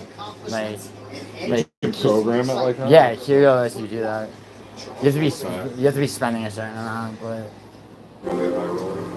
yeah, basically, yeah. Dude, why is Olivera so popular, dude? I don't get that. Like, He's I'm like not a saying I fan. don't like him, but He's a fan favorite. Yeah, I do. it's Josh. almost like over. Yeah, Chad King, you said that. You know? Yeah. You think so? Everyone just jumps on the bandwagon. Chad King, what do you think about that? You're glad Delgado won? I mean, I guess I am too, bro. He's the better fighter.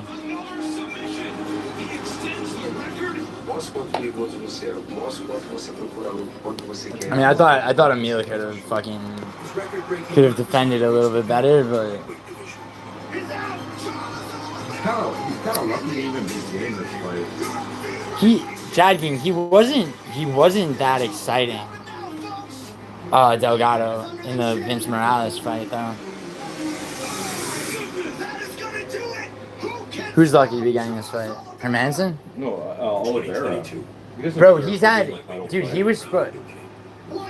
he was supposed to be He's supposed to get the rematch against Islam, then he got sick.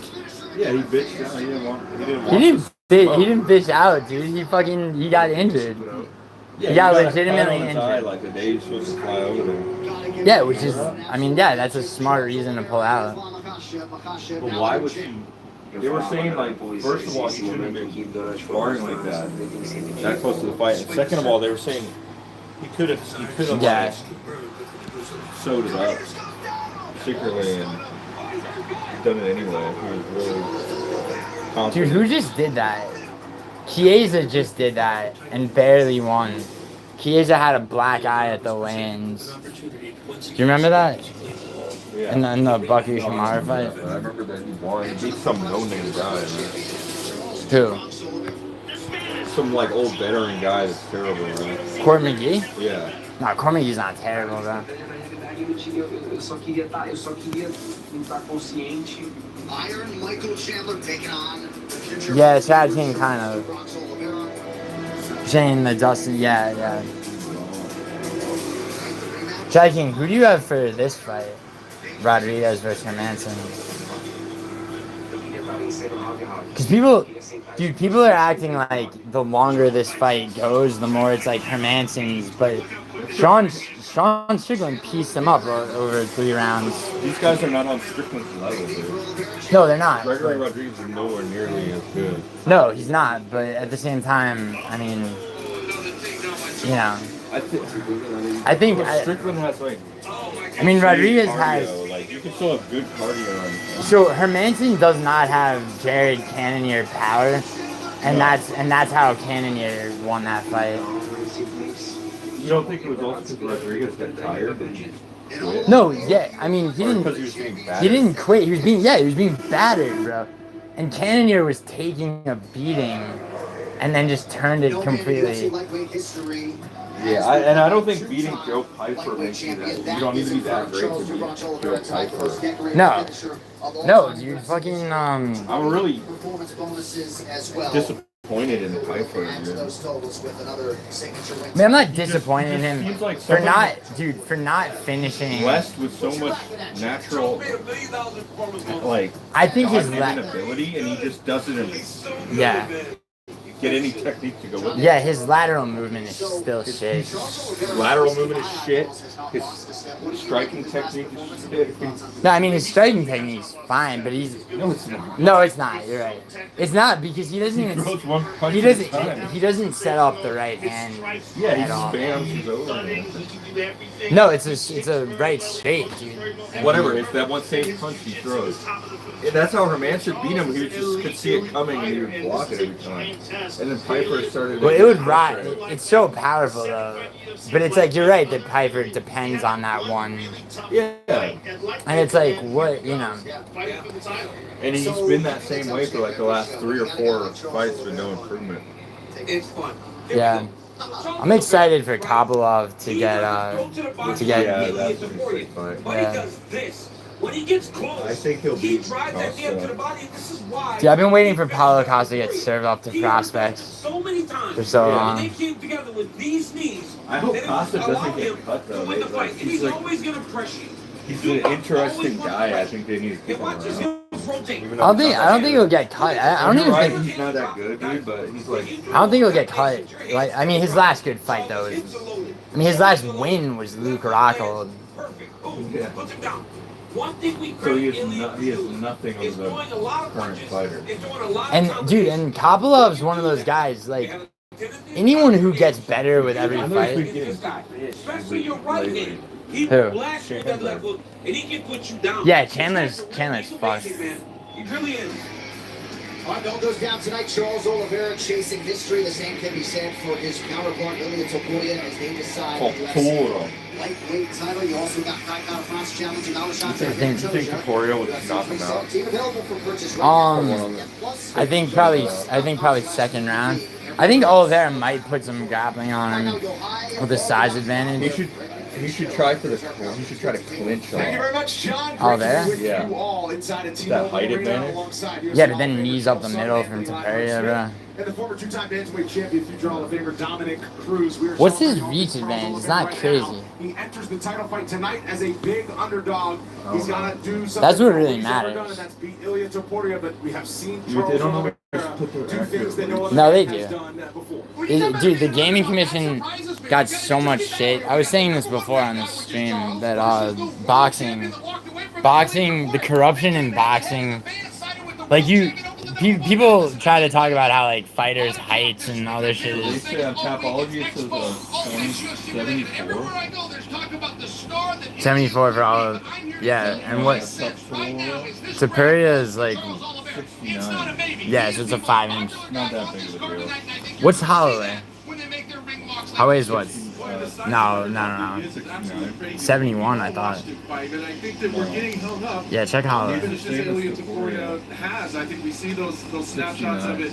Oh, interesting. He can do all of those things. He can punch That's with only the best. 2.5 He can kick. He inches can per fight arm. long. That's why he couldn't. His last fight, he could And be depending on patient how as wide well. your frame He's got an is, it could amazing even jiu-jitsu be game. He can no be advantage. opportunistic. Well, that's how they He can measure also it. stay In safe MMA, easy they and measure hurt. each When finger. he is Right, so hurt, if see you got him wide get clipped and shoot Yes. and sit down. It could Because he impact knows he's lift going to your be able to reach stay a safe bit there. longer, but There's your not arms really are a spot that actually you can take same Charles way. Olivera, and he's going to be True. lost. So I don't understand. I mean, what it's the not, odds yeah, are. but it's like, Who knows? I mean, He there's could no do other it. way He to. could do it. And is exactly as advertised. That's way too, it's way too hard to We have to measure. get there. Yeah, you could just have them flat up against the wall and measure how far out they are. Yeah. Also, why do they measure it with their fingers? Because if you have long fingers, it should be like this. Well, because, I mean, it's because of the grappling on it. It's not like boxing's fist to fist. That's why Sonny Liston's reach was so, like, crazy. The boxing reach of 84 inches. Yeah, no, 6 feet even, 84-inch knuckle to knuckle. Yeah, dude, Sonny Liston's the most underrated. So, yeah, dude, Sonny Liston, the most underrated boxer ever. You can do whatever you want. And we look at Olivera tonight. He's here for his second title to prove to the world. Yeah, like if you know boxing. That he's lost his step, and he absolutely has not. Spoken like a guy who's won a UFC belt 2 times in Watching Mike Tyson get beat up, career. Charles rooting Oliveira for him stands to 3 win, inches but tall, watching him get 5 inches destroyed by advantage in Lennox reach Lewis. over Ilia Topuria, who tries for double championship. Yeah, but like, dude, Tyson knew how to be. Tyson's like Azamat Murzakanov, bro. He knows how to be super short. He knew how to be super short at everything. Feature prelim and middleweight matchup. Yeah, but that was past his prime. He was all fat. No one was like him in his prime, though, dude. Coming out and executing people. Alright, let's go. Returning to the octagon for the first time since early 2024. Jack Hermanson is back, and the record shows wins in 2 of his last 3 fights. His most recent victory. Yeah, Chris Curtis. Served to hand the top prospect his first UFC loss. But now the Joker is focused on forward motion, the rankings, and the middleweight titles. It all starts you know what I now like when he is that faces new guy from Brazilian Sweden, contender Gustafsson. Gregory Rodriguez. Yeah, One he of the looked most good. exciting fighters in this He weight destroyed division. Chaos. Yeah, he Rodriguez has finished the him. chance to win In your and first foul fight, fans that's along the pretty way. good win. And he expects to Good hit game. both marks Dominating. in what promises to be a war with Hermanson. Coming up next, Jack the Joker Hermanson squares off against Gregory RoboCop Rodriguez. This fight's tricky. Fire it up. The all-new Dragon Flame Grill Whopper is here at BK. Bold, This fight's juicy, really tricky. flame grilled, and ready for adventure. Experience a new kind of flame at Burger King. How to Train Your Dragon. Only in theaters. New projects means new project managers. You need to hire. I need Indeed you do. When you sponsor a job on Indeed, it's easier for talented candidates to find it, which makes it easier for you to hire them. Visit Indeed.com/hire. This is a hot flash. This is a hot flash. But this is a not flash. Vioza, the #1 prescribed hormone-free treatment approved for moderate to Lima or severe Talbot? vasomotor symptoms Lima. due to menopause. With hormone-free Vioza, you can have fewer hot flashes and more not flashes. Vioza reduces the number and severity of hot flashes day and night. Vioza can cause serious side effects, including liver problems. Your doctor will do blood tests before and during treatment. Stop Vioza and call your doctor if you have symptoms of liver problems, such as feeling more tired than usual, decreased appetite, nausea, vomiting, itching, yellowing of the eyes or skin, pale stool, dark urine, or stomach pain. Don't use Vioza if you have cirrhosis, severe kidney problems, kidney Oh failure. my god, how many 182 fucking inhibitors. cancer pills? Ask your doctor about hormone-free Vioza. Everybody has You can save on cancer Vioza. now, dude. Visit saveonvioza.com. It's to genetic, learn more. mostly. Mostly. I'm an overpowered leaf blower. Like, almost entirely. But my grandfather smoked more than me till he died in 97. Yeah. You know what cancer? No. My uncle quit smoking and then he got cancer. What kind of cancer? Let's get ready to blow your budget. So get Allstate, save money. Be protected from mayhem. Yeah, like in his intestine or something like that? Oh. No. Owner Design Something Studio. worse than that, actually. They would just cut that Design out. contract. Yeah. Oh, that's probably pancreatic. Maybe. Realize you That's the worst use prognosis. QuickBooks to get your cash flow flowing. My mom just had cancer, but Get all live she expert needed was assistance to maximize your tax savings. I can help with that. Yeah, my mom had skin cancer. Back to doing No, what she you had love. colon cancer. Manage and grow your business all in one place. Intuit QuickBooks. Your way to money. Today, let's stay with That's like mostly diet, but it's like all the shit you have to do not to get it. I mean, it's like it's genetic. I think maybe it's because she got like every single booster shot. This is so great. I've That's been possible. tuning in for months. It's been a lot of rain. That's okay. It's very possible. This rain in just 4 hours. Where you going? Oh, hey! Yeah, I try to get my dad to not do that. Boomers. Get the #1 rated stain at an Dude, everyday it's low crazy. price. Great idea to stay in the It's like they thought that this thing that's supposed to go in and fucking edit your DNA to fucking print out a spike protein, like it's gonna work perfectly every time and never cause any unforeseen side effects. It's crazy. Yeah. But they didn't have time to do any tests. Yeah, I know.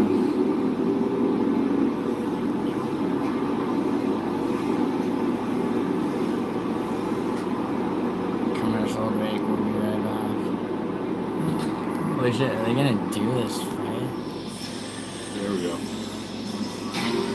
Rodriguez is already in there. Preliminary bout is upon us. It features Honduras just beat Panama. Dude, I saw. Oh, did you see that? Or you saw it, I sent it to you. The fucking Mussolini's grandson is now in Syria. Yeah. Hey, what's the team he was on? It's like I can't know. SS Lazio. Are they? Yeah, Lazio. That's my favorite team. Yeah. I looked up their like It's just great Wikipedia, and they have like all these. I guess they have like ultras. You know, their fans are called ultras. Yeah. Like, Dude, he's his great grandson. Yeah. Yeah, think about it. You're saying he was born in like the 1880s. And now, introducing his opponent, fighting out of the red corner. Olympic martial artist, holding professional record, 24 wins, 8 losses. Great He's grandson. 6 feet 1 inch tall. Yeah. Weighing in at 185 and 1/2 pounds. Fighting out of Oslo, Norway, away to the ball of Sweden. Jack the Joker Hermanson. they have an entire section for racist and anti-Semitic incidents for their kids. Yeah, bro. There's a lot of them. They have a lot of fans like that in Eastern Europe. Yeah. Like there's like Russian brigades that are made up entirely of football hooligans. Yeah. There's one that's called Espanola. Dude, one thing about A lot of them during Lucid. yeah. One of the things though is if he can be a little more patient, he can be in there with the best in the world. That's the cool Alright, let's see.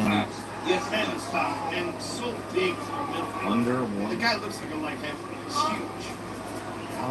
You might have seen one better putting $50,000 on Gregory Rodriguez. Who put $50,000? Oh, he just smacked Short him. left from Jack Hermanson. Oh, damn. So explosive too. Definitely When he goes got more and power. to think that He has more this guy- power. He's got better grappling. It's hard to see it for But I Hermanson. feel like he has low There fight was a time in the IQ. middle of He his doesn't career use his grappling. where he started grappling and he was just He was really, yeah, he was good outside the rankings against like Christian Leroy Duncan and shit.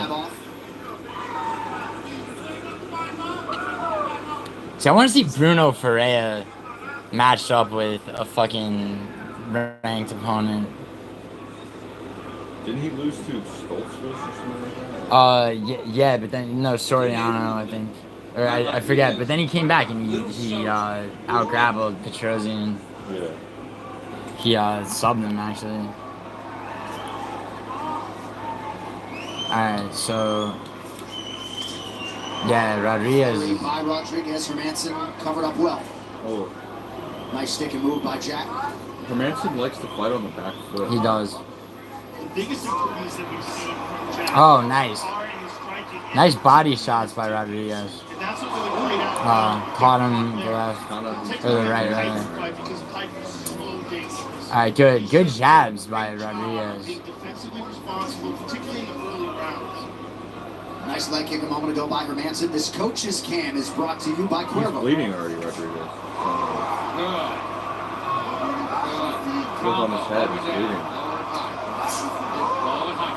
How did that happen? It's the Listen, the low kick is there. The low kicks are there. Let's touch him a little bit. Nice. There's already some blood on Gregory Rodriguez's forehead. Speaks to all the scar tissue that is accumulated. Yeah, Hermanson is such a crafty vet. Really didn't get hit with anything big. Remember that cut he had and we were in Austin? You got What's the- up, Zed? Zed69, what's good? Against Chidi and Jaquani, I believe. Yeah. Crazy like that was. Dean Thomas, your microphone is hot. What are you seeing? I want to speak to that defense of Jack Hermanson. It's good when he's on defense, but that's not the problem. His problem is when he starts to punch. He keeps his head on the line and he raises it high. If I'm Rodriguez, I'm following one of them jabs back for the right hand because he's exposed every time Hermanson throws a punch. He's got to be careful with it. Watchful eyes of Jesus, right. If you're Rodriguez, you shoot a takedown. Yeah, look at that. It's also interesting because Jack's an elite grappler, but does he really want to grapple? This with a Rodriguez? champion like Is he a Rodriguez? good counter We haven't puncher? seen much of that as you needed to. He can be, but not really. But Rodriguez has some skills at a very, very high level on the ground. And a lot of times when you're grappling, you got two great grapplers, you want to be on top. You want to be the guy on your back. Hermanson has landed a few big shots over the last 30 seconds or so. What a collision. Greg Nice was block. much more patient in this fight Yeah, than he his is. last fight with Cannonier. He learned the lessons of hitting the gas too hard, too early. But the difference is Cannonier has big power. And that was his downfall in that fight. When he gassed out, Cannonier hit the gas and took him out of there. And Jared Cannonier is a monster. Monster. And he's got great cardio for how big he is. Look at all the blood though. Crazy. All It's on his nose as well. Yeah, there's so much blood. And not a lot of big shots that No. cause that. Yeah, it's all. Oh! Fuck yes! Whoo! Oh! Oh! Tersey. That last sound just. Oh. Why did the ref jump in there and stop that? Yeah. He's laying there. Ref's job, Dude, not he the is fight. out He has to cold, keep dude. fighting. Certainly should have. Dude, he's out. Allowed him to take that last punch. Yeah, that was unfortunate. Oh, Because they're that gonna left need to hook stretcher was the him shot. out of there. He was done. He was Who? laying down. Yeah, the walkout. 6-1. A patient performance by Gregory Rodriguez. He found that opening, landed a perfect left hook. We're going to take a look at it, but So it badly was. trained. Rodriguez won. Zed. He was throwing that right hand after it earlier, but this Ooh. time you can see he really was trying. He threw the right hand short, and then look. Oh my goodness. Oh Right my on the goodness. chin. It's over. Out cold. This match is over. 6-1. Yeah, jackpot. Yeah. He weighed, yeah, I mean, First round too. it definitely could have been rescued. Dude, He's Tersey. still out. Tersey, hindsight 2020, right? I should have had some, yeah. I'm just thinking like live I should have had something on, but like there's no way to know. Oh yeah. So Herb Dean did try to stop him. He just didn't get there quite. Yeah, he did try to stop him. He reached him. He got his hips, but Jack is still out. Bad. We'll check on Jack in about 30 seconds. Yeah, that might be it for Hermanson. How old is he? He's like 37, 38. There are tons of ways to bet on the big fight with DraftKings Sportsbook. So many, I'm going to try to name them all. Whew. Bet on submission props, spreads, same game parlays. You can also bet live, over-unders, futures. Hang in there. Only about a dozen left. New customers bet $5 and get $150 instantly in bonus bets. DraftKings, the best place to bet. Total chance victories, takedowns landed, knockout props, so many bet types, right? So they are still attending to Jack Hermanson.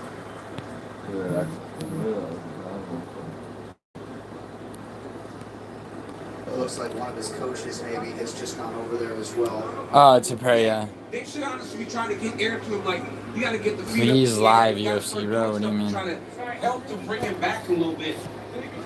Damn, Hermanson's still out, huh? Gregory Rodriguez sharing a moment with Big Banger. Gregory is just dripping with class. He's one of the nicest guys you've ever met. You know, I'm sure, yeah, you know, and I'm sure there's some Ilya, yeah. fan base that would have liked to have seen him show some restraint there. But Yeah, bro, Ilya. Now, you be honest, John. Your job is to fight until the referee says Yeah, that was a nasty KO. We have seen officials. Dude, that was a... Yeah, I want to see this replay. That was a... This is a right straight, right? No, he got him a left hook right on the jaw. Oh, really? Yeah. You do a right straight and then... Oh, yeah, it was a right straight to set it up, and then... Wait, which one put him on the ground, though? He didn't rush or force anything. He took his time, waited for a shot. Yeah, he really did. He really fought that. Wow. Really bad.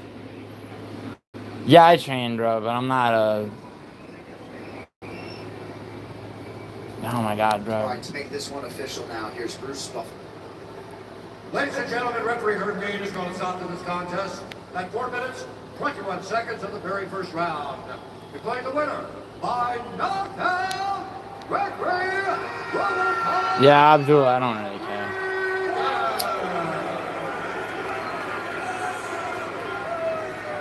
Congratulations, sir. I am here with the winner, Gregory Rodriguez. Gregory, that was a patient performance by you. And you really came in. So I don't time people out, just like, don't ask me gay shit. Look for the shot, and when you landed it, it was lights out. Yeah, Joey, so man, first of all, I want to honor my Jesus, my Savior. Alright, I'm 6-1. Who make me bounce back always. He did a hard job and hard work. So I'm here because he showed me, yeah, man, like, for my last fight, I learned a lot about patience. You know, always I take the best for my battle. So last fight, I learned a little bit more about myself. And I want to honor those guys, Henry Hooft, my man coach. So yeah, we're just gonna keep going, you know, we're just gonna keep working. And one pursuit, just don't tell who you are, right? You need to keep going, you know, and go forward. Well, that learning is what it's really all about. And let's take a look at the big screen and see what you learned to be patient. And you always have faith in that power, and there it is. Kind of wish you hadn't landed that second shot, but Herb Dean didn't quite get you in time. And you're just doing what you're supposed to do, but that was absolutely a picture-perfect left hook knockout. Yes, man, so that's like you said, I work my patient and all. And you know what crazy? I was like, man, I wanna feel the pressure, I wanna hit me, and I wanna get my time. So yeah, I don't need to land always with my full power, just gonna touch, and I will find my way to get the victory, you know, find my way to get the knockout. I'm not coming for the knockout.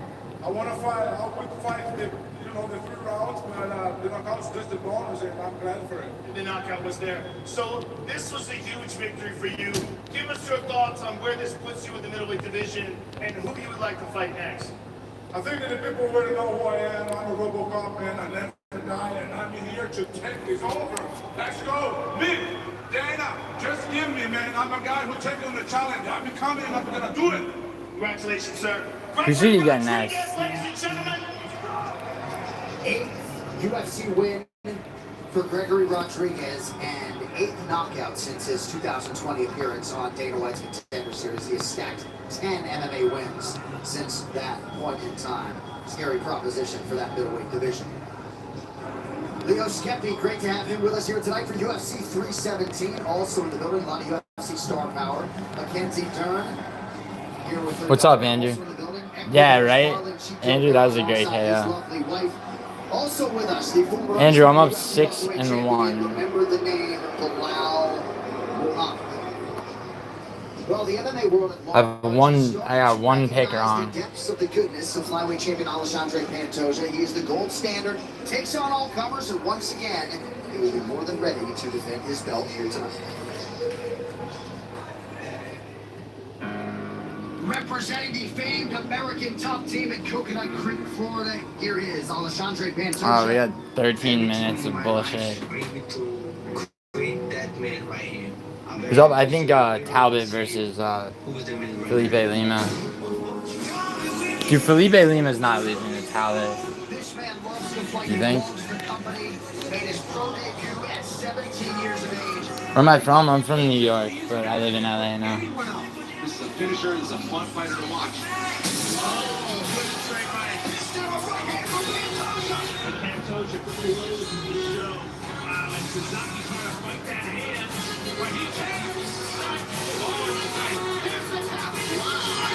Yeah, Andrew,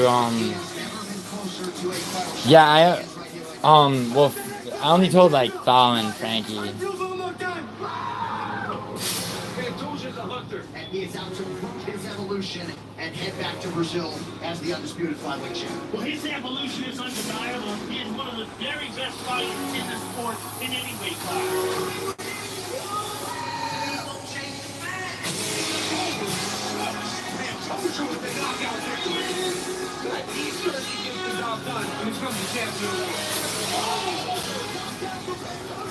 Easy money? I mean, yeah, I had Rodriguez, though.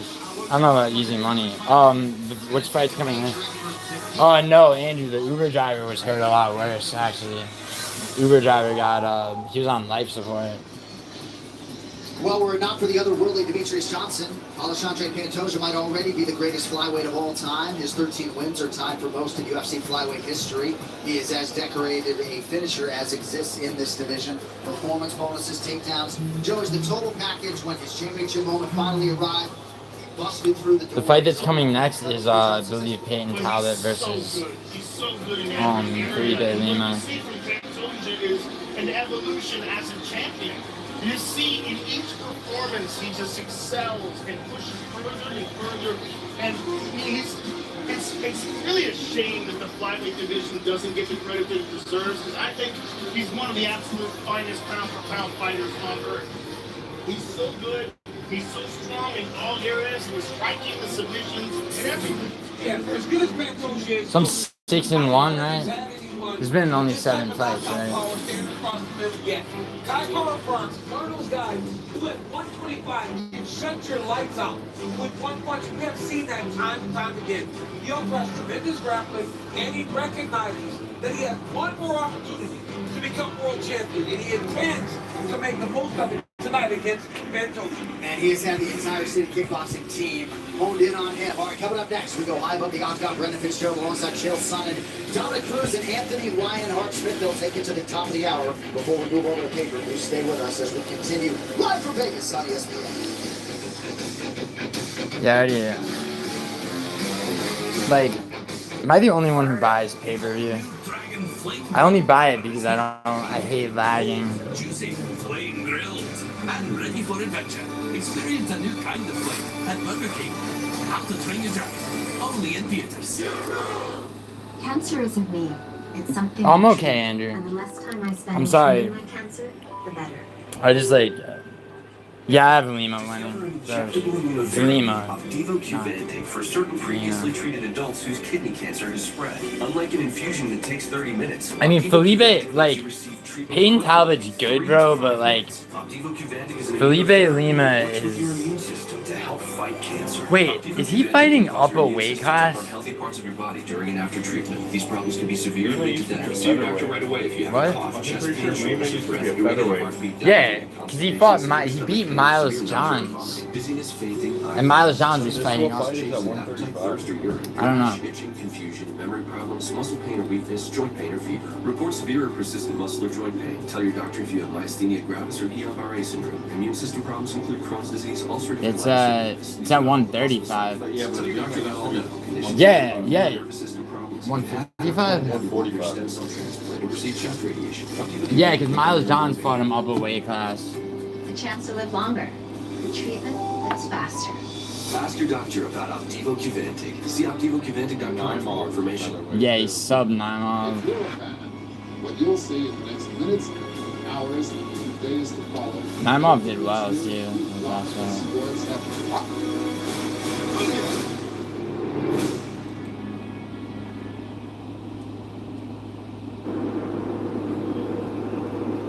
Yeah, I picked Marcano.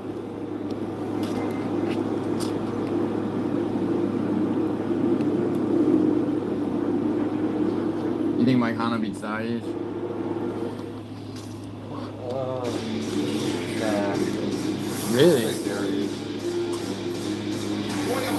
Although Darius, he hasn't fought much lately. Dude, coming off 2 first-round knockouts. Boston. Yeah. Top of the hour inside T-Mobile Arena, live in Las Vegas. Happy to have you with us as we take you to the Moicano, he just got like all his dreams destroyed by Mac shit. Well, yeah, but he knew, dude, he knew what he was doing taking that fight. To follow up, Hermanson drops his head, hits the floor so hard when he falls back, and that knocks him out again. And then the second stamp on it. Oh, thanks, Doge. But yo, when you're in there fighting someone like Hermanson, you gotta make sure You picked Darius? he wakes back up. You have quite a problem on your Why? hands. And that's Doge, a why did huge you shot pick to get in there Darius? Before you land that last one. Good job by RoboCop to get that done because he is nasty. Yeah, and I was saying right before the finish, I thought Jack Hermanson was actually looking really, really good. RoboCop has a history of maybe getting a little wild, a little bit insane. He was super calm. He was kind of dealing with the leg kicks. Nasty left hook for the finish. Jared Cannonier, he was in the main event with Jared Cannonier earlier this year. Fresh matchups, all in that top 15 for Gregory Rodriguez. And he was very competitive, by the way. I mean, he kind of stood out for me on that. To watch Dude, Chael Sonning's so annoying, bro. I think he's funny. He is funny, but he's funny. Yeah.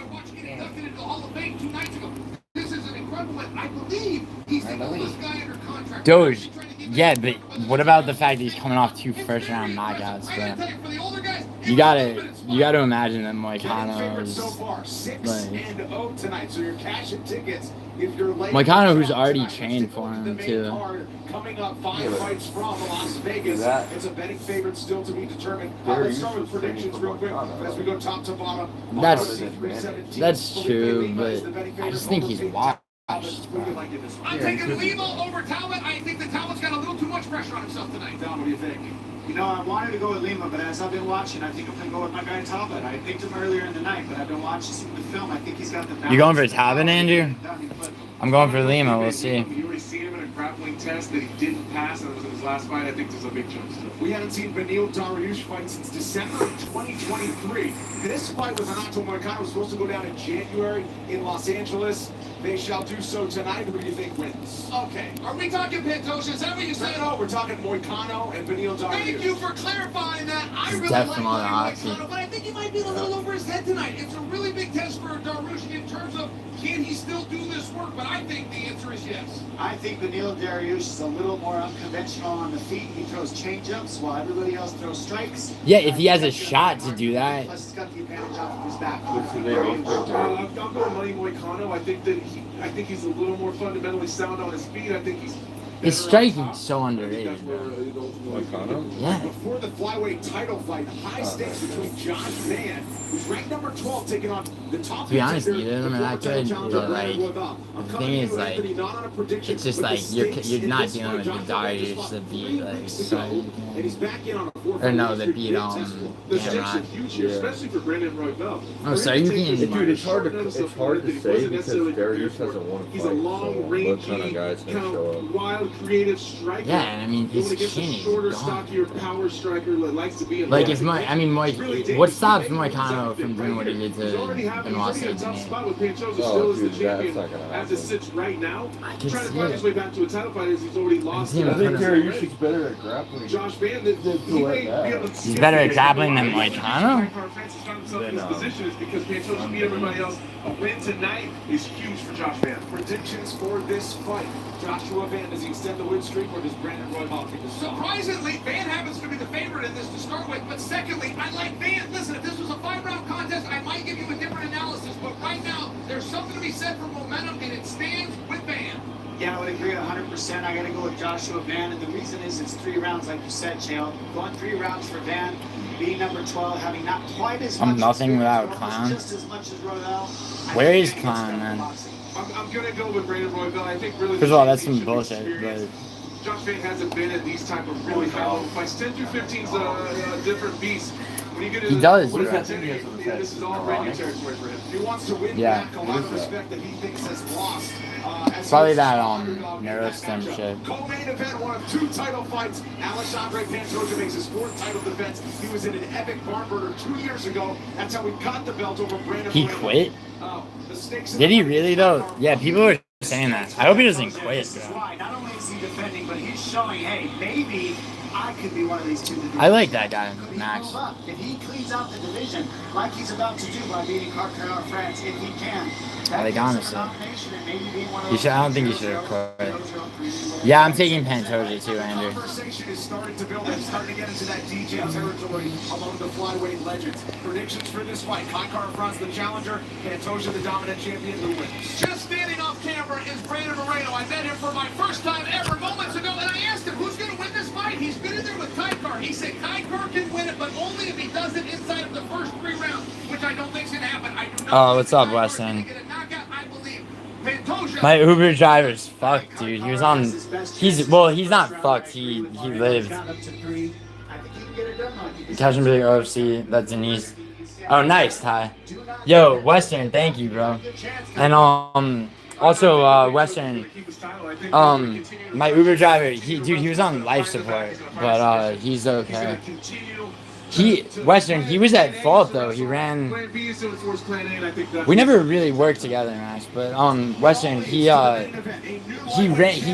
fucking peeled out in front of the stop sign.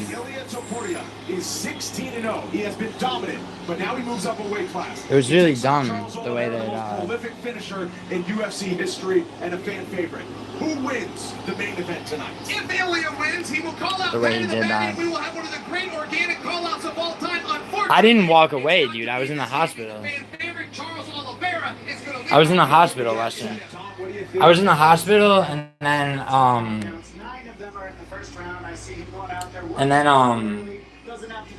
you know, and then I came back. Like I got out of the hospital. I left against medical advice because they told me I wasn't concussed anymore, and then I went back because I felt like shit. Couple for Charles Olivera to pull the upset. The crowd will certainly be on his side, but perhaps tonight Ilya Topuria becomes just a tank. Yo, Max Fried. MMA Holes was in this stream earlier, saying what's up. I don't get, dude, Max, I don't get MMA Holes. Like, he lurks around different streams and just pops in and says one thing, and then dips.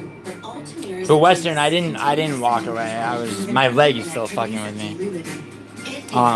It was a pretty bad accident. I'm lucky I didn't get, like, the way the dude peeled out, right? Got hit on the left by a big ass pickup truck. And like, you know, like I said, the driver was on life support. He's like, I think he's good now, but I'm not sure. Complete or update meningococcal vaccines at least 2 weeks before you start. People kept telling me to sue somebody. I'm just like, you know, I'm not. It's kind of a waste of time. Don't start if you have a meningococcal infection. Infusion reactions may include back, belly, limb, or chest pain, muscle spasms, blood pressure. No, changes, dude, my boy's here. shaking chills, bad taste, What do you mean? breathing problems, or face, tongue. Oh, you mean just like that I'm walking. Well, no, dude, I can walk. It's just like, you know, it's like.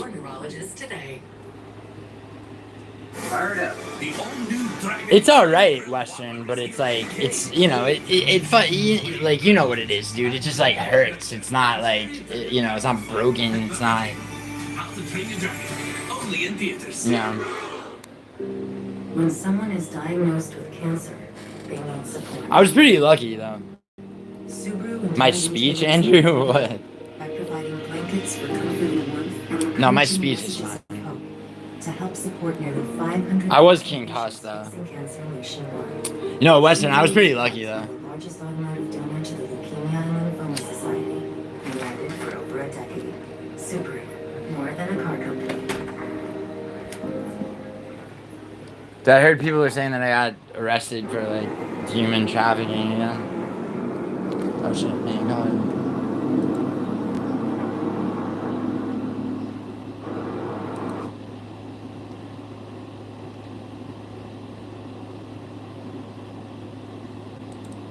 Ah. No.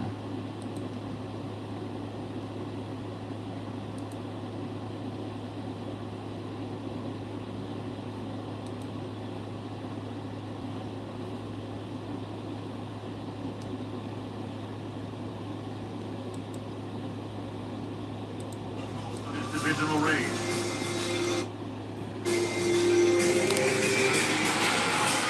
Already with the most wins and finishes. What about Max Chris? Jedi? I don't know who Jedi Chris is, Max. He's taking a fourth straight title defense and to tap into the Panto. But like calling me out for what?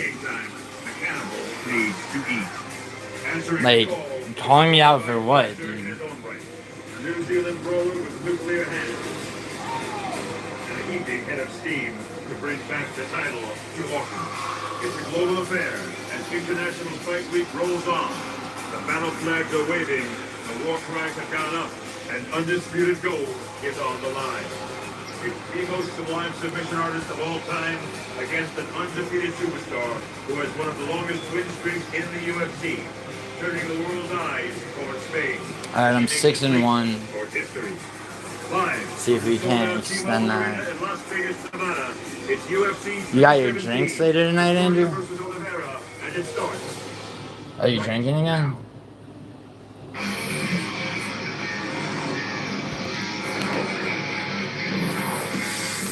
Why is Lima going down to bantamweight? I mean, he's shorter, right? What's up? Oh, CC interview. Nice. Nice, Andy. This is UFC317 Toia versus Olivera. Brought to you by Wingstop. Bring. Well, Western, everyone and their dumbass uncle is doing a fight companion. And I haven't been live in like a week because I was in that car accident. Also, if you would like to watch UFC 317 in Spanish, that option is available. Western, don't be one of those people, you know? But with that, I'm John, and thank you so much for Western, I had like fucking 40 earlier. It's just once the fights start, people started hopping around to different channels. Also, because Frankie checked on me, Western, I told people to go to his channel. So. Former featherweight legend slayer who tonight looks to etch into further greatness if he can become a two-time, two-division UFC champion. Joe Rogan, Daniel Cormier, how good is this? Oh, what's up, Anna? Yeah, Anna, I was in a car crash. I was in a car accident last week.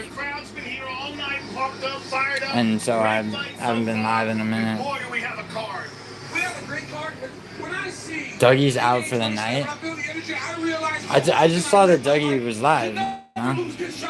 Because of this energy and how great it is to sit here for these events. It is phenomenal. How you doing, Anna? It's been like that all week. I don't know. And when Charles hits the curtain, Anna Magnani. going crazy for DuBronx right now. They were going crazy when his image came up on the big screen, and people were booing Toia, which shows you how much they love Charles. Yes, might be the most beloved fighter in the game right now. He's out. All right, so let us get into this main event. These fight odds are brought to you by DraftKings Sportsbook. The crown is yours, and this has been a Could have rated me. Toia, perhaps prohibitive. Nah, I don't care. Western, I don't care. Which is kind of crazy when you think about the fact. Yeah, Western, it doesn't matter, bro. Against Shai Herbert, won that fight by knockout, but it shows you how good Ilia Topuria is at featherweight. When you're Western, you know why? You know what it is, Western? It's like people will, so many more people will sub to me for gambling shit, and like they're not in live streams. But anytime, yeah, Western, like I'm not gonna do this, bro. Like I could give a fuck. Charles Dubronx has shown time and time again that he is that dude. Not only has he won, he has gotten more and more aggressive as he has gone on in his career. He is an amazing grappler. He finishes people like no one else in the UFC. What's up, CSP promoter? Yo, CSP promoter, I'm 6-1 going into the main card because of fucking Hyder and Mia.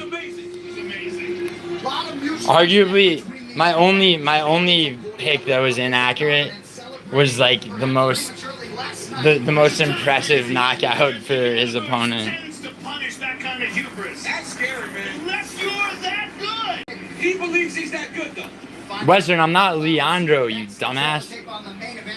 Western, here, you want me to send you something? I'll show you my DMs with Leandro. Yeah, I know, CSB promoter. It was rough. Yo, but Rodriguez though. Yo, Western, do you want me to send you my DMs with Leandro, so I can prove to you that Leandro's not me on an alt, bro. I've been live this whole day. Leandro's okay. All right, bet. 1 second. All right, sorry. International Fight Week. All right, sorry. International Fight Week 20. Yeah, Western. I just sent Western. All right, Western. I just texted you.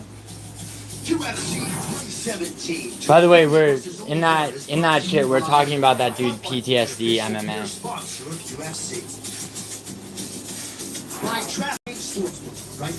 Show you what, Andrew?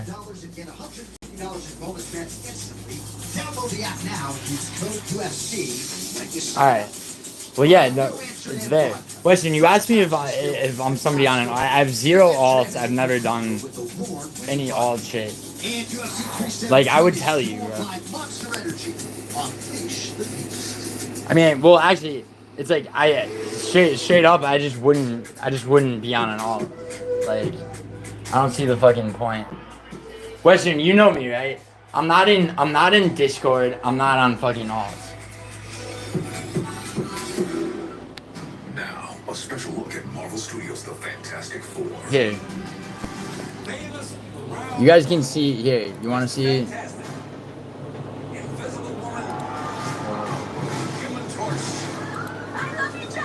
And the thing. Say the thing.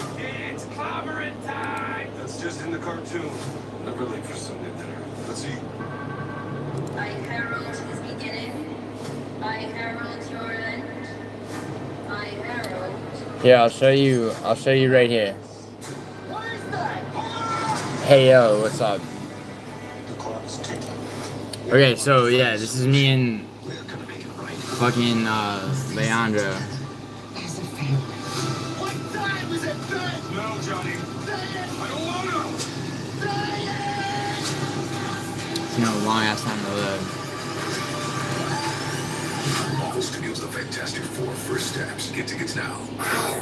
Yeah. This is me talking to Leandro. Experian, your new BFF weighs 480, is 12 feet tall with a 150-inch reach. Experian, your new big financial friend.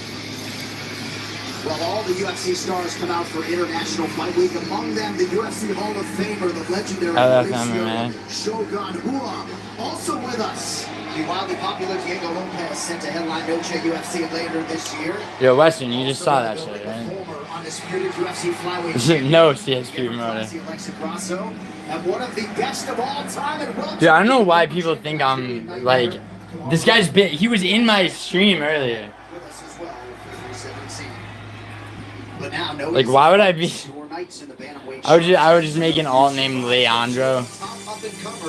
will collide tonight as Peyton Talbot and Felipe jump. I mean, whatever. Match skill and will. Yeah, no, Andrew, like, you know. I'm trying to watch this fight. But... division never fails to deliver Holy intriguing shit, matchups yeah. and compelling action. And that is the case here and now during International Fight Week 2025. As Peyton Talbot and Felipe Lima, two prospects with world-class upside, live here in Las Vegas. I think this fight will be exciting tonight because we both have something to prove. We're both young and hungry. Do you want to bet and win? I'm doing alright with that. This fight tonight will be How do I have Lima winning? we're gonna base everything we got inside of the cage. Probably decision, bro. One of the most highly talented to hit the UFC in years. Peyton Talbot Probably decision, maybe sub.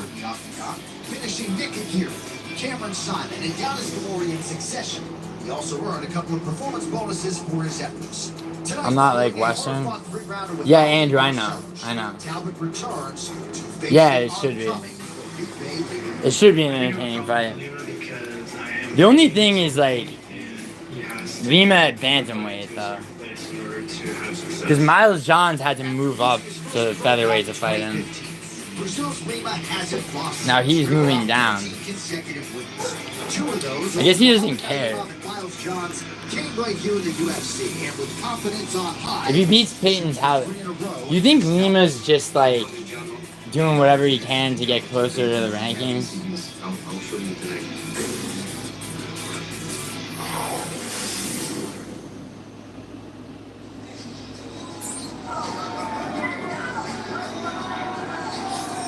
Tonight's Fire Walkouts are brought to you by Total Wireless, the official wireless provider of UFC. In your corner with unlimited data that won't slow you Ty down. is gonna win. Felipe Jumbo Ty. Lima, 27 Ty? years of age, trains under You mean Andreas Kai? Lundgren, All-Stars in Yes, Sweden. Anna, I agree. All the guys at 135 pounds right now. Anna Onyani, I agree with you. What's up? Shout out YouTube. Great way to kick off this card because Peyton Talbot's sensational, and so is this man, Felipe Lima. He is so complete. Trained with Hamza Shemaev in Sweden. He's elite on the ground. He's elite standing up. He's got such a solid game. And at 27 years old, every time we see him inside the octagon, every time we see him compete, I'm not in Australia, bro. I'm in Los Angeles. level of improvement in his game. He's got the same tattoo as Olivera. Like a man who could be a future challenger to Barack Obama. Yeah, this kid just continues, like you said, Joe, to get better every time. No, it's not winter here. Anna, it's no, I'm not in Australia. I'm in LA, Los Angeles. His composure at such a young age, I believe, for Peyton Talbot lost the decision to Hines Barcelos. That was a very difficult fight. This guy Why am I sweating? It's seems hot. to be the better fighter, even better than the guy he fought last time. I'm not sweating. I'm not. Felipe Lima was on the verge of Leave me fighting alone. Martinez. I was. You didn't get in a car accident, Put bro. him in the rankings. Tonight he gets an opportunity to fight a guy with a lot of hype. If he can get this done, he will be right on the verge of a very, very big fight. He actually sees more upside to the Peyton Talbot fight, perhaps not all that surprisingly, than the previous booker with Jonathan Martinez, because Talbot's got a lot of hype.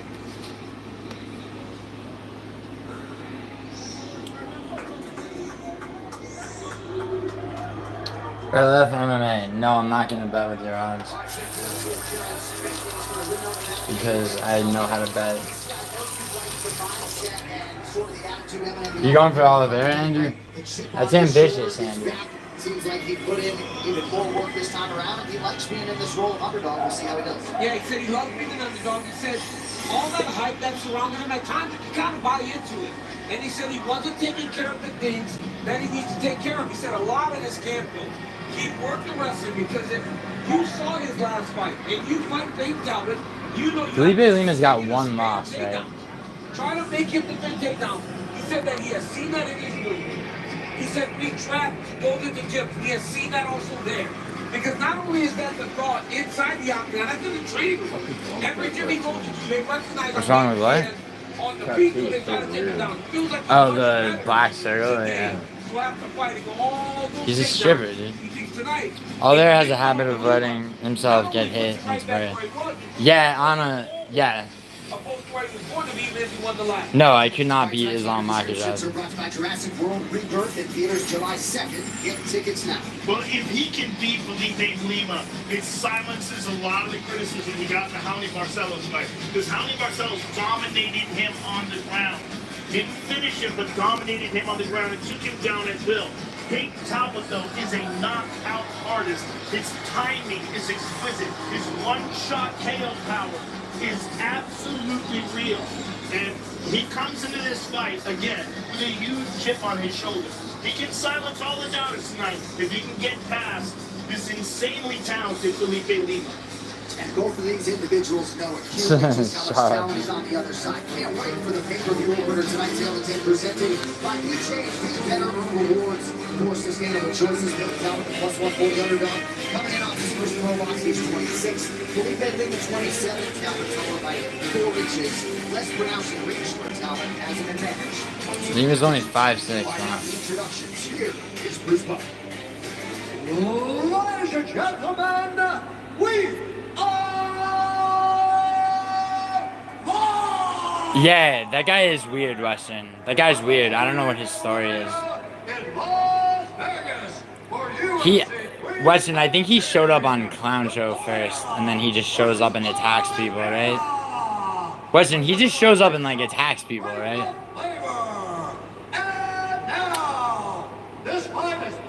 Yeah, I don't know what his story is, but I have seen him around, yeah. I mean, Weston, I've been gone for like a week though, bro. I don't know what's happened since then. You like Bruce Buffer? Sorry. He's not a commentator. It's 6 a.m. for you? Damn, Anna. Well, that's commitment.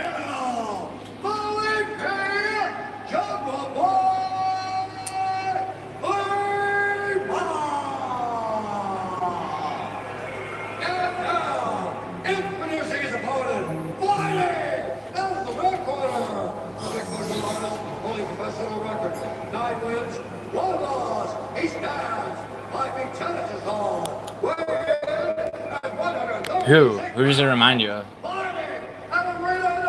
Like Weston, you actually can't remember? Cause I saw it. He's like a Clown Show guy.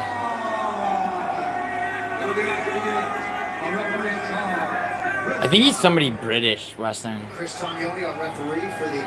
But I think of John Jones' retirement, I think it's annoying. How's Aisha? She's good, man. She's in New York. As is always the case on pay-per-view. Jungle Boys in the building. Peyton Talbot's here. Yeah, Jones is retired. Alright, let's go. Next to Timex on your wrist is a reminder that time belongs to you. Get yours today at Timex.com. Talbot in black. Now, Lima's very good, consistent, works hard, goes a lot out there. Talbot can finish it. That's one of the biggest things in regards to this fight. As long as Talbot can stay upright, he has an opportunity to end the night. Good left-handed knee by Lima. Talbot has serious knockout power and great timing too. Just great athleticism. Knows how to put himself in the right positions. But I think when it comes to overall the spectrum of skills, Lima has an advantage. And it has not taken Lima long to find the range, DC. Yeah, Lima's touching him up right now. Talbot talked a lot in our fighter meeting about strength and conditioning, sort of making his body healthier for the weight class. He looks to have added some muscle mass. What do you think about mini fridges?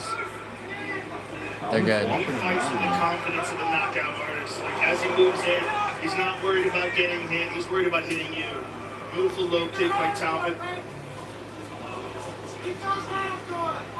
You learn so much about a fighter when he bounces back from a big loss. And he didn't take a lot of damage in that loss, but he got kind of humbled. Yep. Well, a new credit card is entered the Octagon. The Crypto.com Visa signature credit card is punching above its weight in the world of crypto. Learn more at Crypto.com/cards. I think one thing very telling about Peyton Talbot is that he was on the pay-per-view in Los Angeles that week, and he's back on the pay-per-view. That speaks to the interest that he garners from not only the fans, talents, but the people that match these cards and make the events that'll give the opportunity to be back here. He got clinched, he avoided the takedown, and then they're able to feed again. Yeah. Nice. He got up. Look at this. Nice balance by Talbot. Yeah. And Lima's trying hard for that takedown. Talbot the green roll. Nice roll. That was a beautiful green roll there by Talbot. Talbot's got to chase the hip with his right hand. Yep, that's good by Talbot. Keep reaching across the hips. Now keep his knee on the ground. That's how you stop guys from rolling. Fantastic job by Talbot. Job by Talbot there. Tremendous improvement right there. Look at that. Wow. He's on top. Lima's He worked on his game. And how discouraging is that for Lima? Right. Because you have the idea that you're going to be able to take him down and control it there. And when you're a kid like Talbot that's so talented and so intelligent, you learn quickly. And you learn, especially from a humbling experience like that loss. Look out for his leg. Nice for Brian. Yeah, nice play, Talbot. On top. Nasty ground and pound by Talbot. Some excellent elbows landed by Peyton Talbot. And not only does that show he can defend, that takes something out of Felipe Lima. Yes. Because he may not have expected to be on the body much in this fight. Right, and then seeing that Howley Barcel's fight, he anticipated that fight, but he's seeing he's a better fighter now. Furious pace through 3.5 minutes. Little shoulder strike from Talbot in the clinch. If you're Talbot, are you breaking this space? Oh. That's a mistake there, right? Trying to get a takedown. Yeah, he looked for that takedown there and got Maybe tripped up his left leg. But a minute left in the round, right? A round that he had taken control of. Now he's on his back. If he finishes the round here. Hey, Mariano. What's good? And that's based on a mistake made by Peyton Talbot. Well, let's see if he can get back up to his feet. Hey, Andrew. Sorry. Andrew, I know the fight's on. I'm trying to, trying to watch the fight. One thing you did see, though, he kind of accepted the takedown. Yeah. Right? He went straight to his back instead of immediately treating that ground like it's... Where am I at, Mariano? I'm in a... He's moving. He's elevating with the butterflies, and Albany gave up his back. On this position, earlier in the fight, he gave him his back, got his feet. They hit a nice ground roll. There you go. Nicely done by Peyton Talbot. He's showing great improvement. Yes, he is. Great improvement. Look at that, big elbow. This other guy's a little bit stronger than me. Yeah. McCarr wants him to maintain the position down the stretch of the round. Dude, also, this is a really close round. Yeah. Talbot looks pretty strong in those clinches. Lima's going to have to make a few little adjustments. What do you think? How's life been? It's been crazy, Mariano. Yo, I think it's probably Talbot's round, right? US dollars now available at Walmart. That's it. Don't let him stress you. Don't let him stress you, okay? Don't let him stress you. He's up on strikes. They're only giving Lima a takedown. Yeah, maybe because he got back up from that. Right here, you see a nice combo by Lima. Beautiful jab, right hand down the middle. He was touching Talbot up early. He gets here, starts to take him down. Talbot follows. What is there after death? I don't know, man. Then he did a really good job of chasing. His left hip eventually gets the top position. So big round is found. He gave up the position to end the round. What a good round. Close. Yeah. Round 2 is brought to you by Monaco, the official canned cocktail of UFC. 2 shots in every can. Now, for those of you who watched our prelims earlier, you saw a devastating knockout. Gregory Rodriguez to Jack Hermanson. Megan, you got an update for us on Jack. Yes, according to the UFC medical team, he is stable. They are monitoring him backstage. We'll check on him in another 15 minutes or so. I'll give you guys updates as we get more from the UFC medical team. Talbot and Felipe Lima, round 2. Both had some moments in round 1. I like the footwork of Felipe Lima. A lot of angles, a lot of movement. Coach, sorry, Joe. Just want to bring in Dean Thomas if I could. Dino, go ahead. Oh, shit. And Lima's doing better than I think it's important to recognize what the coach said to Lima when he said, don't let him stress you on the feet. And I think what that means is that Lima doesn't realize he's doing as good as he's doing on the feet. That's why he's taking these shots. But if he just keeps it on the feet, I think he's going to die. And honestly, Coach after last night, I told him, just keep it in mouth. But like he said, why is he forcing wrestling right now? He doesn't really need to. He's the one landing the big shots on the feet. But when you deal with a knockout artist like Peyton Talbot, there's this fear of getting caught. And I think that's it Felipe Lima's head. Good short elbow by Talbot a moment ago. Talbot's takedown defense looks better. Oh, that's a big right. That was a beautiful sprawl when Lima shot that double leg. Not just his takedown defense, but his overall grappling has radically improved. Yes. Even in the scramble. But Lima's doing really good on the feet. Jurassic World Rebirth in theaters July 2nd. Get tickets now. John, I'm in there night one. Lima looks real scared and intimidating on the feet. Good jab by Talbot. Look at him, he fucking puts a fist out there and he takes 3 steps back. Talbot's under pressure too. Lima's got to get a little respect. Make this guy start backing up. Oh, good shot. Like that, yep. Beautiful job by Lima.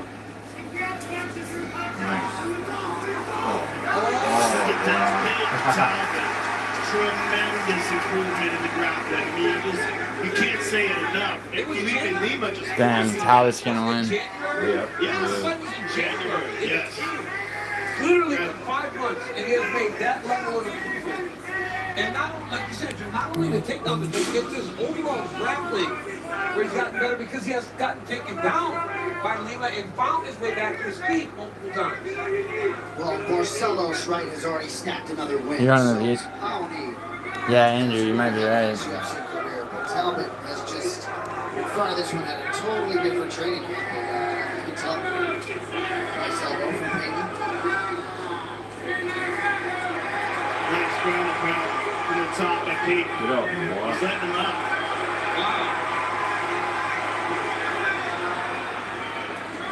I'd like to see Lima just get comfortable and say, okay, we're trying. Because right now, Talbot won't be as dangerous because it's already been almost 9 minutes. Intimidated by him on the feet. Yeah, but he doesn't look like he's slowing down. No, he isn't. But Lima he doesn't want to even get... Oh, that was nice. Good defense right there by Peyton. Stepped into that and blocked it at the same time. Flashy crafty kick from Talbot on the return. Under 90 seconds. He just doesn't want to even get close. Nice spinning back kick to the body by Peyton. Like he just backs up. Let us check in on the Talbot corner. Coaches can't watch Mike Grover. Peyton, don't play with him. Hands going. 1-2 down the pipe. Hands going. 1-2 down the pipe. Carlos, get up. 1 minute left. Come on, baby, make the play. Oh, nice right hand there by Talbot. Sets it up. Oh. Got Rick Colliver, the head coach, Reno Academy of Combat, alongside Sinjin Smith and Panto and Shungaridze. Oh, nice takedown there by Lima. Yep. Chase that back.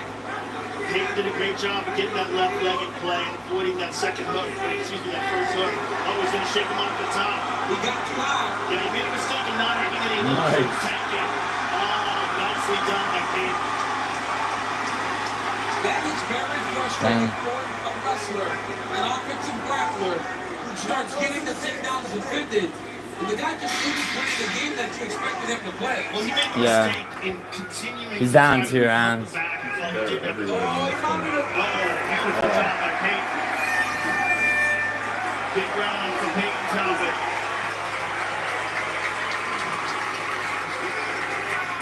No, Western. I'm not trying to spite anybody, Western. 1-1. It's not 1-1. Western. It could be 1-1. Those just takedowns. Be confident in your striking. That's it. Be confident in your striking. Be confident in your striking. You You started off erupting in the beginning. You're confident in your strike kick. You have anything to grab. Okay? You have to win this round, though. You have to win this round. Let's finish. No chances. One more, my friend. No decision. No decision. Combos. He's on the ground. He's going to try to take you down, buddy. Hey, this is what you want. One more. One more.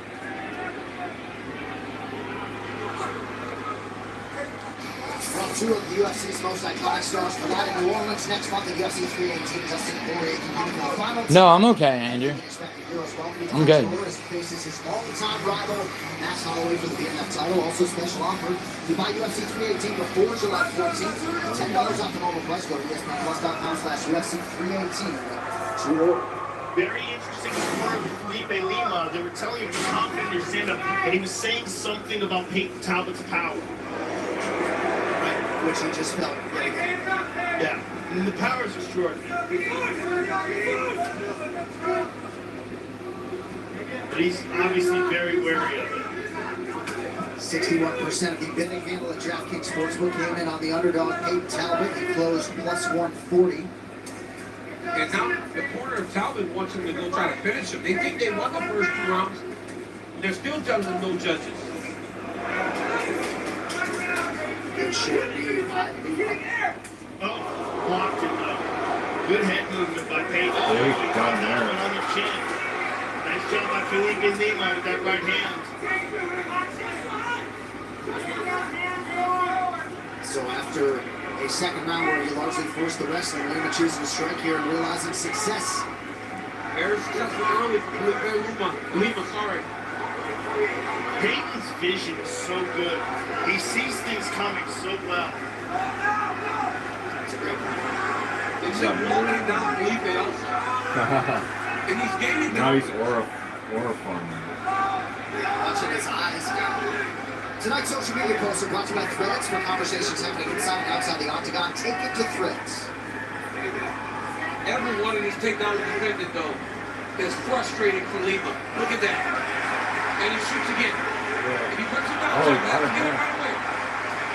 Captain's trying to switch. Lima's collecting the legs. This is good for Lima here. He's got that figure 4 on the legs. Captain won't switch this position, though. If you switch, you got to get your hips clear of his body. Captain is better served pushing out the shoulders than trying to clear his knees. Great job by Felipe Lima to prove the takedown. You're waiting on it. Walking back up to his feet. Yeah, he probably is, Chalice. Third takedown secured on 13 attempts tonight by Lima. Talbot seems like a stronger fighter. Yeah, I would agree. Lima's almost desperately chasing takedowns. Well, I think he feels that power on him. Yeah. And he actually was doing pretty good on the feet to start of this round again. I think he feels it when he gets hit. The problem is when he misses these takedowns, it fatigues him. Yeah. When the pain starts to pressure him, he goes forward. But right now, Lima's winning this round. Dude, he just retreats over. Talbot needs to make something happen. I don't know why would you? Talbot could be up 2-0, could be 1-1, you never know. Damn. Good sequence for Talbot under 2 minutes now to decide.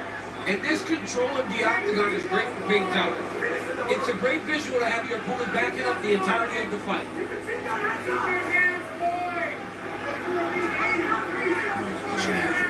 Oh, that's it.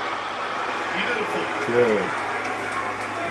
It's fucking, he's a weirdo, but he's a weird Yeah. Oh. Lima goes high and slips.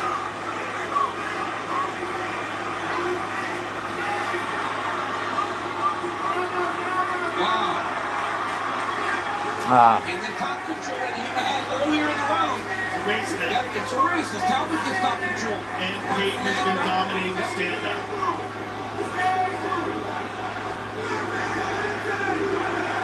He's going to mount him. Look at this. He's got the mount. He mounted him to in-mount. And he mounted him in the middle of the octagon, too.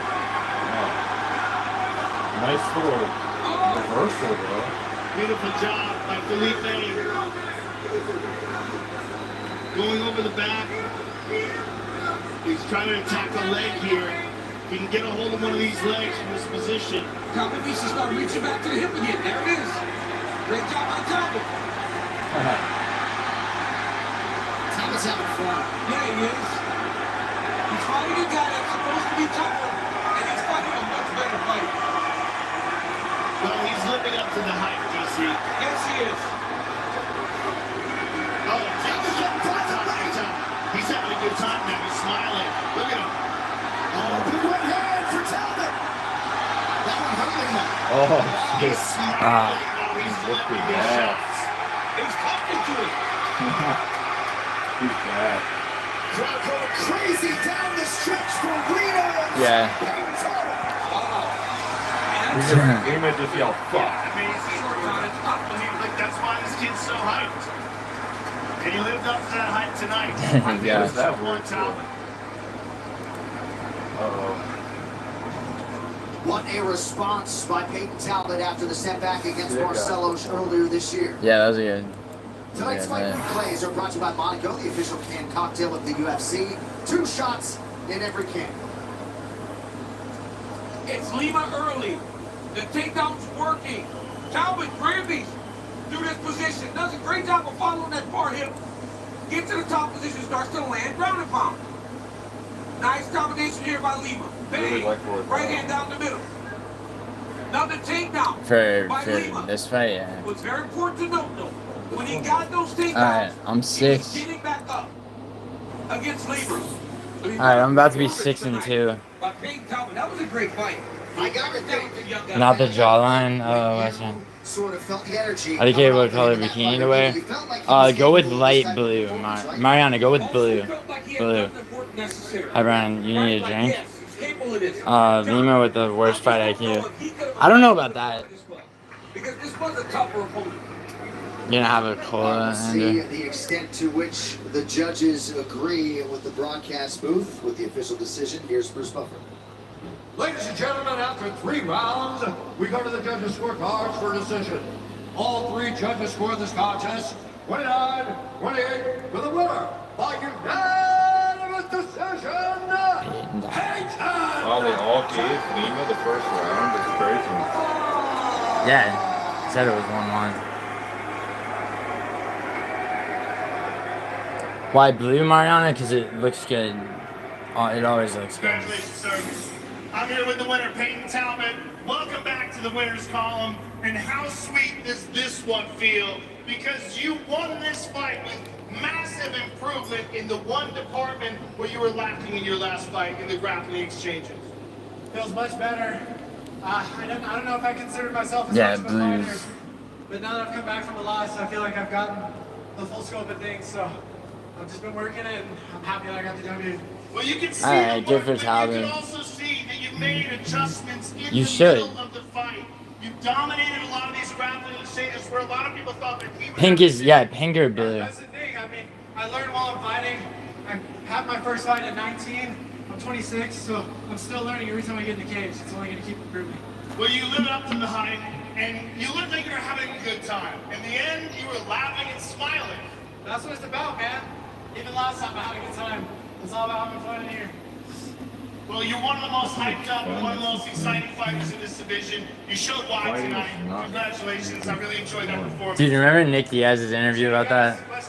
And they're like, yo, are you excited about this fight? He's like, I don't know what the fuck that means. Sets you up, though, in an excellent position. Who would you like to fight next? Do you have any idea? Do you have any fighters on mind? I've been asking for Adrian Yanez for a minute. Once you're not hurt or whatever's going on, let's run it. That would be a great one. Congratulations, sir. Enjoy this victory. Peyton Talbot, ladies and gentlemen. Peyton Talbot is back in a big way. Pretty good call out there. Yes. Hey, what's up, man? Talbot improving to 10-1, and if you did have Peyton Talbot to win by decision, plus 360. He was plus 140 on the money line, but plus 360 if you had him on that decision proposition. A lot of star power at UFC 317. Our stage manager, Niners, all fired up. Jameer Gibbs, the Detroit Lion, is with us. Also with us, number 98, Max Crosby of your Las Vegas Raiders. Also with us, the great quarterback from the Arizona Cardinals, Kyler Murray. Big time UFC fan. The hammer! Get out your hammer emojis for Mark Coleman, the UFC Hall of Famer. The newly minted UFC Hall of Famer, the smashing machine. Did you pick that, Despace? Good job. I'm 6-2 on this card. Quite these locker room shots are brought to you by Thorne, the official sports nutrition partner of UFC. So back in January, UFC 311, Leo Dariush was all fired up to end his layoff against Panto. Instead, Moicano was forward to fight for the title, and Dariush was left without an opponent. Thankfully, the UFC has rebooked the matchup, and Dariush intends on making up for the Yeah, Moicano. Iran just won a war against Did they win? Yeah, they won. They got attacked and they survived. No, I know. See who takes advantage coming up next. There are tons of ways to bet on the big they fight. didn't lose, put it that way. So many. You could say that they didn't win either. This guy taps out. They weren't really trying to. Andrew, you can do that, Andrew. I can't. Only about a dozen left. New customers bet $5 and get $150 instantly in bonus bets. DraftKings, the best place to bet wrestling. Double chance victories, takedowns landed, knockout props, so many bet types, right? Right. UFC 317, Toia versus Olivera is brought to you by Cuervo, the tequila that invented tequila. By Aristec. Aris protects the toughest people on the planet. Athletes, warriors, and wellness leaders. Get optimized and protected at aristec.com.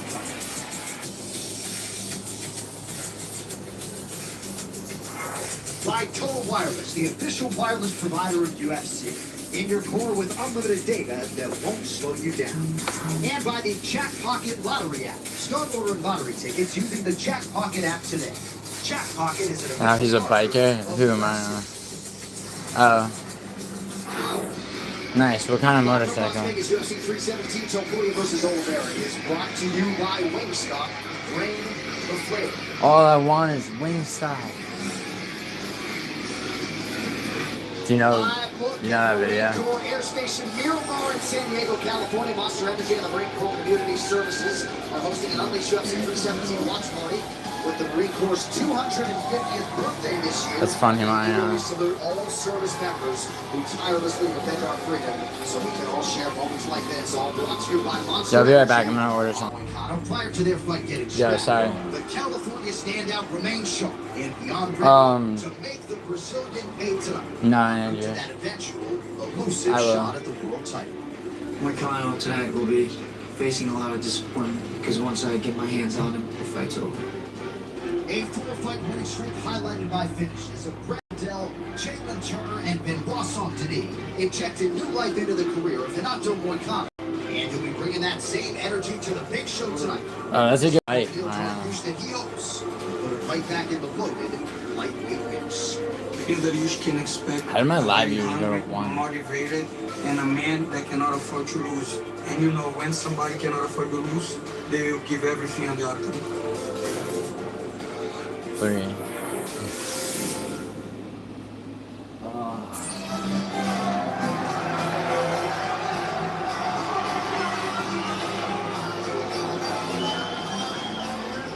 Representing Brazil American top team in his new gym, Kingdom MMA. Here is the 18-time UFC veteran, Renato Moicano.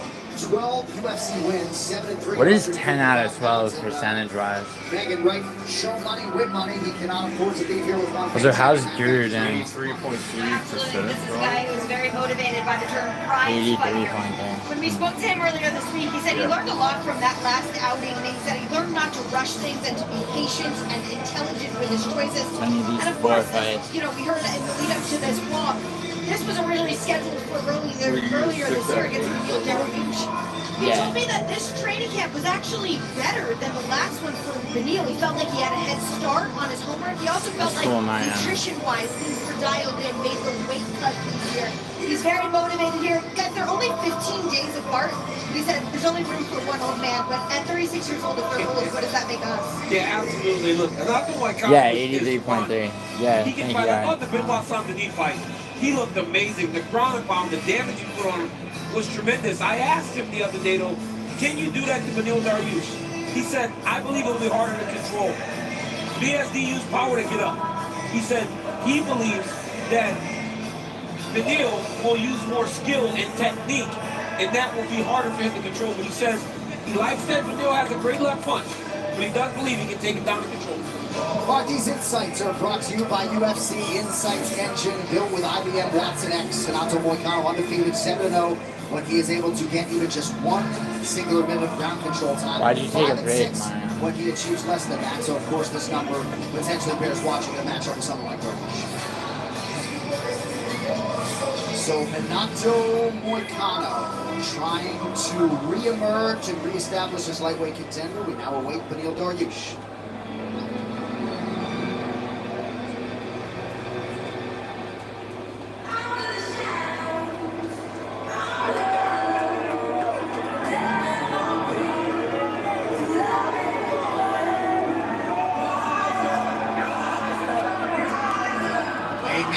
Faith and spirit. Here's Beneil Dariush making a walk for his 24th UFC appearance. And Joe, he's not that far removed from that shiny 8-fight winning streak. He was on the cusp of a championship opportunity. He was humbled there by Charles Olivera. Then he fought Hermanson, and circumstances have resulted in this extended layoff that he had here tonight. Well, who can forget that Jakar? Dead space. You think Moicano finishes him? Remember that Jakar close fight because he was on his way out. And yeah, he was kind of controlling, right? Yeah, I think so too. That's been one of the wildest reactions by us. And it's like just like 100 memes of us. Like Beneil Dariush is a warrior. I mean, he's got an elite Brazilian Jiu-Jitsu black belt, very, very good on the ground. He's got knockout power in the feet. He's just very, very intelligent, very game man, and still believes that he has what it takes to compete with the very best in the world.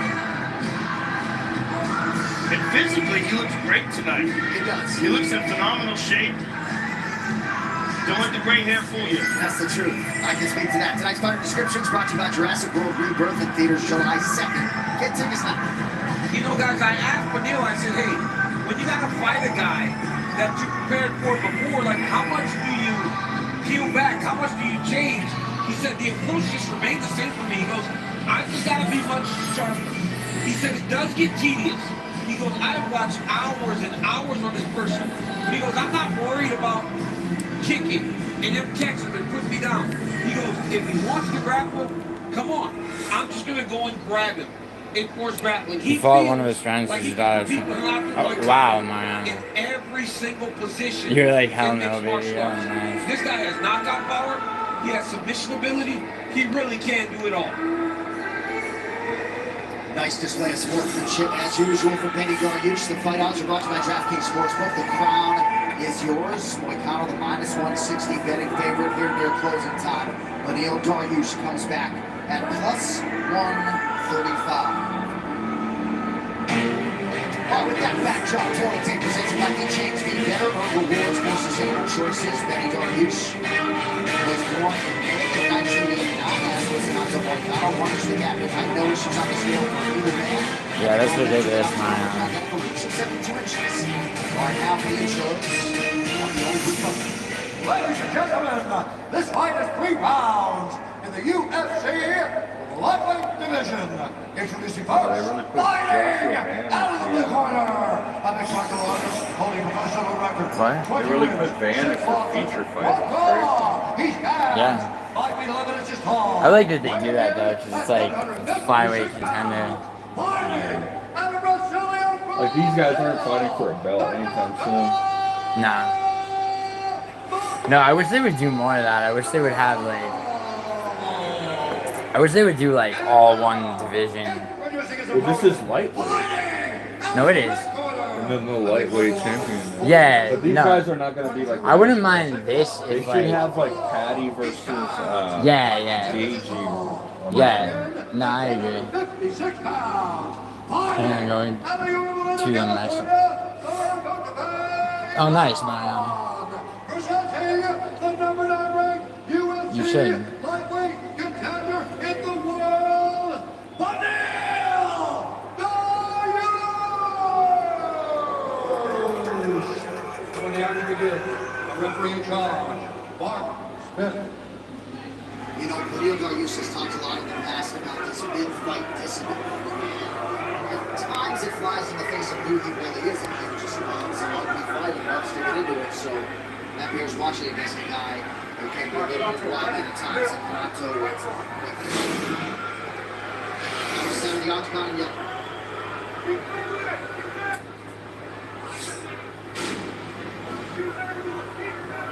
High power in the kicks and the punches of Dariush.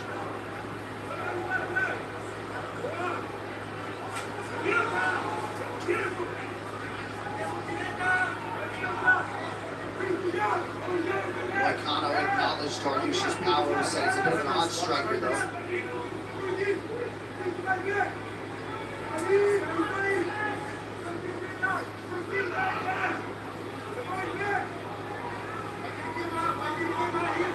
Moicano mindful of that Dariush power early, trying to work his way inside. Good counter from Moicano. Especially that left hand of Dariush, he was very respectful of the power that Beneil possesses in that left hand. Moicano's very tall and rangy for the weight class. So this guy can strike at range with anyone.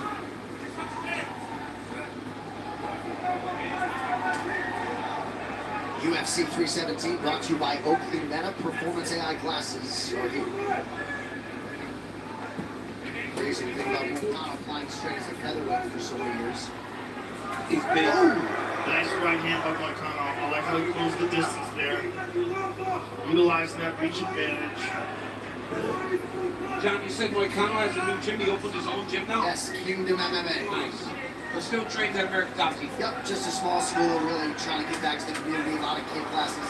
Nice inside low kick by Beneil right there. Heavy. Yeah, he's got to watch those kicks.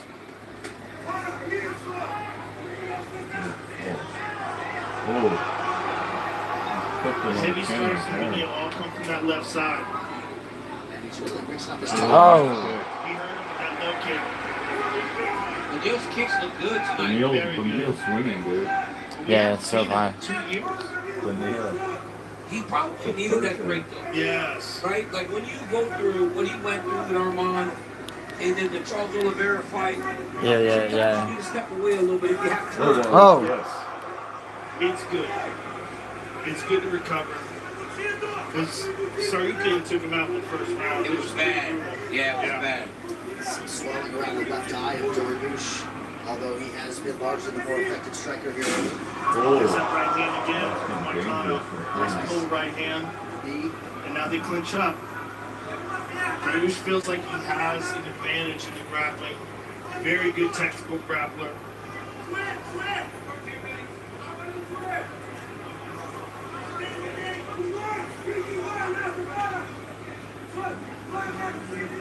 Just over 2 minutes to go in round one of a possible 3. The belt in this division will be on the line later tonight. Toia and Charles Olivera. Good kick to the body by Dariush. He's attacked low, high, and mid tonight. Moicano checked that last kick. Yeah, he checked it with the opposite shin.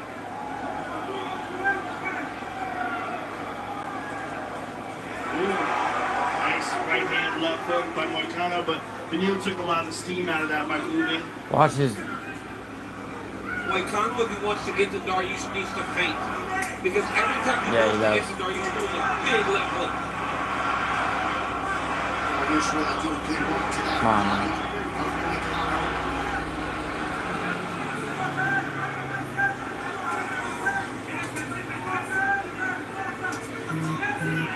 Dariush looks good He needs to stop hesitating.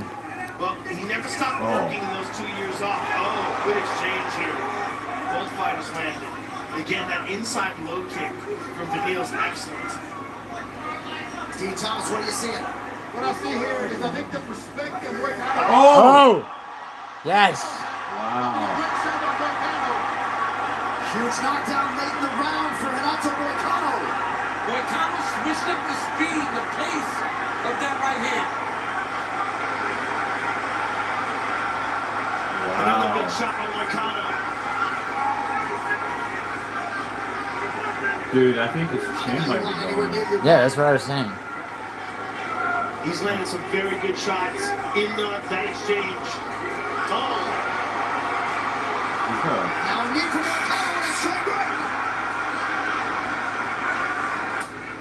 McKini's still around. He looks like he's recovered. Definitely one up in McKini. Great round. When you recovered and you just born Yo, Madison, what's good? No, I'm not a Jew, Mariana. My name's Giuliano, so... Yo, what's up, Sharona and Nelson? You Jew-loving fucks. Yeah, I was in a car accident. A bit TMI. I'm not actually Jewish.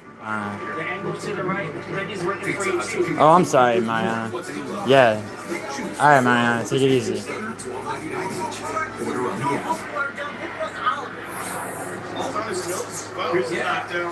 Wait, Carlos is crashing out? Why?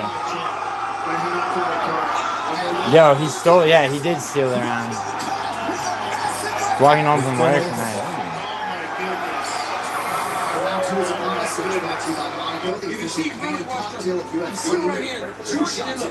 Oh my goodness. Did you hear the sound? Yeah. Yeah. Why are they calling it glitching? It definitely could have been trajectory. He's still high. By Benito. Is anything you know about Benito? Because when his back is against the wall, he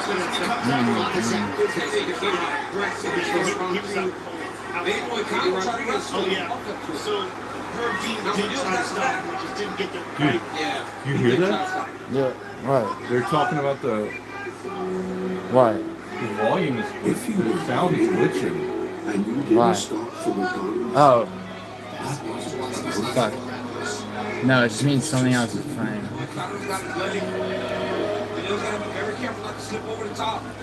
Just refresh.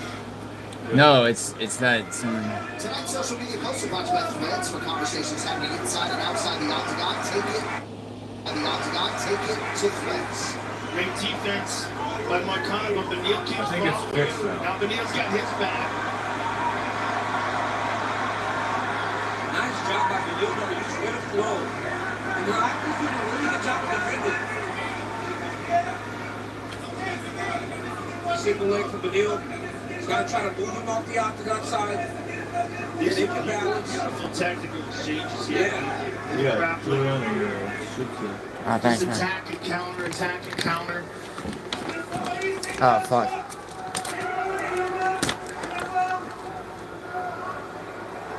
And this kind of high-speed exchange is very grueling, too. Connor defending, not far from his chief corner, Aruja alongside Ivani Olivera, Dakota Bush alongside as well. This is very tiring for both fighters, but the bottom guy carrying all that weight. Every time you think you're out, it puts you right back down. It's not only exhausting physically, it's mentally exhausting. Nice knee up the middle there by Benito on the break.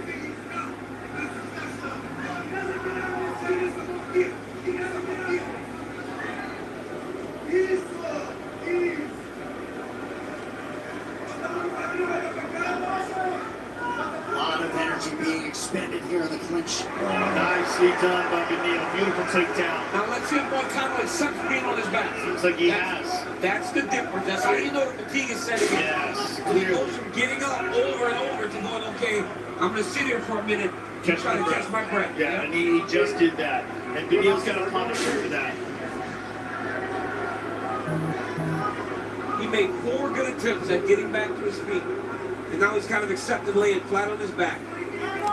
Damn, it's gonna be 1-1. Fighters that are watching this, when you make that choice, it literally only gets... Western, no. I didn't. Western, I didn't. That's not my In the name. middle of all those exchanges, and he just got, oh, God, he got me. Again, yeah. Western, why would I send you that otherwise? You know, but we have Jesus a little bit less Christ, than 2 to go. He's got to do something to get back up to his feet and win this round back. We'll talk about a good Western, are you drunk? No. Yes. Leandro is not me. Walks back to his corner. You want me to ask Leandro to show up in my chat right now? All the kicks. Ends around hurt, and now he comes back and just starts to really grind down Donato Moicano. 90 seconds go round two. The number 9 and 11th ranked lightweights in the world competing here. Not long before Ilia Topuria will challenge Charles Olivera for the vacant lightweight championship. A couple more fights between now and then. But Topuria Give me 1-1, right? before his shot. Renato looks very defensive here to me. It feels like he's just going to ride this out, accept his position. Try not to take no damage. Yep, and then try to turn it on in the third round. So it's 1-1. He's going to accept the fact that it's 1-1. Here's the problem. In the third round, if he tries to wrestle, Vanille is showing that in those exchanges, he's the one that's been getting the best of him. Yes. And he said that leading up to the fight. Not yet, what? Oh, you're not drunk yet? Because this wrestling exchanges, that's starting with Renato. Because Vanille Oh, for the first time you're on the phone. Renato shot him. Vanille's trying very hard to secure on time. Not a lot of time, but he keep it up.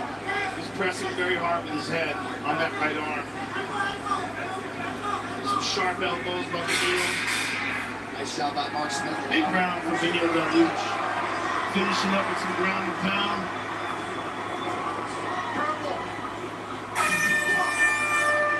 That's how you bounce back. Damn. Likely 1-1. It's been one-way traffic other than that one big shot. Not really. It's 1-1 though.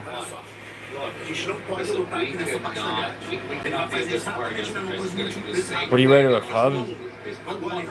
Just dress hot. Right now, unless you launch, you have to defend it. Press his head down. It's your speed, not your strength. He wants a body. Yo, Western, stop.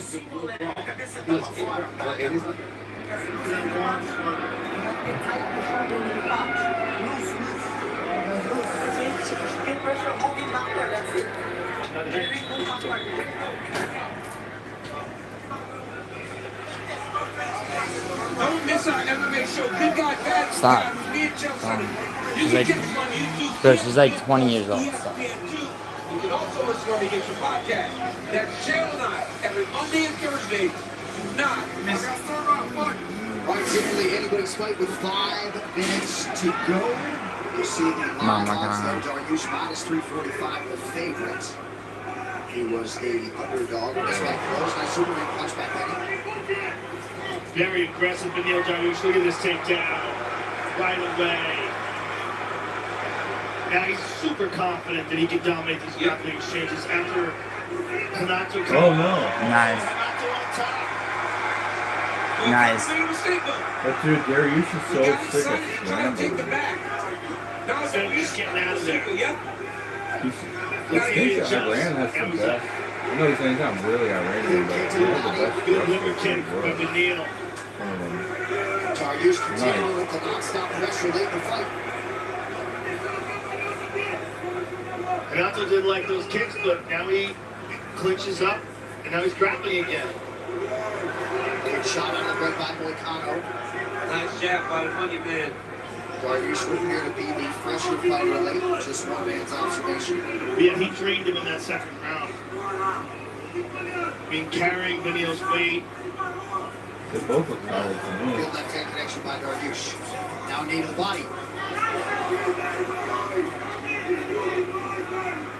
And there's Charles Olivera getting stretched out before his bid to become a 2-time undisputed lightweight champion. That's the kicks, bro. Yeah, and John, Moicano's not really throwing anything. As you said, he's fatigued, and maybe Dariush is only just putting stuff out there. Leg kicks, body kicks. While Renato's kind of watching it. Renato switched stances too, which is odd. He went southpaw for a bit there. It could be because of the punishment. He's taking the inside of that left leg, and there it gets hit dead again. Oh, he gets the takedown.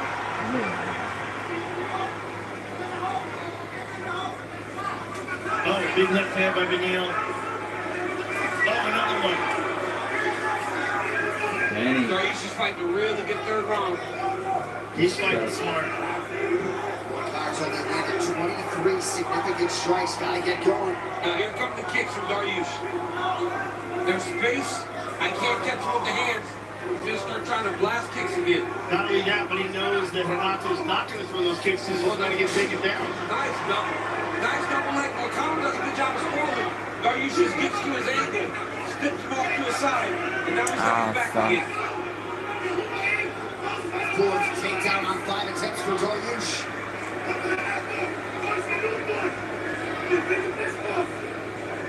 He's doing. Kind of shift up his right to try to drop Dariush off to the side to get him off his back. You cannot let him get that second hook in though. He's carrying him on those legs that have been beat up by Beneil Dariush though. Beneil got him. Got him down.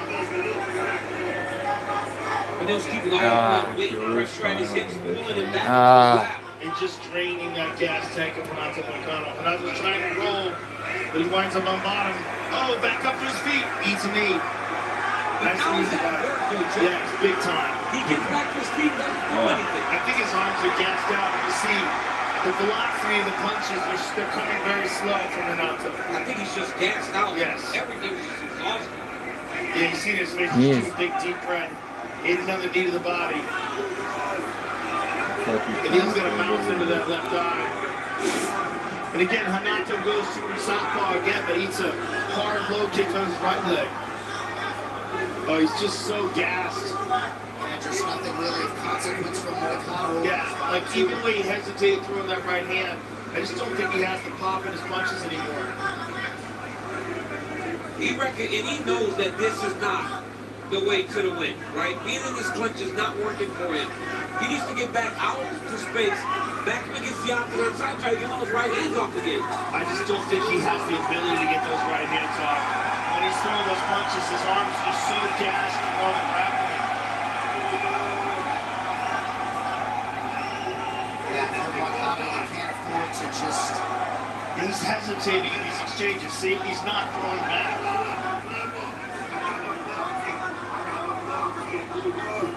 It's not like Gary is doing that much either, man. But just too little, too late. Not enough time. And then he shoots. I question the fight attitude of Moicano in these last couple rounds. Just engaging in the wrestling was not a smart decision. Damn. Right, so after an extended wait, Beneil Dariush and Panto Moicano engage, and they go the distance. Gonna be 6-3. Sort of a wayward flip by the Well, Cheddar got me. Yes. Yeah. Yeah, John. I don't know what that's all about. I'm glad you said it. Who got mistakes? I don't think. Nah, I won't be split. There's a good kick to the lower leg by Beneil Dariush that took Hanato off his feet. It really punished that leg and forced Hanato to switch stances multiple times. Punished both. There's a right hand by Hanato. That was a big moment in that first It's gonna round. be. Nice It's not gonna right be hand by split. Beneil, right hand by No, Mike. 5 years isn't that big. Well, it There's a depends, takedown Mariana, by at your Beneil. age. Yeah, Cheddar, good Exchange job. is largely Good job. dominated by Beneil. There's a left hand by Beneil. Good job, Cheddar. Reproduction or distribution of this copyright work is illegal and punishable under law.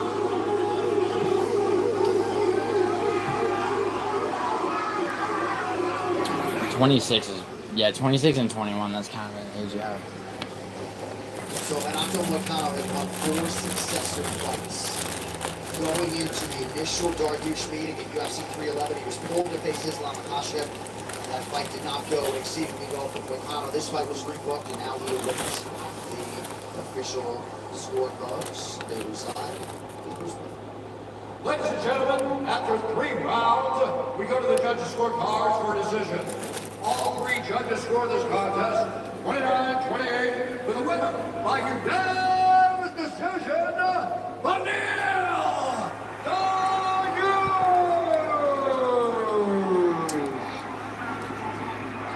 Good job, asshole. Welcome back, Beneil. Congratulations. It's been a while. How good does it feel to get back in the win column? I want to thank my Lord and Savior, Jesus Christ. Every single time I've stumbled, every time I fall short, He's there, picks me up, gives me strength.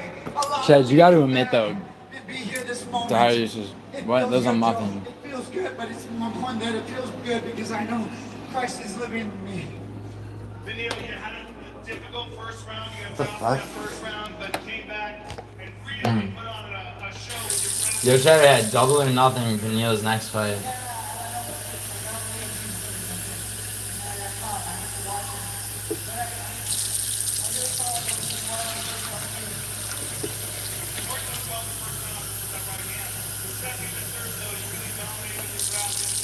You've made muffins before, Mariana?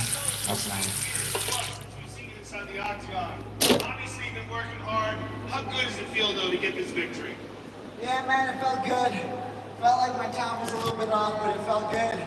And, man, I don't know how else I can tell you, but, man, this life, This I wanna put life. it this way, man, my legacy is Christ. Fame is trash for me. I desire this because God put this in me. I'm going to go home tomorrow, sleep, wake up, and keep doing this, man. I don't care about my fame. I don't care Nine, about Andrew. or what people think of me. This is a desire Yeah, Andrew, I don't God has care. put in me, and it ain't gonna go anywhere. Where? This puts you in an excellent position. This victory over Moicano is What are you talking never about? you'd like to face next. Anna, where? I could care less, man. Just pick a man from anywhere. No, Anna, that's like two old people. It's a joke. Congratulations, sir, on an excellent victory. Can't wait to see you again. But Neil, Yeah. Darius, ladies and gentlemen. Money, we love you. That post-fight interview was brought to you by Trip, the official water of UFC, and you saw Good for Chad. into a tie with Cowboy Cerrone as the second winningest lightweight. Well, Cheddarhead, he's your relative, right? Oh, tell him I said what's up, Mariana. Who's Benito? Olympic gold medalist with us here tonight at UFC 317, also in the building. Where? Longtime UFC supporter Holly Madison. In the bathroom? Where? That's a guy. Or that's that's a girl. In the second division later this year, and the UFC Hall of Famer, Jan Jacek, is with us. Andrew, so far 6-3. There's 3 more fights. A new bandweight champ, Kayla Harrison, and Amanda Nunes, who was inducted into the UFC Hall of Fame just 2 days ago. Well, next month, the Oh, nice. Tell him I said what's up, man. Legends getting the homecoming of the highest order, Dustin Poirier. Dude, that's his final crazy. fight against fellow fighting royalty Max Holloway. I did not see Moicano losing, but... Wait, Anna, where? I want my legacy to be Over here? somebody who gave it his all. Never quit, never say die. Fought the best to be the best fighter. Oh, this is from Boogie Nights. It's from a movie. It's bittersweet because it was a beautiful story and this is the end. My accent? Yeah, it's a New York accent. Give it everything I have. I don't remember Western. Yo, Western, I just paid Tersey.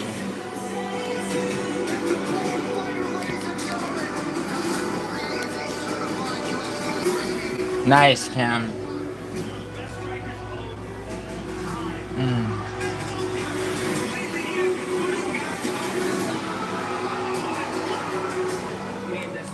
We have some history. He took my undefeated record. He took my 13 fight win streak. 75% is probably not for me. I might get something. I thought Max Holloway's first loss was to his partner, right? No, it's his only knockout loss was to Ilya. He got subbed by Poirier, but he never got knocked out except for Ilya. Yeah, no, I get it, Mario.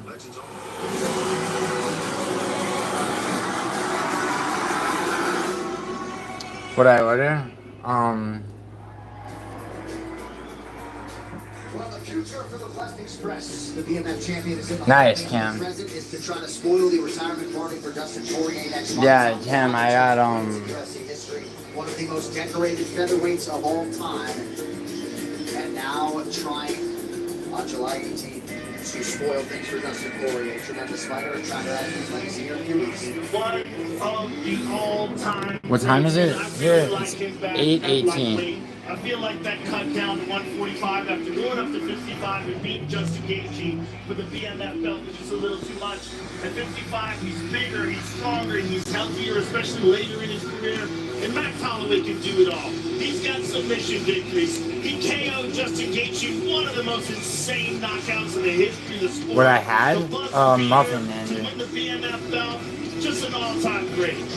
Yeah, Max Holloway is the absolute man, but he's going down to New Orleans to fight Dustin Poirier, a guy who is tied. He's in the top 5 for most wins in UFC history. He knocks people off. He gets performance bonuses. He has a lot of his... Mariano, my bottom lip is big. My upper lip is small. It's one of the best fighters this division has seen in a really long time. It's 3 p.m. in New Zealand. Damn. We're going back to New Orleans. Andrew, I ordered a muffin. Yeah, Mariana, I know. People used to say that. Jack died. Didn't see that coming. Yeah, good job, Thursday. Yeah, I did not have diaries. His all-time best because he knows this is his last foot into the octagon. His last bout. The last bout of a storied career that led him to be the interim champion. Well, yeah, Anna, I know that. Victory's the one that he got there with Justin Gaethje. And Benoit said to me, Except some of those girls that get ripped for that. one of the greats. It is about to be bananas. 1 second. The sponsor of UFC. Oh, you didn't have lip filler? Yeah, I've turned a corner on that. Official performance telehealth partner of UFC. Visit regenerate.rx.com now for more information. Oh, most strikes, man. Most significant strikes Is it Van, huh? history, and the man with the Wow, it's Van by a Joshua Van, 8th youngest fighter on the UFC roster, and trying to take Brandon Royval's #1 ranking here in a matter of moments. There is no overstating how big a night this is for the men's flyweight division. Dude, is Perhaps Bruno evidenced Silva in part right? by this title eliminator. Yeah. Pay-per-view. Looking to score his second Yeah, he win, was. Joshua Van He got ranked because he finished 33rd. the toughest test of his career in the form of the #1 ranked flyweight contender, Brandon Royval. When you're the Oh, Van got this fight because he replacing Manel Tap. Fortunately, Brandon Royval embraces the bullseye, the action, and all comers. Tonight he'll defend that #1 ranking again against a rising star out of Houston, Texas, Joshua Van. Brandon is the #1 contender. What does that mean? Mariano, what does that mean you overline the Cuban? As you put me the title contender. Being undeniable is the most important thing to me at this point in my career is, I'm ranked #1, and I just need to show why I have this #1 next to my name. On a mission toward another crack at the flyweight title, Alexandre Pantoja defends here later tonight. Brandon Royval has earned back-to-back wins over Brandon Moreno and Tatsuro Taira since his last fight with the champion. And he believes beating Joshua Van tonight keeps him on track to his foremost goal. I already have went to the top 5 in the division, beating up anybody that's coming close to the top 10, top 15. Oh, the dipping out, brother. Earlier this month, 23-year-old Joshua Van traveled to New Jersey and scored his 7th UFC win by stopping Bruno Silva in the 3rd round. But instead of taking a summer vacation down by the river, Van stepped in from an Elcop to face the top flyweight contender as he dares to be great at the biggest event of the year. You know, a lot of guys that he fought, I think they fought him scared or nervous, and I'm nervous and impatient in there, and I'm a tongue.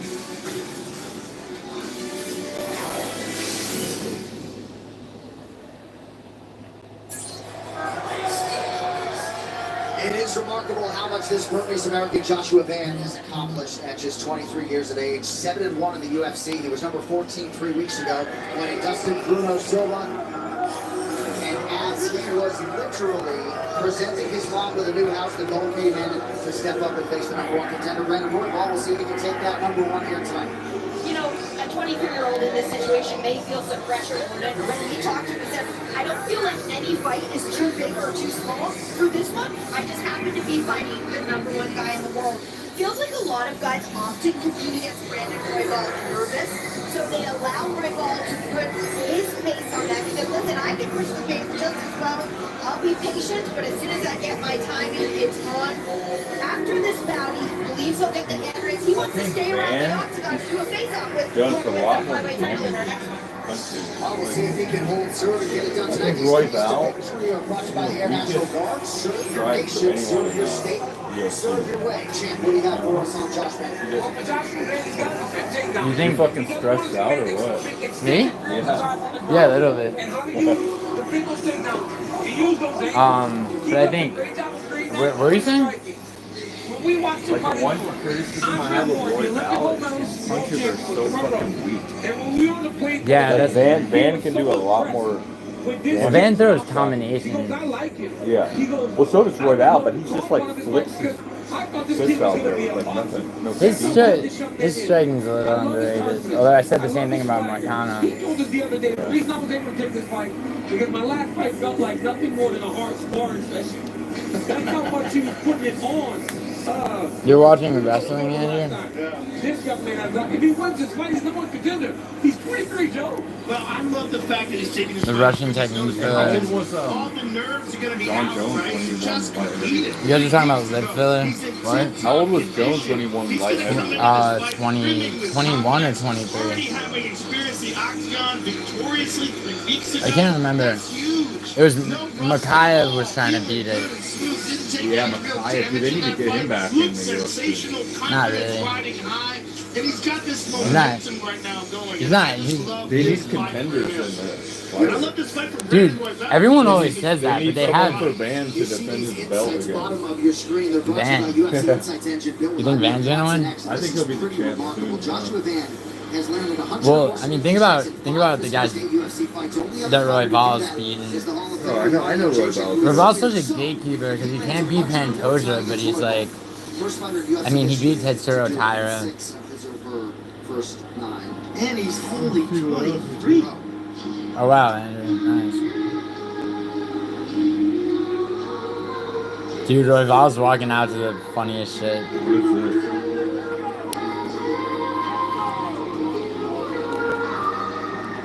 Yeah, Aisha has that on her. Tonight's fighter walkouts are brought to you by Total Wireless, the official wireless provider of UFC, in your corner with unlimited data that won't slow you down. Brandon Royval Joe is the #1 ranked flyweight contender. He had his crack against Alexandre Pantoja in December of 2023. All he's done since is win, turn back Brandon Moreno and top Hetsuro Taira, and yet again puts that #1 ranking on the line. He is skillful and he's wild and unpredictable, and I think that is where he has an advantage. He's got to use his reach advantage. That's significant. He has a height and reach advantage. He fights very well from the outside. He's an excellent counter fighter as well as an aggressive fighter when he's striking. Go wild in the exchanges. That's what I like about Brandon Royval. He's totally unpredictable. Remember the Kai Kara France fight? Kai Kara France caught him, and then as he's wobbling backwards, he hits him with a spinning elbow. Winds up finishing that fight and submitting him. Brandon Royval is excellent on the ground. He's excellent standing up. He can do it all. That's why he's the #1 contender. This is a risky fight for him, and I can't wait to see how this turns out. Joe, speaking of risky fights, like when I asked him about it, he goes, initially I thought this doesn't serve me. There's no reason to take this fight. But he said it was so important for him to stay aligned with the title fight that he was like, I'm doing it. He goes, I take this kid so serious. But if we know Brandon Royval, we have seen him take on these young competitors. I mean, Hetsuro Taira was as hot as anybody. Royval wins, I'm going to go 75%. He's beat Brandon Moreno. He's beaten and competed with the best in the world. And when he can start to pressure you, and you start to show any sign that you are wilting, he will just destroy you. Everyone's bullying him. Oh, me? It's on band to make sure that doesn't happen tonight. It's not a haircut, Jesse. And I don't care.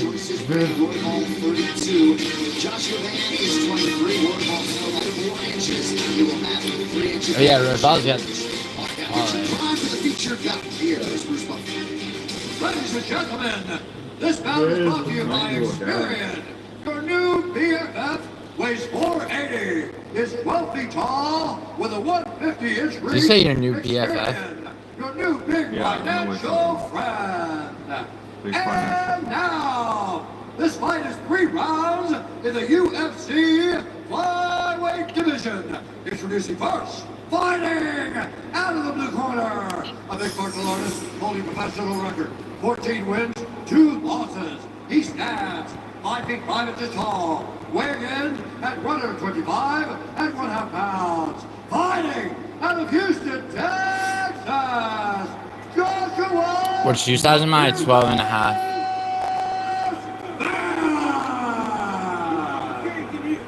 And now, introducing his opponent, fighting out of the red corner, a brawler, holding a professional record, 17 wins, 7 losses. He stands 5 feet 9 inches tall, weighing in at 125 and 1/2 pounds. Fighting out of Denver, Colorado, presenting the #1 ranked UFC flyweight contender in the world, Brandon Royval.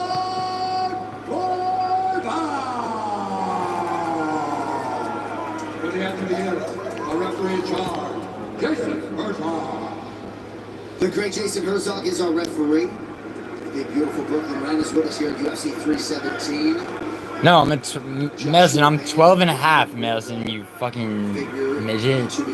Melson, you're a legal midget. Knock it off. Title is on the line later tonight, but now it is their turn.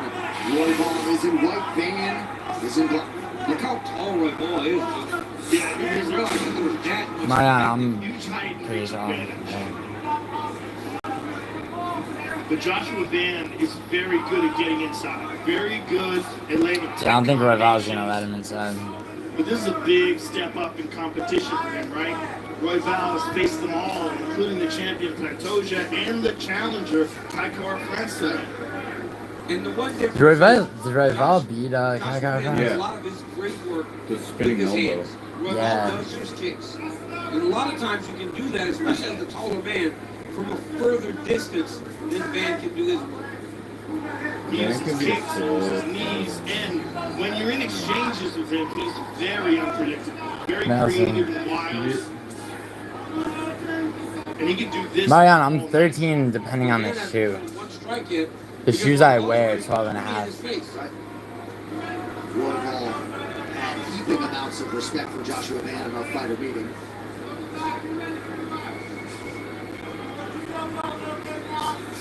Oh, by Joshua Van.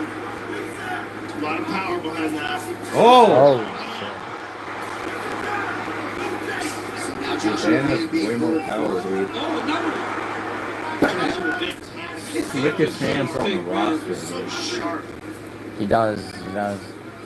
I just I don't know what happens when And what he talked about. you think Royval's. Your monster like Piotr Jan. He's so patient. Yeah. And for a 23-year-old kid. No, Weston, I'm not.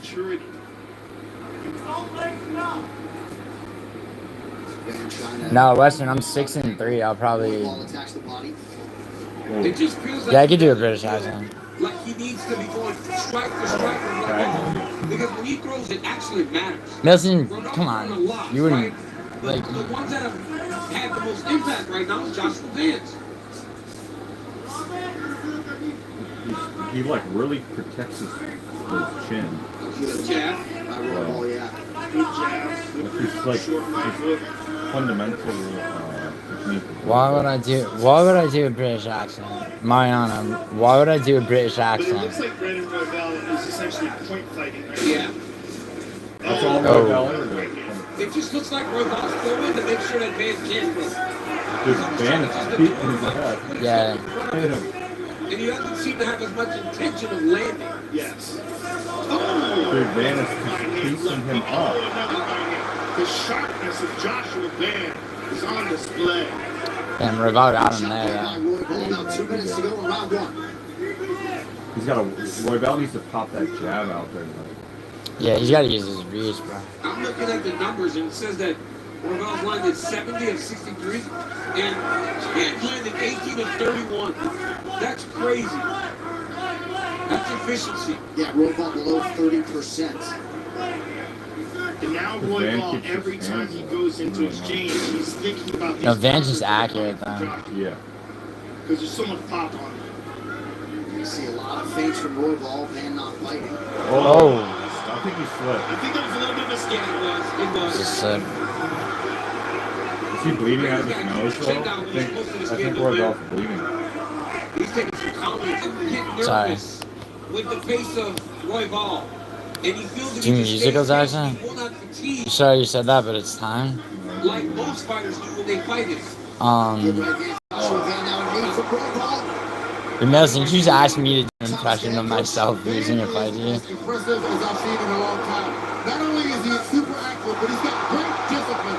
Look at how he targets that face. And when he doesn't feel like he can hit the face, he's gonna Paradox's accent. Paradox's accent is slowly, like show up on your one's blood.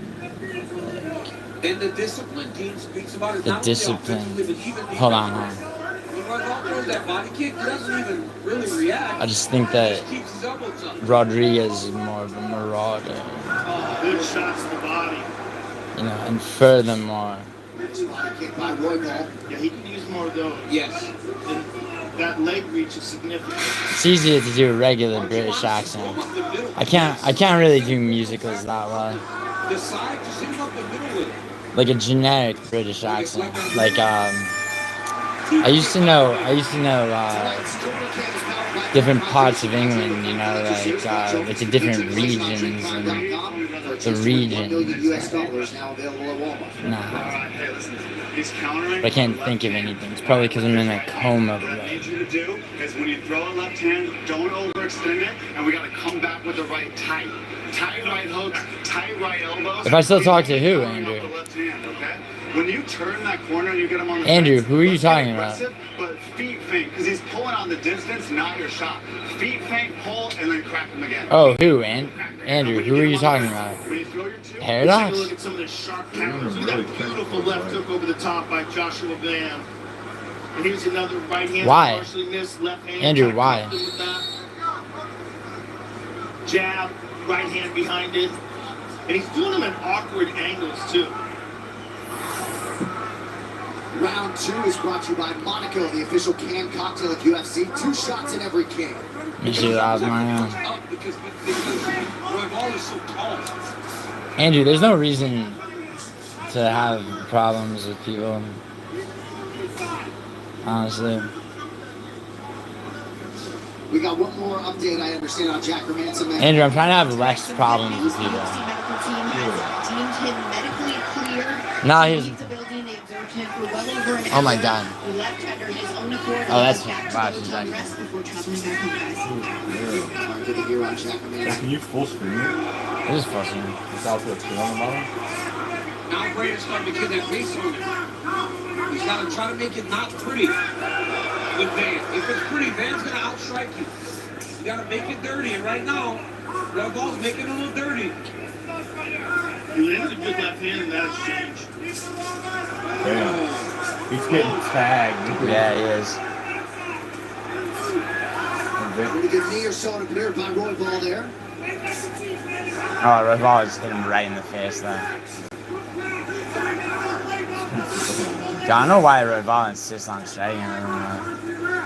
I think you should grab him. Oh, yeah, you should grab him. Oh, good straight left by Royval. That was the biggest shot of the fight for me. Nice jab by Joshua Van. Dude, Van has fast hands. By Van.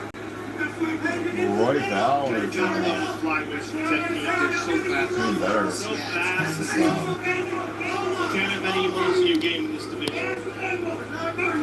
Oh, nice low kick. Andrew, I'm sorry. I like to see Royval use more of those kicks because you're not seeing a lot from Joshua. There's one. Oh, he got hit bad right there. Royval's coming back. Yeah. Andrew, I'm listening. See, that's the thing. Andrew, I am watching the fights though. It's heating up. Oh.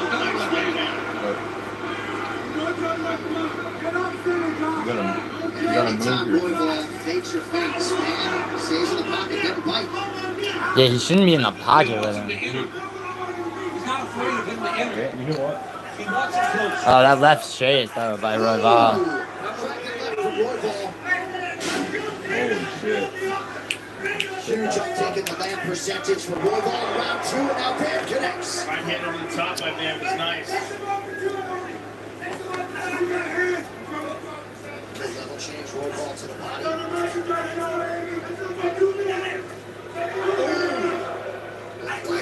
Oh, not the right hand. Good left hand there by Roybal. Yeah, he is.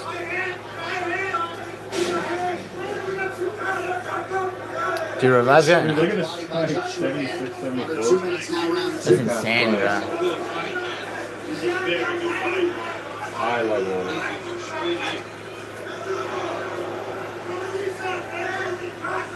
Wow. Roybal historically has some of the best cardio in the game, and of course, the young 23-year-old. Good overhand. Whoa. Roybal is really doing a lot better. Yeah. But look, he's wearing a lot of damage on his face, though. Yeah, it's gonna be fight of the night. Yeah. Dude, these guys are so fucking good, dude. They're like... Oh, yeah. Look at the combination. No crackling at all, Chip. Oh. But I'm here for it.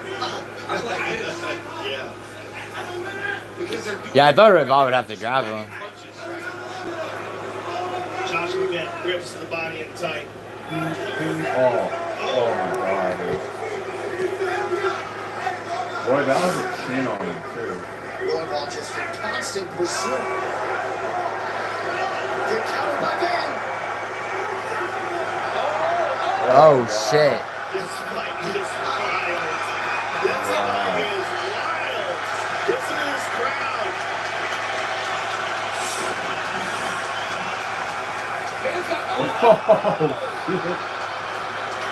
Roybal steps right back into the fire. Oh. Dude. That was a really good left hand by Roybal.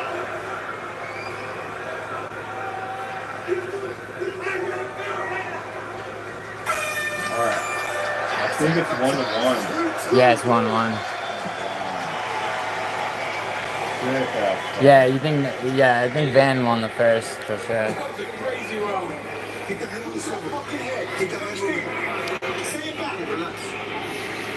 It's a crazy fight. Royval's such a dog, dude. Yeah, he really is, bro. He just does not... He never gives up or quits. Yeah, the Tetsuro, dude, he was losing the Tetsuro title. And he fucking out-grabbed him. I do really respect Royval's game.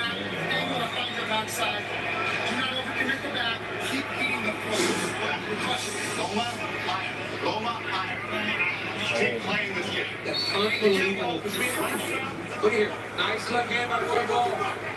Sticks jam. Combination by Roybal. Oh. Beautiful, right at the middle. Then Van with a nice counter. I mean, a lot of counters by Van. Royval's corner told him they think he won that round. And he might have, but it was very close. You see Roybal landed 80 significant strikes in that round 2. Landed 80, bro. Dude, Royval's up there. Most significant strikes. Van's corner told him to get his head off the center line. That is one thing he's not doing well. His head is very stationary. They got man. He landed a lot of big shots in round 2, but a huge fight swinging 5 minutes for Roybal. Dude, if Royval's... If he's smart, he'll grapple, but I kind of hope he doesn't. I'm not mewing mine, What a nice left hook. Where? Joshua Van. Van's on that pressure now. Oh! Ooh. Woo! Nice kick to the body. And stepping in here from now Royval's gonna be week's wearing on notice. his face a lot more. Putting himself exceedingly well against the division's #1 ranked contender. Yes, he is. I don't know what I just do to him for 11. I don't know. I can't do it in front of him. That's going to be it. That's a real good point. This fight's already top 10 in terms of significant strikes landed in the flyweight. We still got 4 minutes to go. Nice. Oh, body shot. Oh. Walkouts really fighting down his mouthpiece now. That's what Roy Val does. Yeah. Roy Val just never quits, dude. Right hand on the left for Van. Van will feel like he was just sparring today, though. No. He's in a fight. Yeah, this is a fight. This is the difference between fighting the number one contender. Yeah, for sure. Oh, nice kick to the body. That's the wildness of Roy Val that I like. Just crazy to think back to our first fighter meeting with Joshua Dan when he made his debut a couple of years ago. And really good wrestling, and now showing he is on the level of the number one contender. This is a crazy fight. I mean, my Italian genetics are strong as fuck. Nice combination. Roy Val gets cracked and he just fucking blitzes him right back.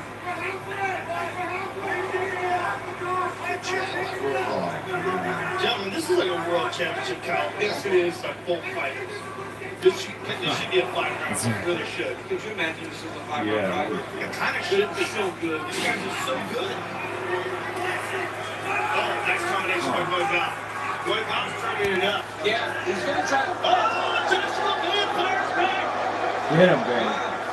Roy Val retreats just over 2 minutes now to go. He retreats and reset. Right back at it. Wow. Oh. Oh my god, these combinations, bro. Yeah, I know. Insane. The pace of this fight is insane. The thing is, every time Van cracks him, sick combo, Roy Val just gets pissed and fucking boxing and kickboxing. glorious for the glory of that.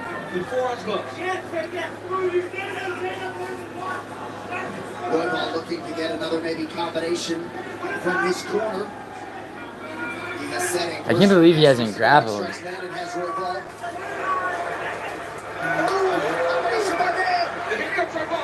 does this every time. Every time Van gets a big one off. Oh, he counted him. Van is so sharp with those counters. Wow. Nice one, too. The kick in the middle. Oh! I think got nuts judging the Boy, good luck judging this fight. Yeah, good luck. This one's close. All 3 rounds have been very competitive. Oh, nice combo. Oh, good overhand. Roy Val has thrown nearly 400 total strikes tonight. Oh, That is so insane. Round fight. Oh, that's neat. That little side kick, man, it tells Roy Val going forward. Oh, man. 30 seconds. Oh, You gotta be getting with he hit him with that side kick when he stepped in. Wow. What a fight. Oh. Beautiful left hook. Huge shot late for Dan. Wow. They're all on their feet. Team on the way. Sick ass shot, dude. Oh, shit.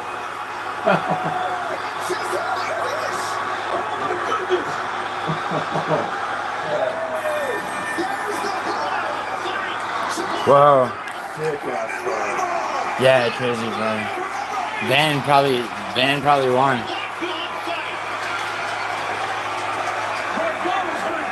He was hurt so bad he thought he got stopped. He was wobbling. Fucking man, that was a banger, dude. It seemed like he was confused at the end of the fight. He tossed like, God damn it, because he knew that might cost him the fight. Also, you could barely hear the buzzer. It was so loud. It was so loud. So loud. Yeah, I could have cost him the fight. Crazy. When he screamed at the end, we swore at the end of the fight. Joshua Van, that was fantastic. Just round 3 here, look. Elbow step in. By Roy Val. Left hook, right? Left hand straight for Roy Val. I mean, these dudes just going at it. Jab, right hand. No, you didn't tell me what Carlos is. Another left hook, right You'll never have that episode? That's okay, Andrew. Beak right on the chin, put him down bad. Oh my goodness, if you were worried about scoring that fight, that 3rd round, determined. Yeah. You get knocked down like that, hurt that badly. And if you're a judge in the waning moments, maybe that late knockdown gives you the clarity you need. If that didn't happen, Jay. I mean, do we think that Van won the first round for sure? He did your job for you. Tonight's fighter stats are brought to you by Regenerate RX, the official performance telehealth partner. Royval outstruck him. RegenerateRx.com now for more information. Wow. That was so sick. Flyweight affair tonight. Unofficially, they combined for 344 significant strikes landed. That is a new single fight UFC flyweight record, supplanting Aruja versus Olivera. Wow. Wow. There has to be a winner. Bruce Buffer has the answer. Ladies and gentlemen, after 3 rounds, we go to the judges' scorecard. Oh, okay. Decision. The judges score the contest 29-28, 29-28, and 30-27 for the winner by unanimous decision, Joshua! Yeah.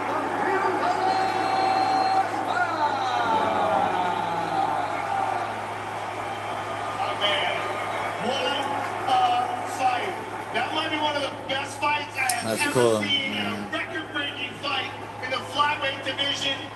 Joshua Van, you've only been training for how long now? First of all, I want to thank my Lord and Savior Jesus Christ. I don't know about 30-27. I've been training for 5 years. That is so insane. You have improved so rapidly, and for you to come off that Bruno Silva win just 3 weeks ago, step in here and fight the #1 contender and walk away with a victory like that. Absolutely sensational. Yeah, man, Bruno Silva fight, I broke my toe. In the fight, I kind of feel it, so you know what I mean? You broke your toe 3 weeks ago. Yeah, my right big toe right there. Oh, no. Well, listen, you did not fight like a guy with a broken toe. You fought absolutely incredibly. The counters were on point. You looked so good and so patient and so disciplined. But what a pace you guys put on tonight. Yeah, man. We know Revol's a tough guy. You know, we knew we was in here for a war. Even though I wanted to get the finish, you know, like you almost got it in that 3rd round. Yeah, like I said, you know, Nate Diaz, the Diaz brothers, they never lost a fight. They just ran out of time. So that's what you see. But listen, you won the fight and you ran out of time. That's cool. You almost finished the #1 contender. And you were not even ranked just recently. Yeah, man. Me and my team, we know. We always know what we got, you know what I mean? It's just time to show the world. And hey, you guys, man. Yo, his main card. Listen, Joshua, it's been such a pleasure to watch you grow and get better inside the octagon. And a performance like that against the #1 contender that just elevated you to the top of the division right before we're going to watch. What's that 8 out of 12 a really percentage? special performance. I want you to enjoy it. It's like 60. Yeah. It's 2/3, 67. The winner of the title fight tonight, they're going to have to see me. Yeah, I am. So, Oh, wow.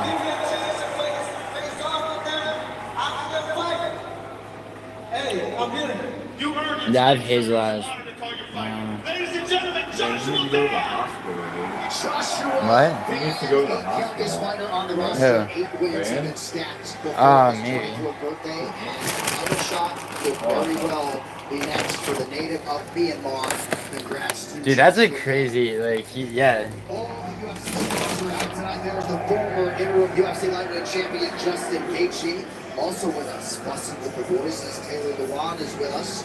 Matt Hughes, the UFC Hall of Famer. Good to see the former 2-time welterweight champion here in Vegas. Robbie Lawless in the Hall of Fame twice. Good to see him get inducted this weekend. You getting sleepy, Mariana? We'll go to sleep, Is then. here, as is the former 2-time UFC flyweight champion, Assassin Baby Brandon Moreno. Now Jermaine Sterling, the former UFC bantamweight champ, has a date in China with Brian Ortega later this week. And the Fighting Nerds, well represented, Mauricio Rufy, Jean Silva, Kyle Bohalio, Carlos Cortez, and Carlos Ober. Got a City Kickboxing here to support his teammate, Kai Kara France. Also here, the last style vendor, Israel Adesanya. There's Izzy. last Islander inducted into the Hall of Fame for his epic 2019 encounter with Calvin Kessler. Yeah, that was a sick fight.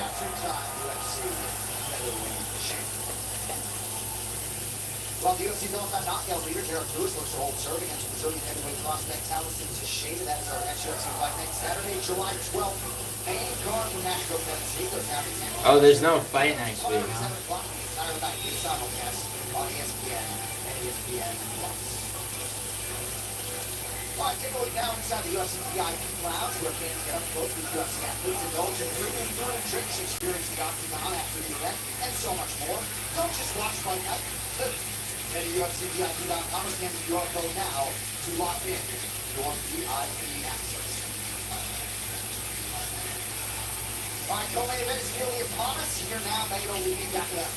Got more action at 125 up next, and the crown is on the line in this one. The champion, Alexandre Pantoia, has been dominant since taking his claim atop the division.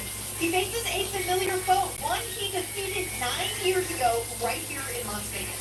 The Brazilian has proven time and time again that he can push the pace and drown his opponents with his relentless pressure. Pair that with his elite jiu-jitsu and powerful punches, and the cannibal sees plenty of ways to win and retain his title tonight. But New Zealand's Kaikara France is one of the most dangerous strikers at 125. He's got one-punch knockout power, the best takedown defense in the division, and a chip on his shoulder big enough to carry a nation. Fueled by pride in his homeland and Maori's roots, Kai has floated through Fight Week with a quiet swagger. Cool, collected, and convinced. Those are a day apart. He's finally knocking. This one has fireworks written all over it. The flyweight throne is up No. for grabs in our co-main event. Yeah, Nelson. Nelson, there's no UFC card next weekend.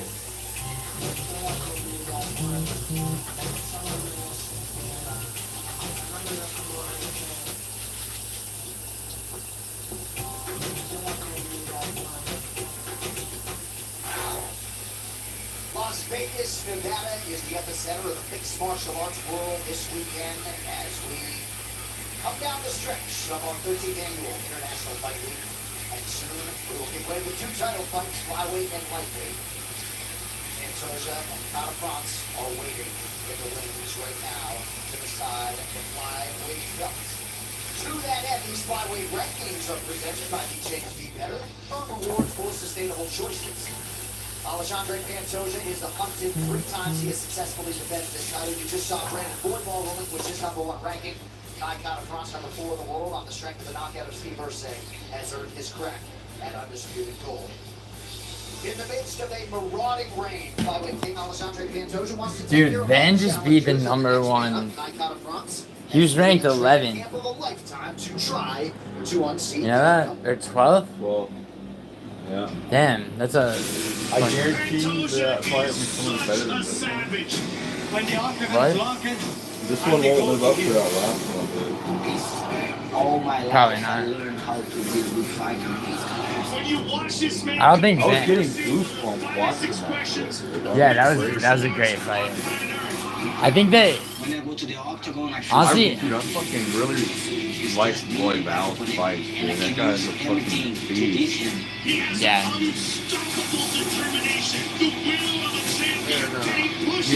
I think that Pantoia... I want to see how this fight goes, because, like... I mean, Pantoja's grappling. I just don't see Van beating Pantoja. No, that's a tough one, right? Yeah, because Pantoja's gonna grapple. Van has good takedown defense. I'm still the best flyweight on the world. But if Pantoja can get him down, and if Kaikara France wins, bro, it's like, how does Pantoja not get an immediate rematch? yeah, that's a good point. I think Van could beat Kaikara France. That might be his next fight. Or maybe... Yeah. No, they're gonna give Van a top. Yeah, they probably will. Unless, like you said, fighting in the UFC. Yeah, I don't think he will. Alright, Andrew. Andrew, see you later. Yeah. Wingstop is a shitty... The best color is sheets? Gray, Mariano. Gray. Nelson, Wingstop... Nelson, you know the Wingstop girl? All I want is Wingstop. What did you eat today? Squid? Barney's Beanery has way better wings than Wingstop. No, yeah. Do you know the video I'm talking about? No. You're going on your phone over? What was that for? Just search All I Want is Wingstop on YouTube. 9 years ago, I fought Pantoia on Ultimate Fighter Season 24. We met each other in the semi. Yeah, Mariana, it's a shitty. It was a tough fight. He ended up winning by decision. No, not that. Now, the university sends me for a rematch. I'm going to make it count. This time, it's kill or Yeah, be Megan.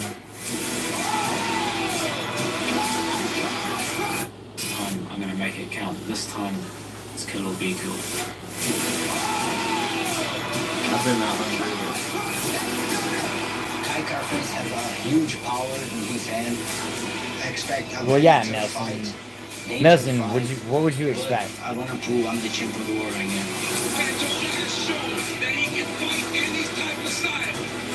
What's wrong with black people? I don't know. Nelson can answer that. And I want to be the first one to knock him out. If I trust in myself, I'll be a world champion. I want to take Kai Carface's head and put it in my wall. That sounds racist. I didn't say it.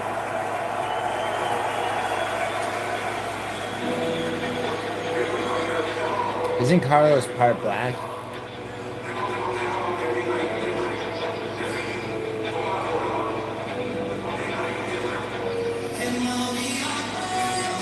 Alright, co-main championship fight.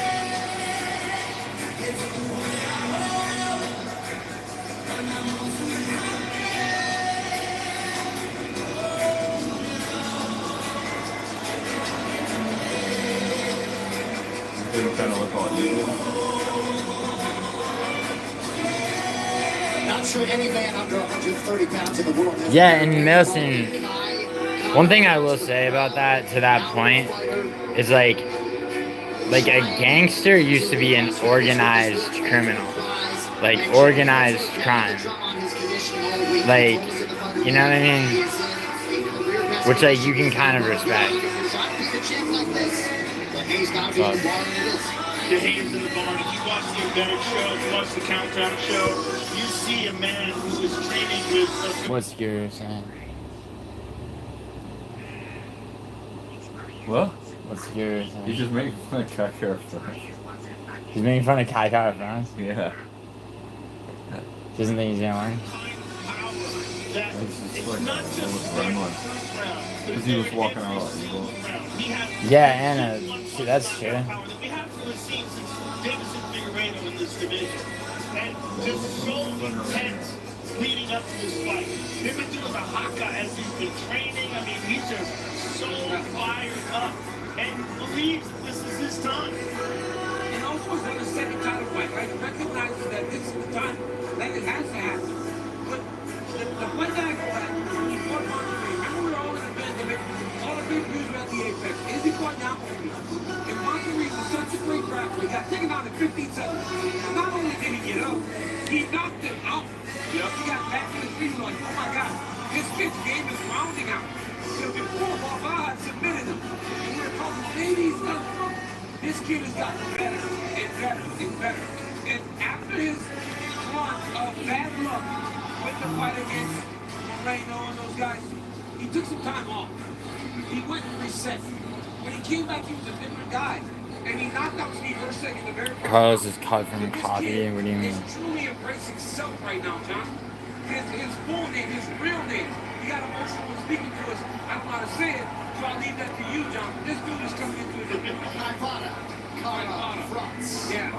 But yeah, it was a very emotional moment in the fighter meeting, and Shane Young is another Maori fighter that was always leaning so heavily into it. And for Kai, it was a little bit of a gradual Oh, you process. told him to stop drinking coffee. Being it with pride, he's all about it, and just in terms of the overall commitment, right? I mean, you can go to any of the UFC events in Australia. There was a Warriors rugby league game in Vegas. He didn't come to that. He's gone all in to try to upend the champion.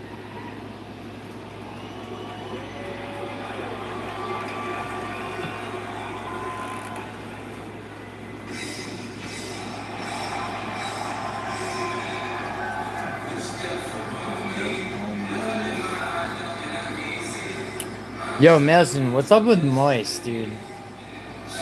No, I didn't, Megan. Megan, I was in a car accident. Last week. Like, you're supposed to take it easy.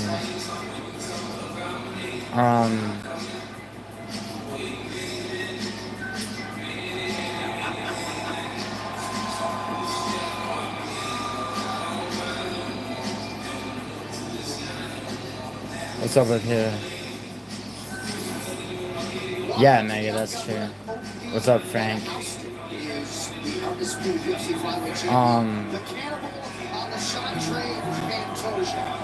We talked a lot about Demetrius Johnson, his presence on the Mount Rushmore of all-time great mixed martial arts athletes. I'm not sure I ever thought there would be a flyweight champion that would actually open up that conversation. Pantoia still 7 defenses shot. Go for number 4 here tonight, Joe. We'll see how it goes. I would have loved to see these two men in their prime, but because Mighty Mouse is one of the greatest of all time, because this man is in that. Yo, Weston, what's your deal, bro? One of the finest mixed martial artists that's ever stepped into the octagon. When you look at Second, what else is? when you look at his determination, his grit, his intensity, the ability to finish with a submission and by knockout, his striking, everything is on point. He's so damn good. And I'm just honored to see. Oh, what's up, Carlos? There's a bunch of girls in your chat. Yeah. Who's Anna on the audience that's doing? Nah, she's been. That girl from back? Yeah. I don't think Morris is used to getting any kind of pushback. He strikes me as a high school jock, but he still acts like one. Like he thought I was an easy target, attacking my physique. Yeah, this is coerced. Oh,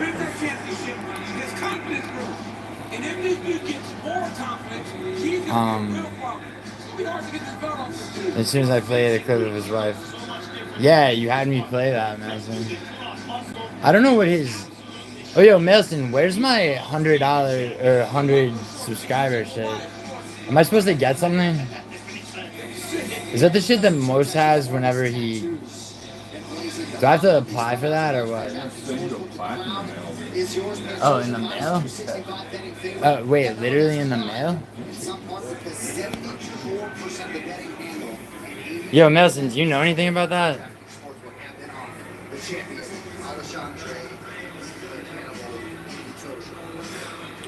Oh, how do I apply for it? Yo, can you please tell me how to apply for it? So this fight is still like...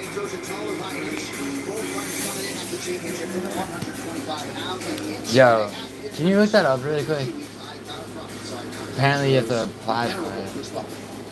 Ladies and gentlemen, this is the main event of the evening. Like, how do I do that? What? Apply for that 100. Yeah. Like 100K or something. It's like a physical event. Bring the flavor. And now. Yeah, you will though, Madison. Just start streaming. For the undisputed You get a silver play button. Where's that? Once a channel surpasses the 100K mark, YouTube will typically notify the creator through their YouTube studio dashboard. The YouTube creator can then follow the instructions provided to claim their silver play button. A big Michael artist, holding professional record, 25 wins, 11 losses, 1 no contest. He stands 5 feet 4 inches tall, weighing in at 125 pounds, fighting out of Auckland, Australia, New Zealand. YouTube studio what? Presenting the number 4 ranked. Yeah, she did, Carlos. That's cool, man. YouTube studio what?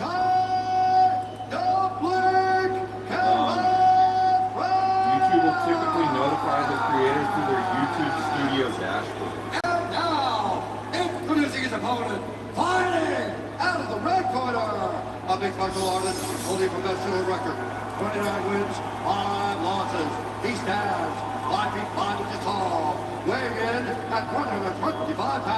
Where did you get notifications when you got suspended for a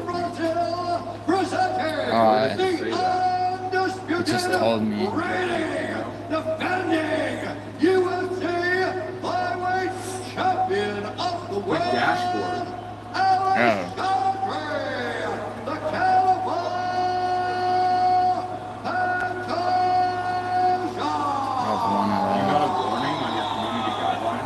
Yeah, a long time ago. Video is blocked in some territories. Which one? Click through your important notifications. Where? Right there. No. You not see how it says 1 through 13? Click through them. They didn't get the camera treatment like Alex Pineda and Yeah, it just monetized. A lot of your shit got demonetized. Yeah, it did. But those are just. Let's watch the fight and try this. Yeah. By upsetting. It might take a week or two. You just hit 100K, right? I think I hit it. I think I hit it like a week ago. You're trying to be a better person for her? Yeah, dude, try not to be so jealous, man. Seriously. Like, you could do it. Oh, shit. Pantoia connected. Yeah, he is. Pantoia got counter front, comfortable swinging, and he level changed on it. Beautiful job by the champ. You cannot let him get your back. That's a nice job by Kai getting height there. Yeah, beautiful job. Pantoia's got the back though. Already got his back. Damn, Pantoia. Dude, Pantoia's getting better. Pantoia is so good on the ground. Or maybe Roy Val is just way better than KKS. Maybe. About 10 feet from his Maybe he is. trying to coach him through this. Royval never fought Urseg. Moreno and I think. Royval would have destroyed Urseg. He maybe wouldn't have knocked him out with one. Definitely. Yeah, that was power crazy. to knock him out like that, but he may have just schooled him. I knew Pantoia would do this, dude. I knew he wasn't gonna try to strike him. No, I can't do that yet. Try to use your feet to clear it. The thing is, though, Pantoja's just gonna stall out the round like this. It's kind of boring. It's so hard to get to this position if you're the champion. Yeah, dude. You're not gonna lose her, man. Just try to be, try not to be possessive, you know? She cares about you, bro. You might have to let go of that body triangle and switch it up because it's putting a lot of pressure on his ankle here, especially when Kai rolls over. But if he rolls towards his stomach, if he goes belly down here, it's nasty. It's horrible. If he can roll over the ankle and get to the position where he is belly down, now he's much better. Kai made a mistake in rolling the opposite direction, or Pantoia put him in that spot. Hard to tell. Kai needs to continue the hand fight. Not allow Pantoja's hands to go free and him to work freely, especially with his left arm. Do you think that Merab would destroy Pantoja? This just restricts your breathing. Merab? Yeah. Yeah. Yeah, I do think. Pantoja's not going up. You hope he loses just for that, Nelson. Trying to put pressure on it to get Pantoja to lighten up on it, or possibly he could separate it. No, he didn't say anything weird, man. Oh, he's gonna get it. Oh, wow, he's gonna get it. Sick. He's gonna get a first round arm triangle. No, he got out. He's dominating. And the champ is flowing tonight. He's flowing. The advantage on the ground is significant for the champion. He got to his position super early tonight. And with power puncher, yes, there's a danger factor early that every minute that passes becomes less pressure. And you start getting this minute 8 and 9 and 10. They can hit you now and it doesn't feel like you're getting hit by a truck. Especially when you make them grapple early. Okay, Marion. Take it easy. Everything is the same as everything's always doing. All kinds of problems. Interesting topics. Nice. 90 seconds to go round 1. And Kai's done a great job of staying safe here. He hasn't taken much damage. He's just been controlled for the most part this round.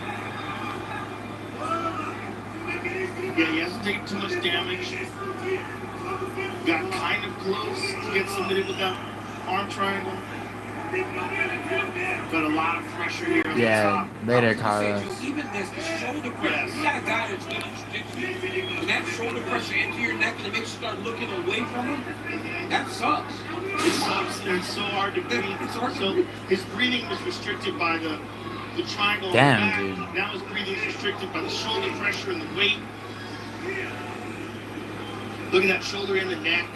Constant Nelson, pressure you know that to shit him. that And he's just waiting for Ty to make a mistake or for him to move and progress. No, because people don't donate because they know I have money. That's based on like, but like, nah, probably like 1,000, definitely 1,000 less easy. There's nothing he's going to do to take this round back from the champ. 1,500 less. Short elbow from bottom for Conference.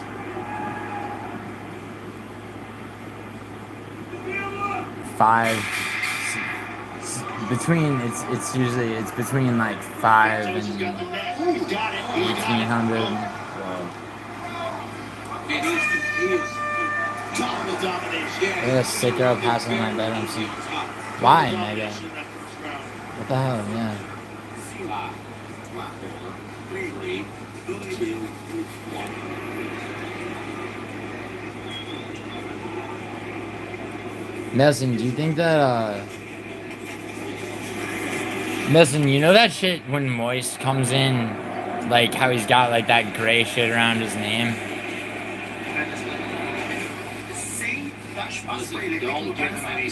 Yeah, but like where's from where?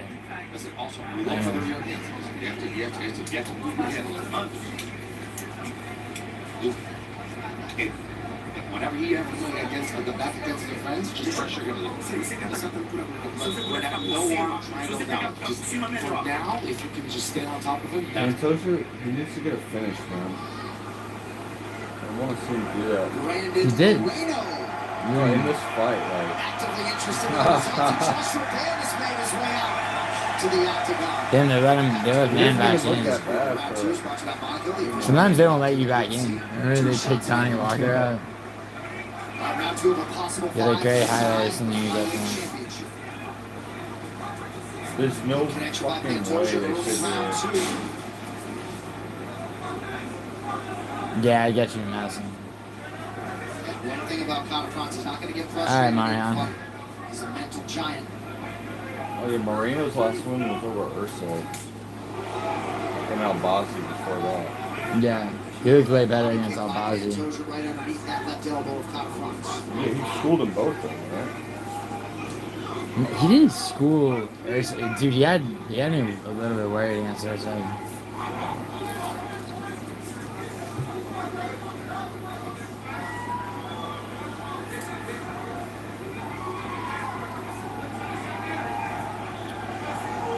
That weird emoji shit. Gilbert Trino Burns acknowledging the jiu-jitsu game with his dear friend Pantoia. The second round is weird. A lot less pressure to start off compared to Pantoia. His coach just told him in the middle of rounds, make sure he was staying safe. Don't take submissions. Just try to control Carl Franz. Throw right down. Domination, even in the stand-up. And you see the hesitancy. Nothing. Just getting dominated like that on the ground. That's why I say it on mine Just a now. little bit of resistance in exchanges. Some crazy visual damage on that left side of Conor Francis after just one body cut. Kai just having a hard time getting off. Dude, both those guys fucked their lives up. Just a destroyer. My God.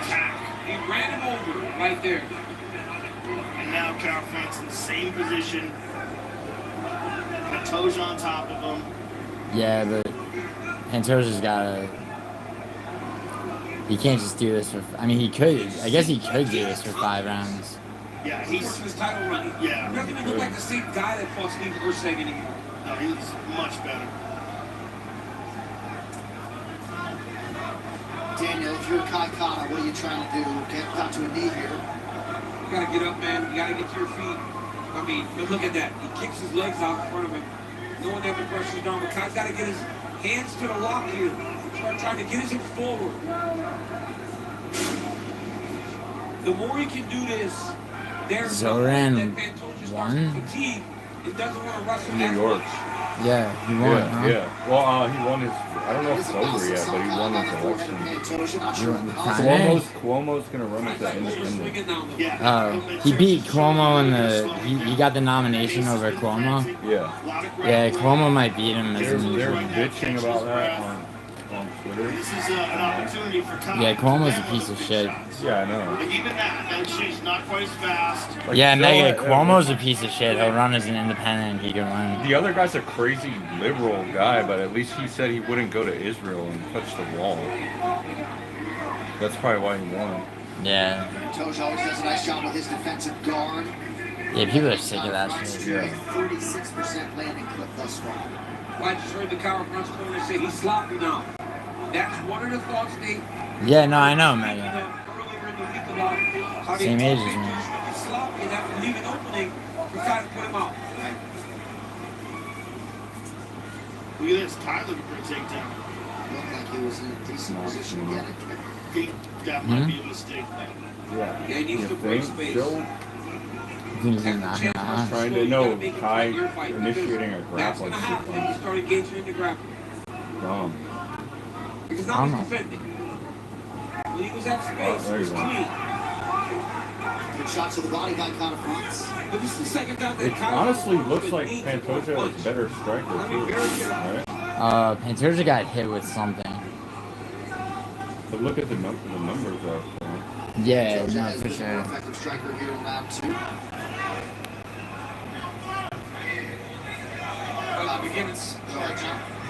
In the beginning of the round, he fought really well. Lynn was coming in. Pantoja isn't checking those kicks now. But if I'm Kai Front on his corner, Nice. Body shot. Yeah. But look at Pantoja it looks like the champ is slowing down. Yes. He's slow. I think he might have low-key got his nose broken. Oh, what? Pantoja's guard is off. His guard's a lot tighter. Nice front kick. Nice front kick. Yeah, he's up 2-0.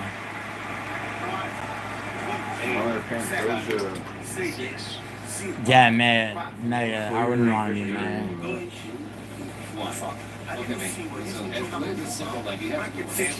Not spray. I would legalize the therapy though. Legalize more doctors to do the intramuscular therapy.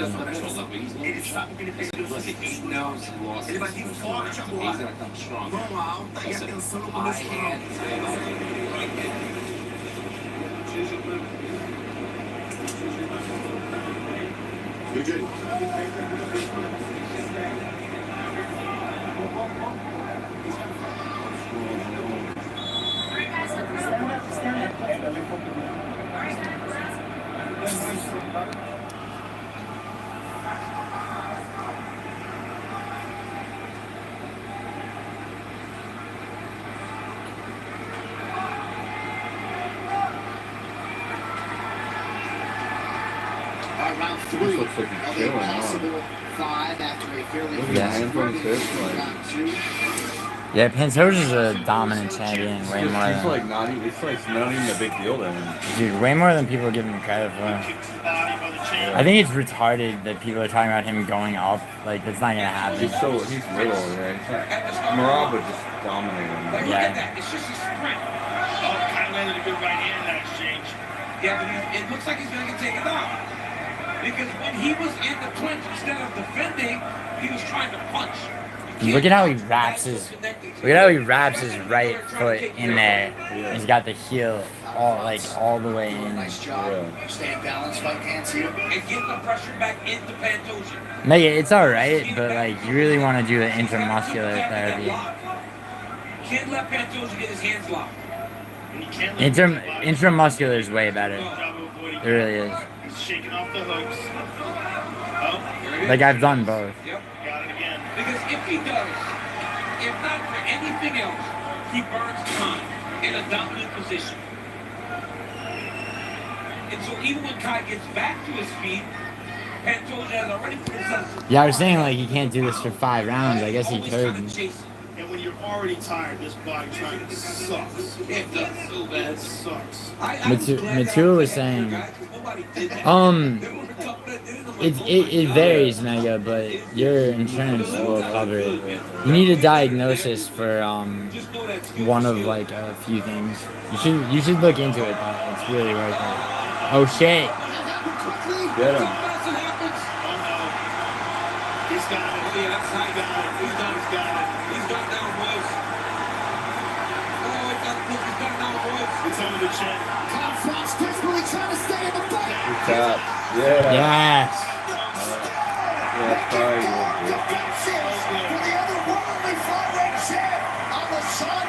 Let's see if they let Van in the ring. You got dominated, dude. Yeah. That's why I switched my pick. You're gonna pick French? It was close. No, but I didn't though. I picked Pantoia. He's so good. Yeah, Nelson too. Have a date with Joshua Van next, but this man Pantoia won the Dude, Pantoia looks like Van can beat him, dude. Van can't beat him. A victory lap done. He's just gonna describe it, right? Successive. And it's like him and Murad should both just stay dominant, defending. Yeah. This is like 5 or 6 in the top 5. And he just disposed of properly a guy who was ubiquitously regarded Because like I've been thinking about it too. I don't know that Toia versus Olivera is. Kai looked like he never really had a chance against him. Look, he kept getting to this body triangle, John, and the moment Kai loses track of the hand, Chip immediately attacks his neck. Watch. It doesn't take long. He loses track of that left hand. Even early in the fight, we said... Is he really a trust fund baby, Madison? It cannot get loose. The moment that left hand got loose... Yeah, Pantoja's a beast. We talk about him on the back constantly. What a very dominant victory. He beat Kyle Sakura with. He's so good here that if you let this man continue to put you in this position, eventually he will find the finish. John, he is lapping this division right now. 9th career win by how's Guru doing? On picks, how's I don't remember who he picked. And he fought a Kai I did watch the video, but on the strength of the best training camp of his life, in the best condition of his life. He had all the attention of the city kickboxing team, and Pantoia just way too good. He picked Moicano, he picked Van, he picked Lima, he picked when you're that good, Toia, and Pantoia.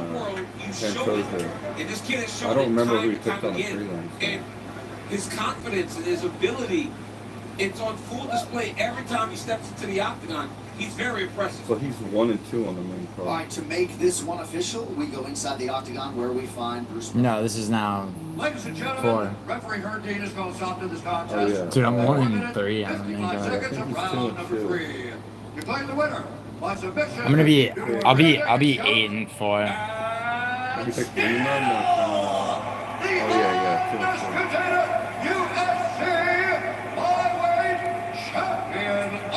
You're 7 and 4 now. No. There's only 11 fights. No, there's 12 fights. No. Yeah. There's 2 early prelims, 5 prelims, No, 5 4 main. prelims. No, dude. I am here with the winner and still one of the greatest to ever do No, it, Alexandre Pantoia. 12. You fought a very tough guy in Conquer, France, and dominated the fight. The Yeah, prelims thanks, was nice. McKini versus Borshev, Yeah, I got versus that. Cortez, Hyder. No, those are, yeah, but that's the main card. There's like early prelims before that. Yeah, there was only 2 early prelims. Yeah. So And there's then 2, then there's 4 on the prelims, and 5 on the main card. There's 11. No, there had to be 5 on the prelims. Because it was Terrence McKinney, Tracy Cortez, then the last one was Rodriguez. Hyder and Gil was one. There's only 4. Oh. There's only 11 fights on this card, yeah. So you're 6 and 4. What's 7 out of 11? For 7. 11. I didn't say take it to Less than the 7, to create the best team of the world. Yes, sir. And the thing about it is, what you just I said couldn't is so find true. much on Kai's upbringing. Oh, you disown him, Cam? 63.6. Nice, Mega. 63.6. I think I deserve a better ranking Yeah. in the pound for pound. Oh, 100%. I think you're at the top. Now, Yeah, Joshua that's Van fucked. earlier tonight had an absolutely stellar performance. He will be next in line to challenge you for your title. We're gonna bring him in here tonight. Let's hear. Look, where is Josh? Oh shit, they're giving Joshua Van the title shot. Yeah, he was in. Yeah, he does. Joshua, I know this is a whirlwind for you. Just 3 weeks ago, you Wow, look fought. at Pantoja's so little, dude. He's like, Yeah, he's 5'5". They're both 5'5". he's the only one that's not way bigger than You will Dan. be next. So give me your thoughts on that. I mean, for this division, He's a great champion, but he ain't never yeah. Couldn't find fought much Joshua on Van. Denardo. Yeah, Yeah, I feel you, Madison. he's never fight for the title next. Well, I can't wait to see that. I think that'll be a spectacular fight. Where's the Joshua, animosity, you were there guys? tonight with an Can amazing you pretend like you don't like I know the the show? whole audience wants to see that. Nah, they got respect for each other. Van's gonna lose. There you go. He's gonna be the underdog. He could win though. Nah. I'll be honest with you, I thought Roy Val was gonna win. Yeah, me too. Fight interview was brought to you by Chip, the official water of UFC.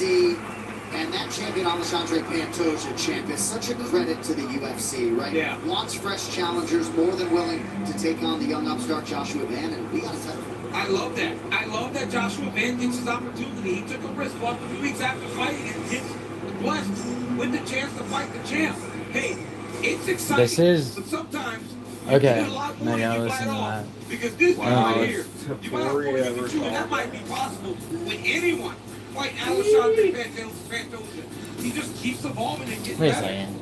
And tonight he passes Demetrius Johnson and Davison Figueiredo as the most decorated finisher in the history of the UFC flyweight division. So, alright, so I got 1, 2, 3, 4, Donald Cowboy Cerrone already in the UFC Hall 4, of Fame with us here 1, tonight at UFC 317. 5, 1, Did anybody get here earlier than Theo? 5 and 2, Joe Rogan actually to the arena. 5 and 3, The NBA champion from the Denver 5 and Nuggets, 4, 6 and 4, UFC Hall of Famer Vitor Belfort alongside his great son Davi, an outstanding young quarterback. UFC 11 fight. Yeah, you're right. So you're gonna be above 50% in the league. 63, yeah. Oh, we got more. You think that, Alongside Straight Father Andy, the undisputed UFC heavyweight champion of the world, Tom. Who do you think did worse?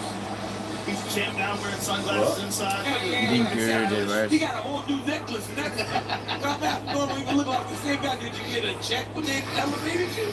I don't. Like a champ. I feel like All right, so here's the same game parlay option for you. Oh, there could pull an upset. So the last win for Leo Topuria against Max Holloway. This would have cashed, right?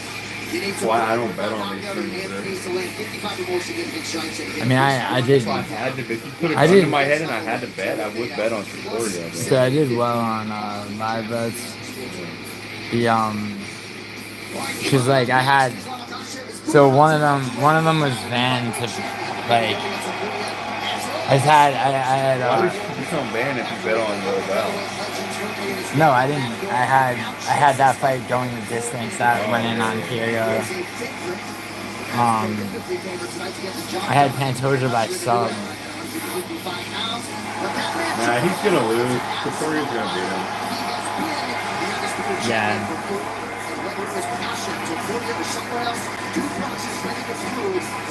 Nelson, what do you want from Joshua, man? As compelling a matchup as we can put together. The Heights give bring the action next. And UFC 317 Giuliano.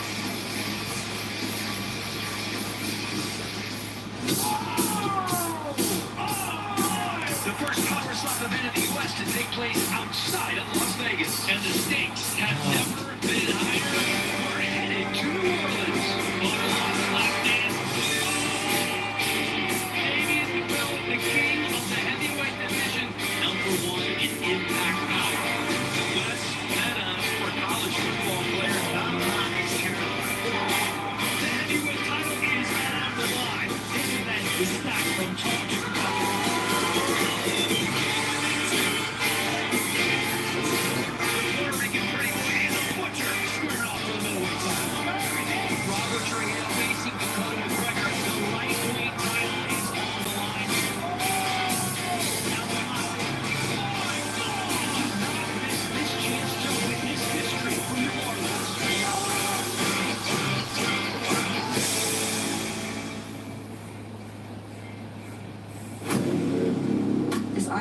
the research facility for the original Jurassic Park. The worst of the worst, we're left here. Survival is a long shot.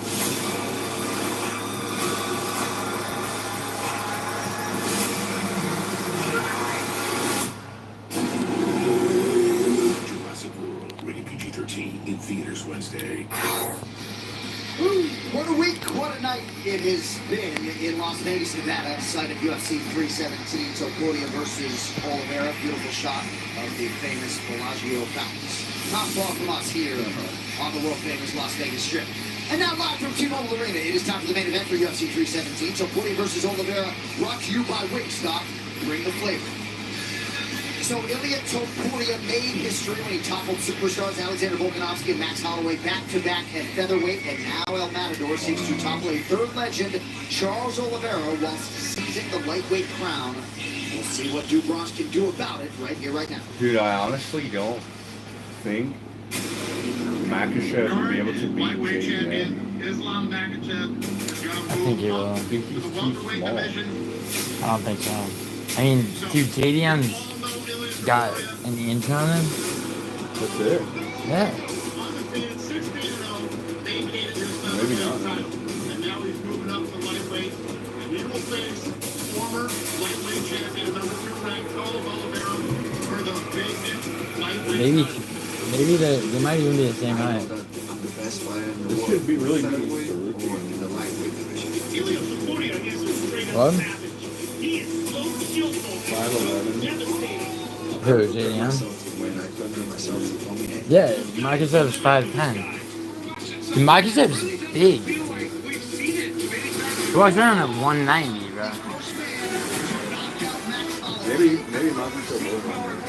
They're wearing the same hats like his son. Yeah.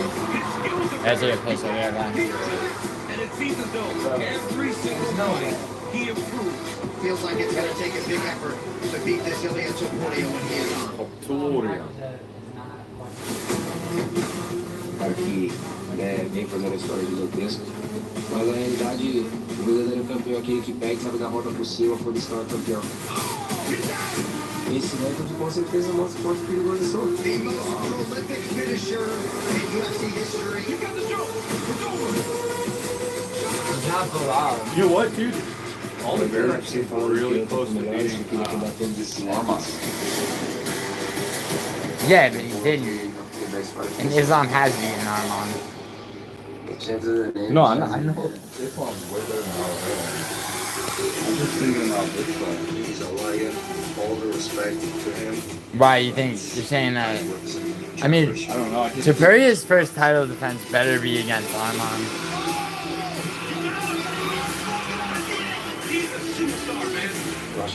Dude, I kind of feel like you were gonna pick Olivera, but you let people talk you into Toia, and now Olivera's gonna win.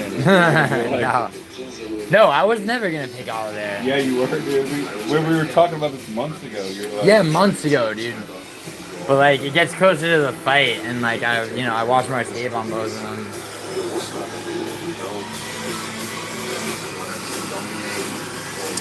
You know why? Not much on his previous fights or whatever make you think anyone could beat Toia. It's like perfect. Well, yeah, but like, the thing is, I mean, you could say that his one. Yeah. The giant. I mean, yeah, but that's like. That was like one of his first ever fights. I mean, what does Topuria do if he loses this fight? Go back to featherweight?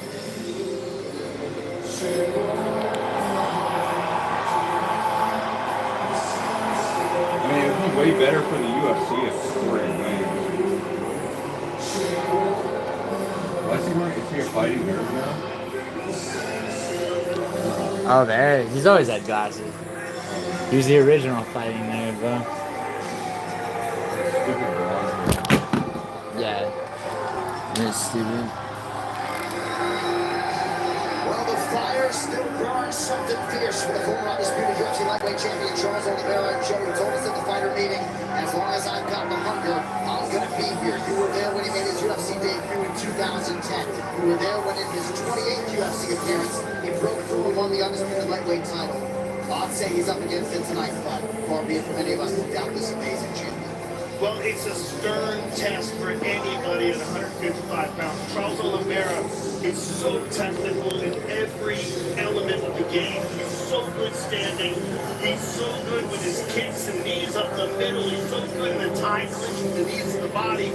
His striking is crisp and precise, and he's one of the very best finishers in the sport. His Brazilian Jiu-Jitsu is as good as it gets. I mean, he's just so good in every area of the game. And, you know, I remember when he was kind of a normal fighter, and something happened in his life, the birth of his child, and it hit a switch. He was gonna be a saga player, right? What?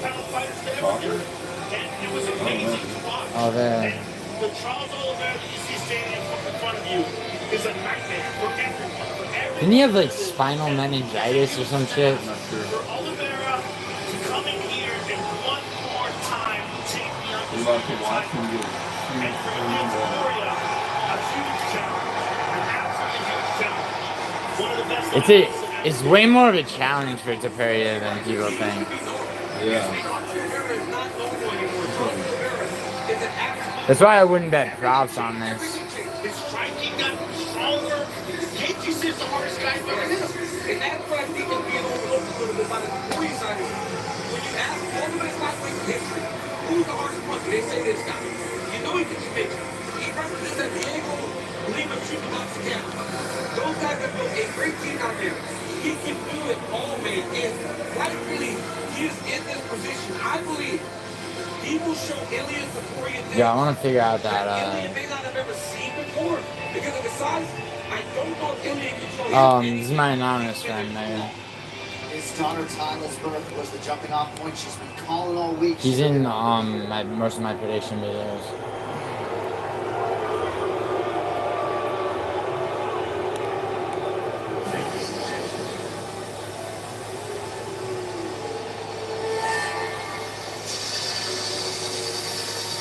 Alright.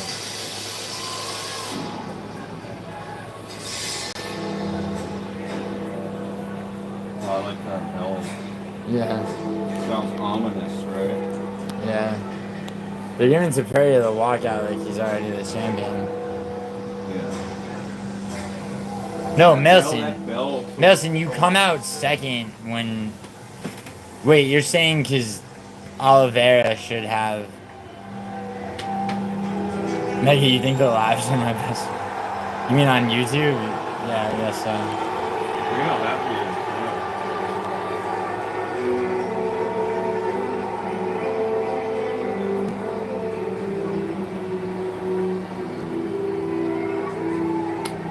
Yeah, Melson, but Melson, he's a champion coming. Yeah. I mean, I get it. You get it, right? It's like, who really cares? But yeah, it's because he's a champion. Like, he vacated the title. He never lost it. Like, Charles Olivera lost it. He lost it in kind of a bullshit way because he was a half pound over going into the Gaethje fight, and then he had to compete for a vacant title that was really his against Islam. It got to the top of the sport as one of the absolute best quicker than this young man. This guy has a great boxer, great wrestler, great grappler. He was a grappler when this whole thing started. He's a monster. No, Megan, never. I never will. Unless Madison wants to sell me. He's already reaching legendary status, especially if he wins tonight. But I think if this guy has the ability to get this star power match. I think he's so confident that it bothers me. Dude, his brother looked really so good. much belief in himself that people want him to fail because he just keeps destroying the best of the best. To not just beat two of the greatest featherweights of all time, but knock them out. He's 16-0, right? For him to say, you know what, I'm done with this division. I'm going to move up and be the best lightweight of all time. Who's like... So is he the only undefeated champion?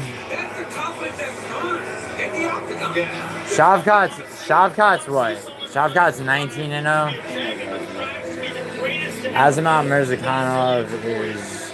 Extraordinary power. Precision technique. Beautiful. Dude, I went back and watched Ankalaev's loss to Paul Craig, and it's kind of bullshit. Is it a decision? No, it was a fucking... It was a sub, and in the last second of the last round. And it was not like he contested it. With IBM Watson X, Ilya Topuria has landed a knockdown in 5 straight fights. So they won the decision? Oh yeah, he was killing him. Hank, what's up, Conquad? Topuria has taken out a couple of fan favorites, Holloway and Volkanovski. Now takes on the Yeah, I don't care, man. I'm not doing that. Yo, Andrew, tell Hank I said what's up. Tell Hank I said that. Nice, man.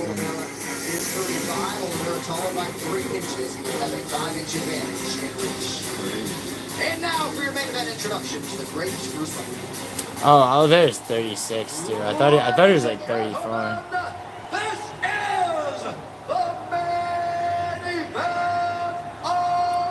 Mega, that's like some androgynous shit. Sanctioned by the Nevada State Athletic Commission, Chairman Dallas Hahn, Executive Director Jeff Mullen.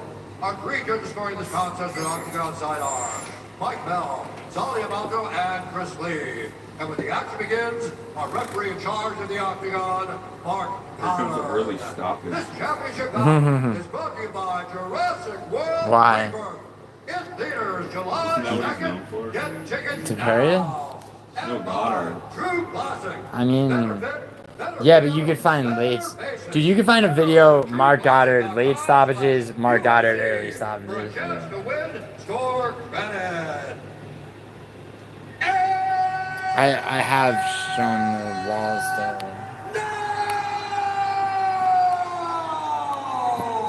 I don't think so, Anna. I think men wearing jewelry is gay as hell. Around the world. This is the moment you've all been waiting for. I think it's a past his prime Olivera too. I think when Islam fought Olivera, it was different.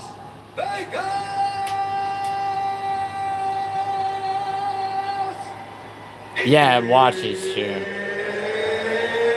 Via bop bop bop, yeah. Very true. For the UFC Lightweight Championship of the World. Introducing first, fighting out of the blue corner, a Brazilian Jiu-Jitsu fighter, holding a professional record, 35 wins, 10 losses, 1 no contest. He stands 5 feet 10 inches tall, weighing in at 154 and 1/2 pounds. Fighting out of Sao Paulo, Brazil, presenting the former UFC. Yeah, Olivera's so scared not to make championship late. He's coming in under. Neither would I, Western. Western, I wouldn't either. Yeah, I know what Rio means.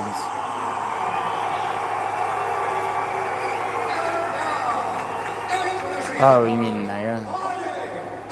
Yeah, Kumquat. Can't do that.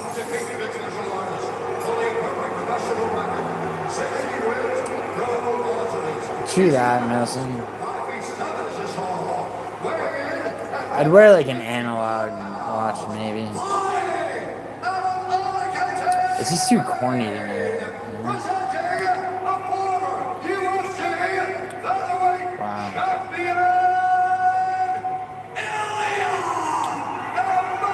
And to me, they're just too corny.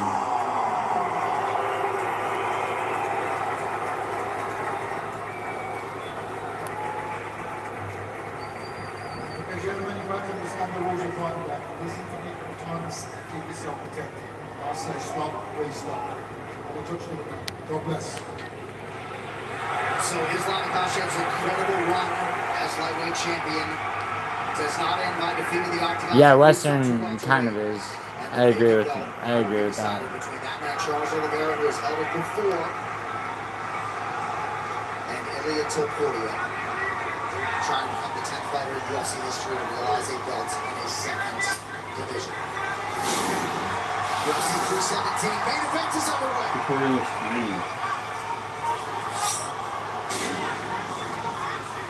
Olivera attacks the body early. Nice jab from Toia. Olivera's doing a good job protecting the legs as well. Oh! Right hand by Olivera. Landed nice. Before he landed a good left hook also. Charles is cut already over the eye. Nice deep takedown. Defense. He can start hooking the leg here. If Olivera gets him down, dude. We saw Charles Yeah. make these same takedowns against Chandler. And Charles is a big lightweight. Charles Big, has tall, got nice very knee strong. right Could be there. significantly stronger than anyone Julian has faced before. Oh, nice reversal there. Nice reversal. Look, he's already bleeding. Elite grappler himself What happened? is on top. How is Olivera Big bloody cut by already? Olivera already. Topuria is straight. So strong. Look at this, Ilya inside control already. Wow. Oh, Big crucifix. jab.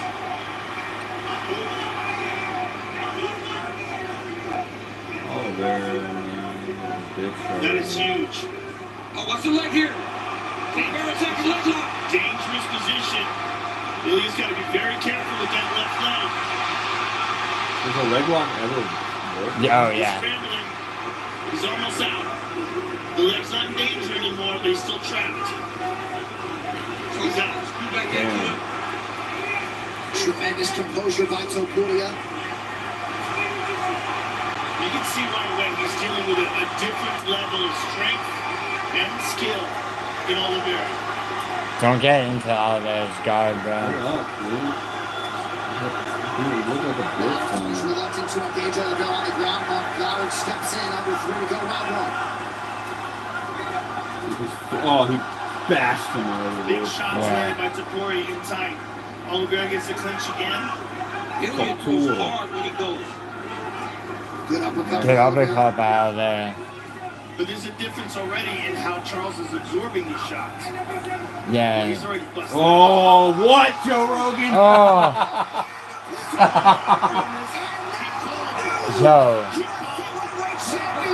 Damn, Joe Rogan. He was going to knock him out in the first round, and he did it. Dude, this My motherfucker goodness.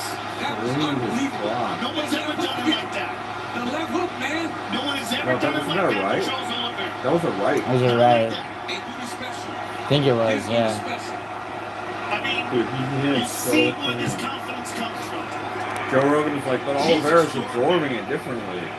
He just fucking knocked him out worse than he did all the way to Orr. Dude, he Holloway or Volkanovski. Respectfully, he was going to knock out Charles Olivera in round 1. His words proved prophetic yet again. And Ilya Topuria has now realized the UFC title in 2 divisions at age 28. How good is that? Yeah, and it's already over. So good. Ilya already won. I mean, this is justified confidence. We were talking last night, like, man, it's kind of crazy that Right he's around the celebrating guard, already this right. Can't believe I went 7 for 11 though. I think it was the right. The right hand that put Charles out. Yeah. Charles was going down. He's already out. With the right hand, and then Ilya hit him with the left hook. He was already starting to go down. Watch here. Look at this again. He's Right? already going down. Yeah, he was out. Takes the left hook. That flags him. Ilya hits him with the follow-up shots to stiffen it.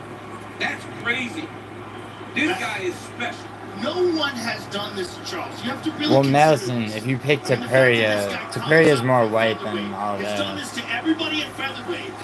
And Charles has been so good. Anna, he already won. For Charles Anna. to go out like this in the first round, Yeah. just extraordinary. He's been knocking guys Oh, Western, out. what happened? He You has picked knocked out Olivera? in a row. He has knocked out. There's some guys there. Patty, He's gonna call out Patty. KG, all of a sudden. And now here's Armand. Armand knows he's next, bro. 3 worthy challengers for the now new UFC lightweight champion Ilya Topuria, who has now back-to-back-to-back knocked out Alexander Volkanovski, Max Holloway, and Charles Olivera. And you wonder why he is accompanied by boos at times, in some part because he's knocking out the most beloved fighters of the generation. Yeah, but I mean, there's got to be respect to that. Because not everybody can do it. That's why they're so loved. Still haven't seen Ryan Hall. Yeah, he's mostly training people. Nobody's been able to do to them what this young Yo, man Anna. at such a young Just age. for that. Anna, just for that pick, you're on mod. They're saying they're covering their mouth because they don't want for you to hear what they're saying. It's like the NBA guys that pull their jersey over. This is their moment. Right? These guys Good job, Anna.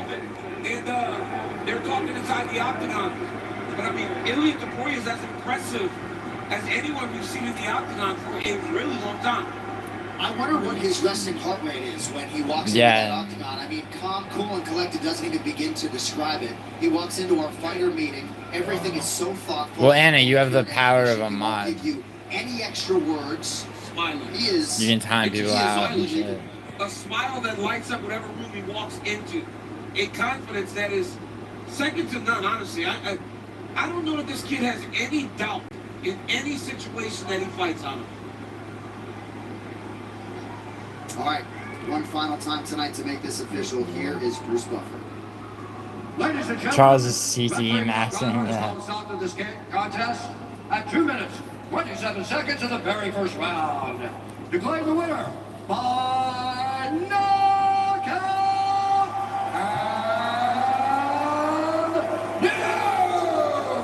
and undisputed. Dude, if Nakasha beats JDM, they gotta make these two guys fight each other. Yeah, it would have to be a layaway. Yeah.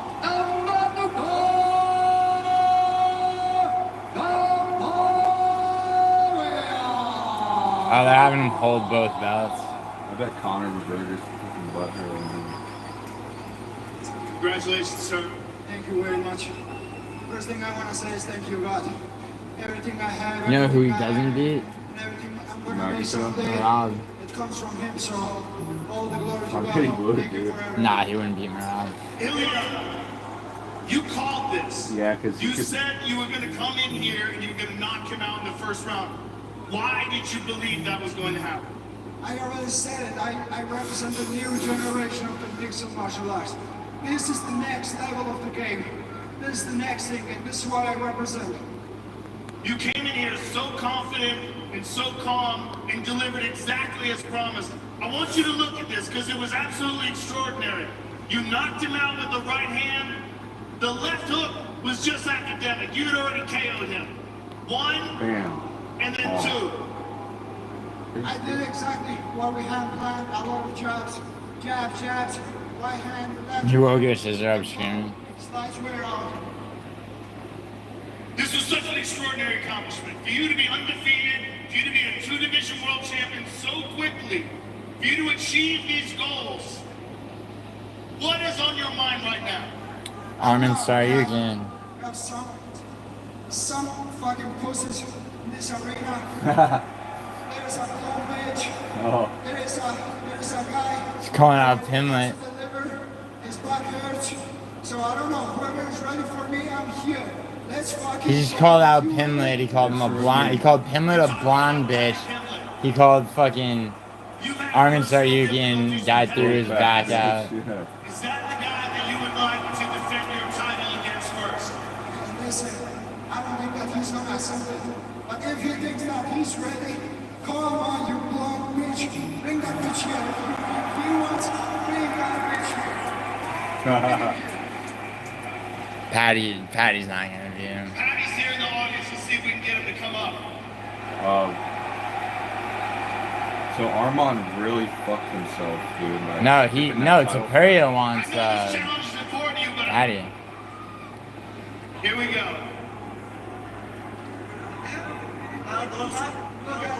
Look at me. That was a happy knockout. I give you that respect. But you will never knock me out. Big pussy. What I'm gonna do is I'm gonna put my balls No, you can't knock me out. You got myself get knocked out. They should shove each other. Well, Western, he's got to win the welterweight belt first. Yeah, I called it. Yeah, Armin maybe fuck himself. Listen, that is going to be an incredible fight. Michael, what's important now is just recognizing your accomplishment. You just became a 2-division world champion in a spectacular performance against a former champion, Charles Olivera. You did what no one's ever been able to do to him. You've done it to so many others in the past. Let's celebrate. Let's fucking go. Enjoy this, sir. Enjoy it and celebrate. Ladies and gentlemen, the champion of the world, Toia! Wow, that's so sick. Not sure there has ever been a more memorable jaunt to 9-0 in the UFC. Toia, 2-division champion. And all indications were when he moved up. Yeah, Armin kind of fucked himself. You really think it's going to be Patty first before Armin? Yeah, because Patty will promote the fight, make it huge. Well, Western Islam's got to fight fucking JDM, dude.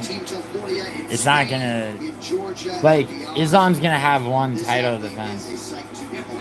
He is, man. I gotta tell you, we always see these guys. Yo, I gotta go, man.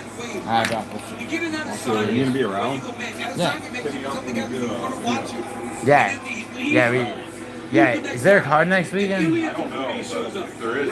He shows up, and for a while, he's just like everybody else. He's working his way through the organization, gets hurt by Jai Herman really, really bad, ends up knocking him up with that hurt. Then he starts to build, and build, and build. And now he's beat 3 legends back to back and knocking them out. But not only knocking them out cold. Nobody's ever done that to Charles. You have to really consider that. People have beaten Charles, but nobody ever just put him away like that. And the way he did it, and the way he called it. I mean, celebrating last night as if it was... Oh, yo, Ben. We were like, man, I don't know about that. Yo. Come here for 1 second.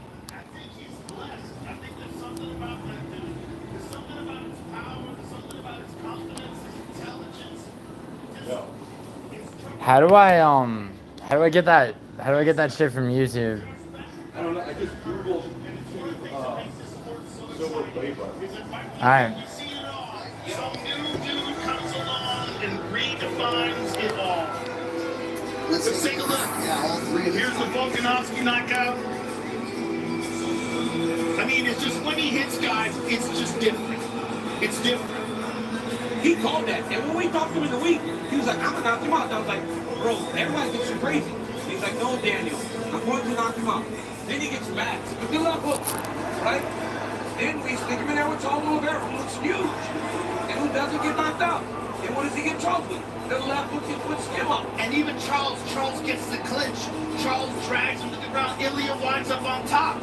They exchange. In the first round, Ilya puts him away with 2 shots. Charles is durable. Charles has always been a guy that takes shots, eats some, comes, fires back, recovers. He's been hit big by Michael Chandler, been hit by Justin Gaethje, been hit by Dustin Poirier. Big knockout strikers at 155. Topuria comes in there and sends him to the shadow realm with 1 punch. And he's so matter-of-fact about everything that he is going to do. And I think I finally understand why he had the red corner tonight. He is an absolute superstar. And you're right, you know, as promoters and commentators, sometimes people say, oh man, John Jones is retiring, where's the next star? Look what Joshua Van did. Look at this kid. There's always a next man up. And not just that, but it seems like everyone is getting better. This sport is so extraordinary. As someone who's been involved in the sport since the beginning, Hey, push Patty. Islam should fight. Yeah. I mean, where you can go what? back to 1997 and there's no comparison to the athletes of 2025. No comparison. And this guy just showed there is another level. Alright. There's another level. My God. Indeed is that next level. All right. A look at our next 4 live events. Next weekend, UFC Fight Night Lewis versus Teixeira. That is in Nashville, Tennessee. Main card 9 p.m. Eastern.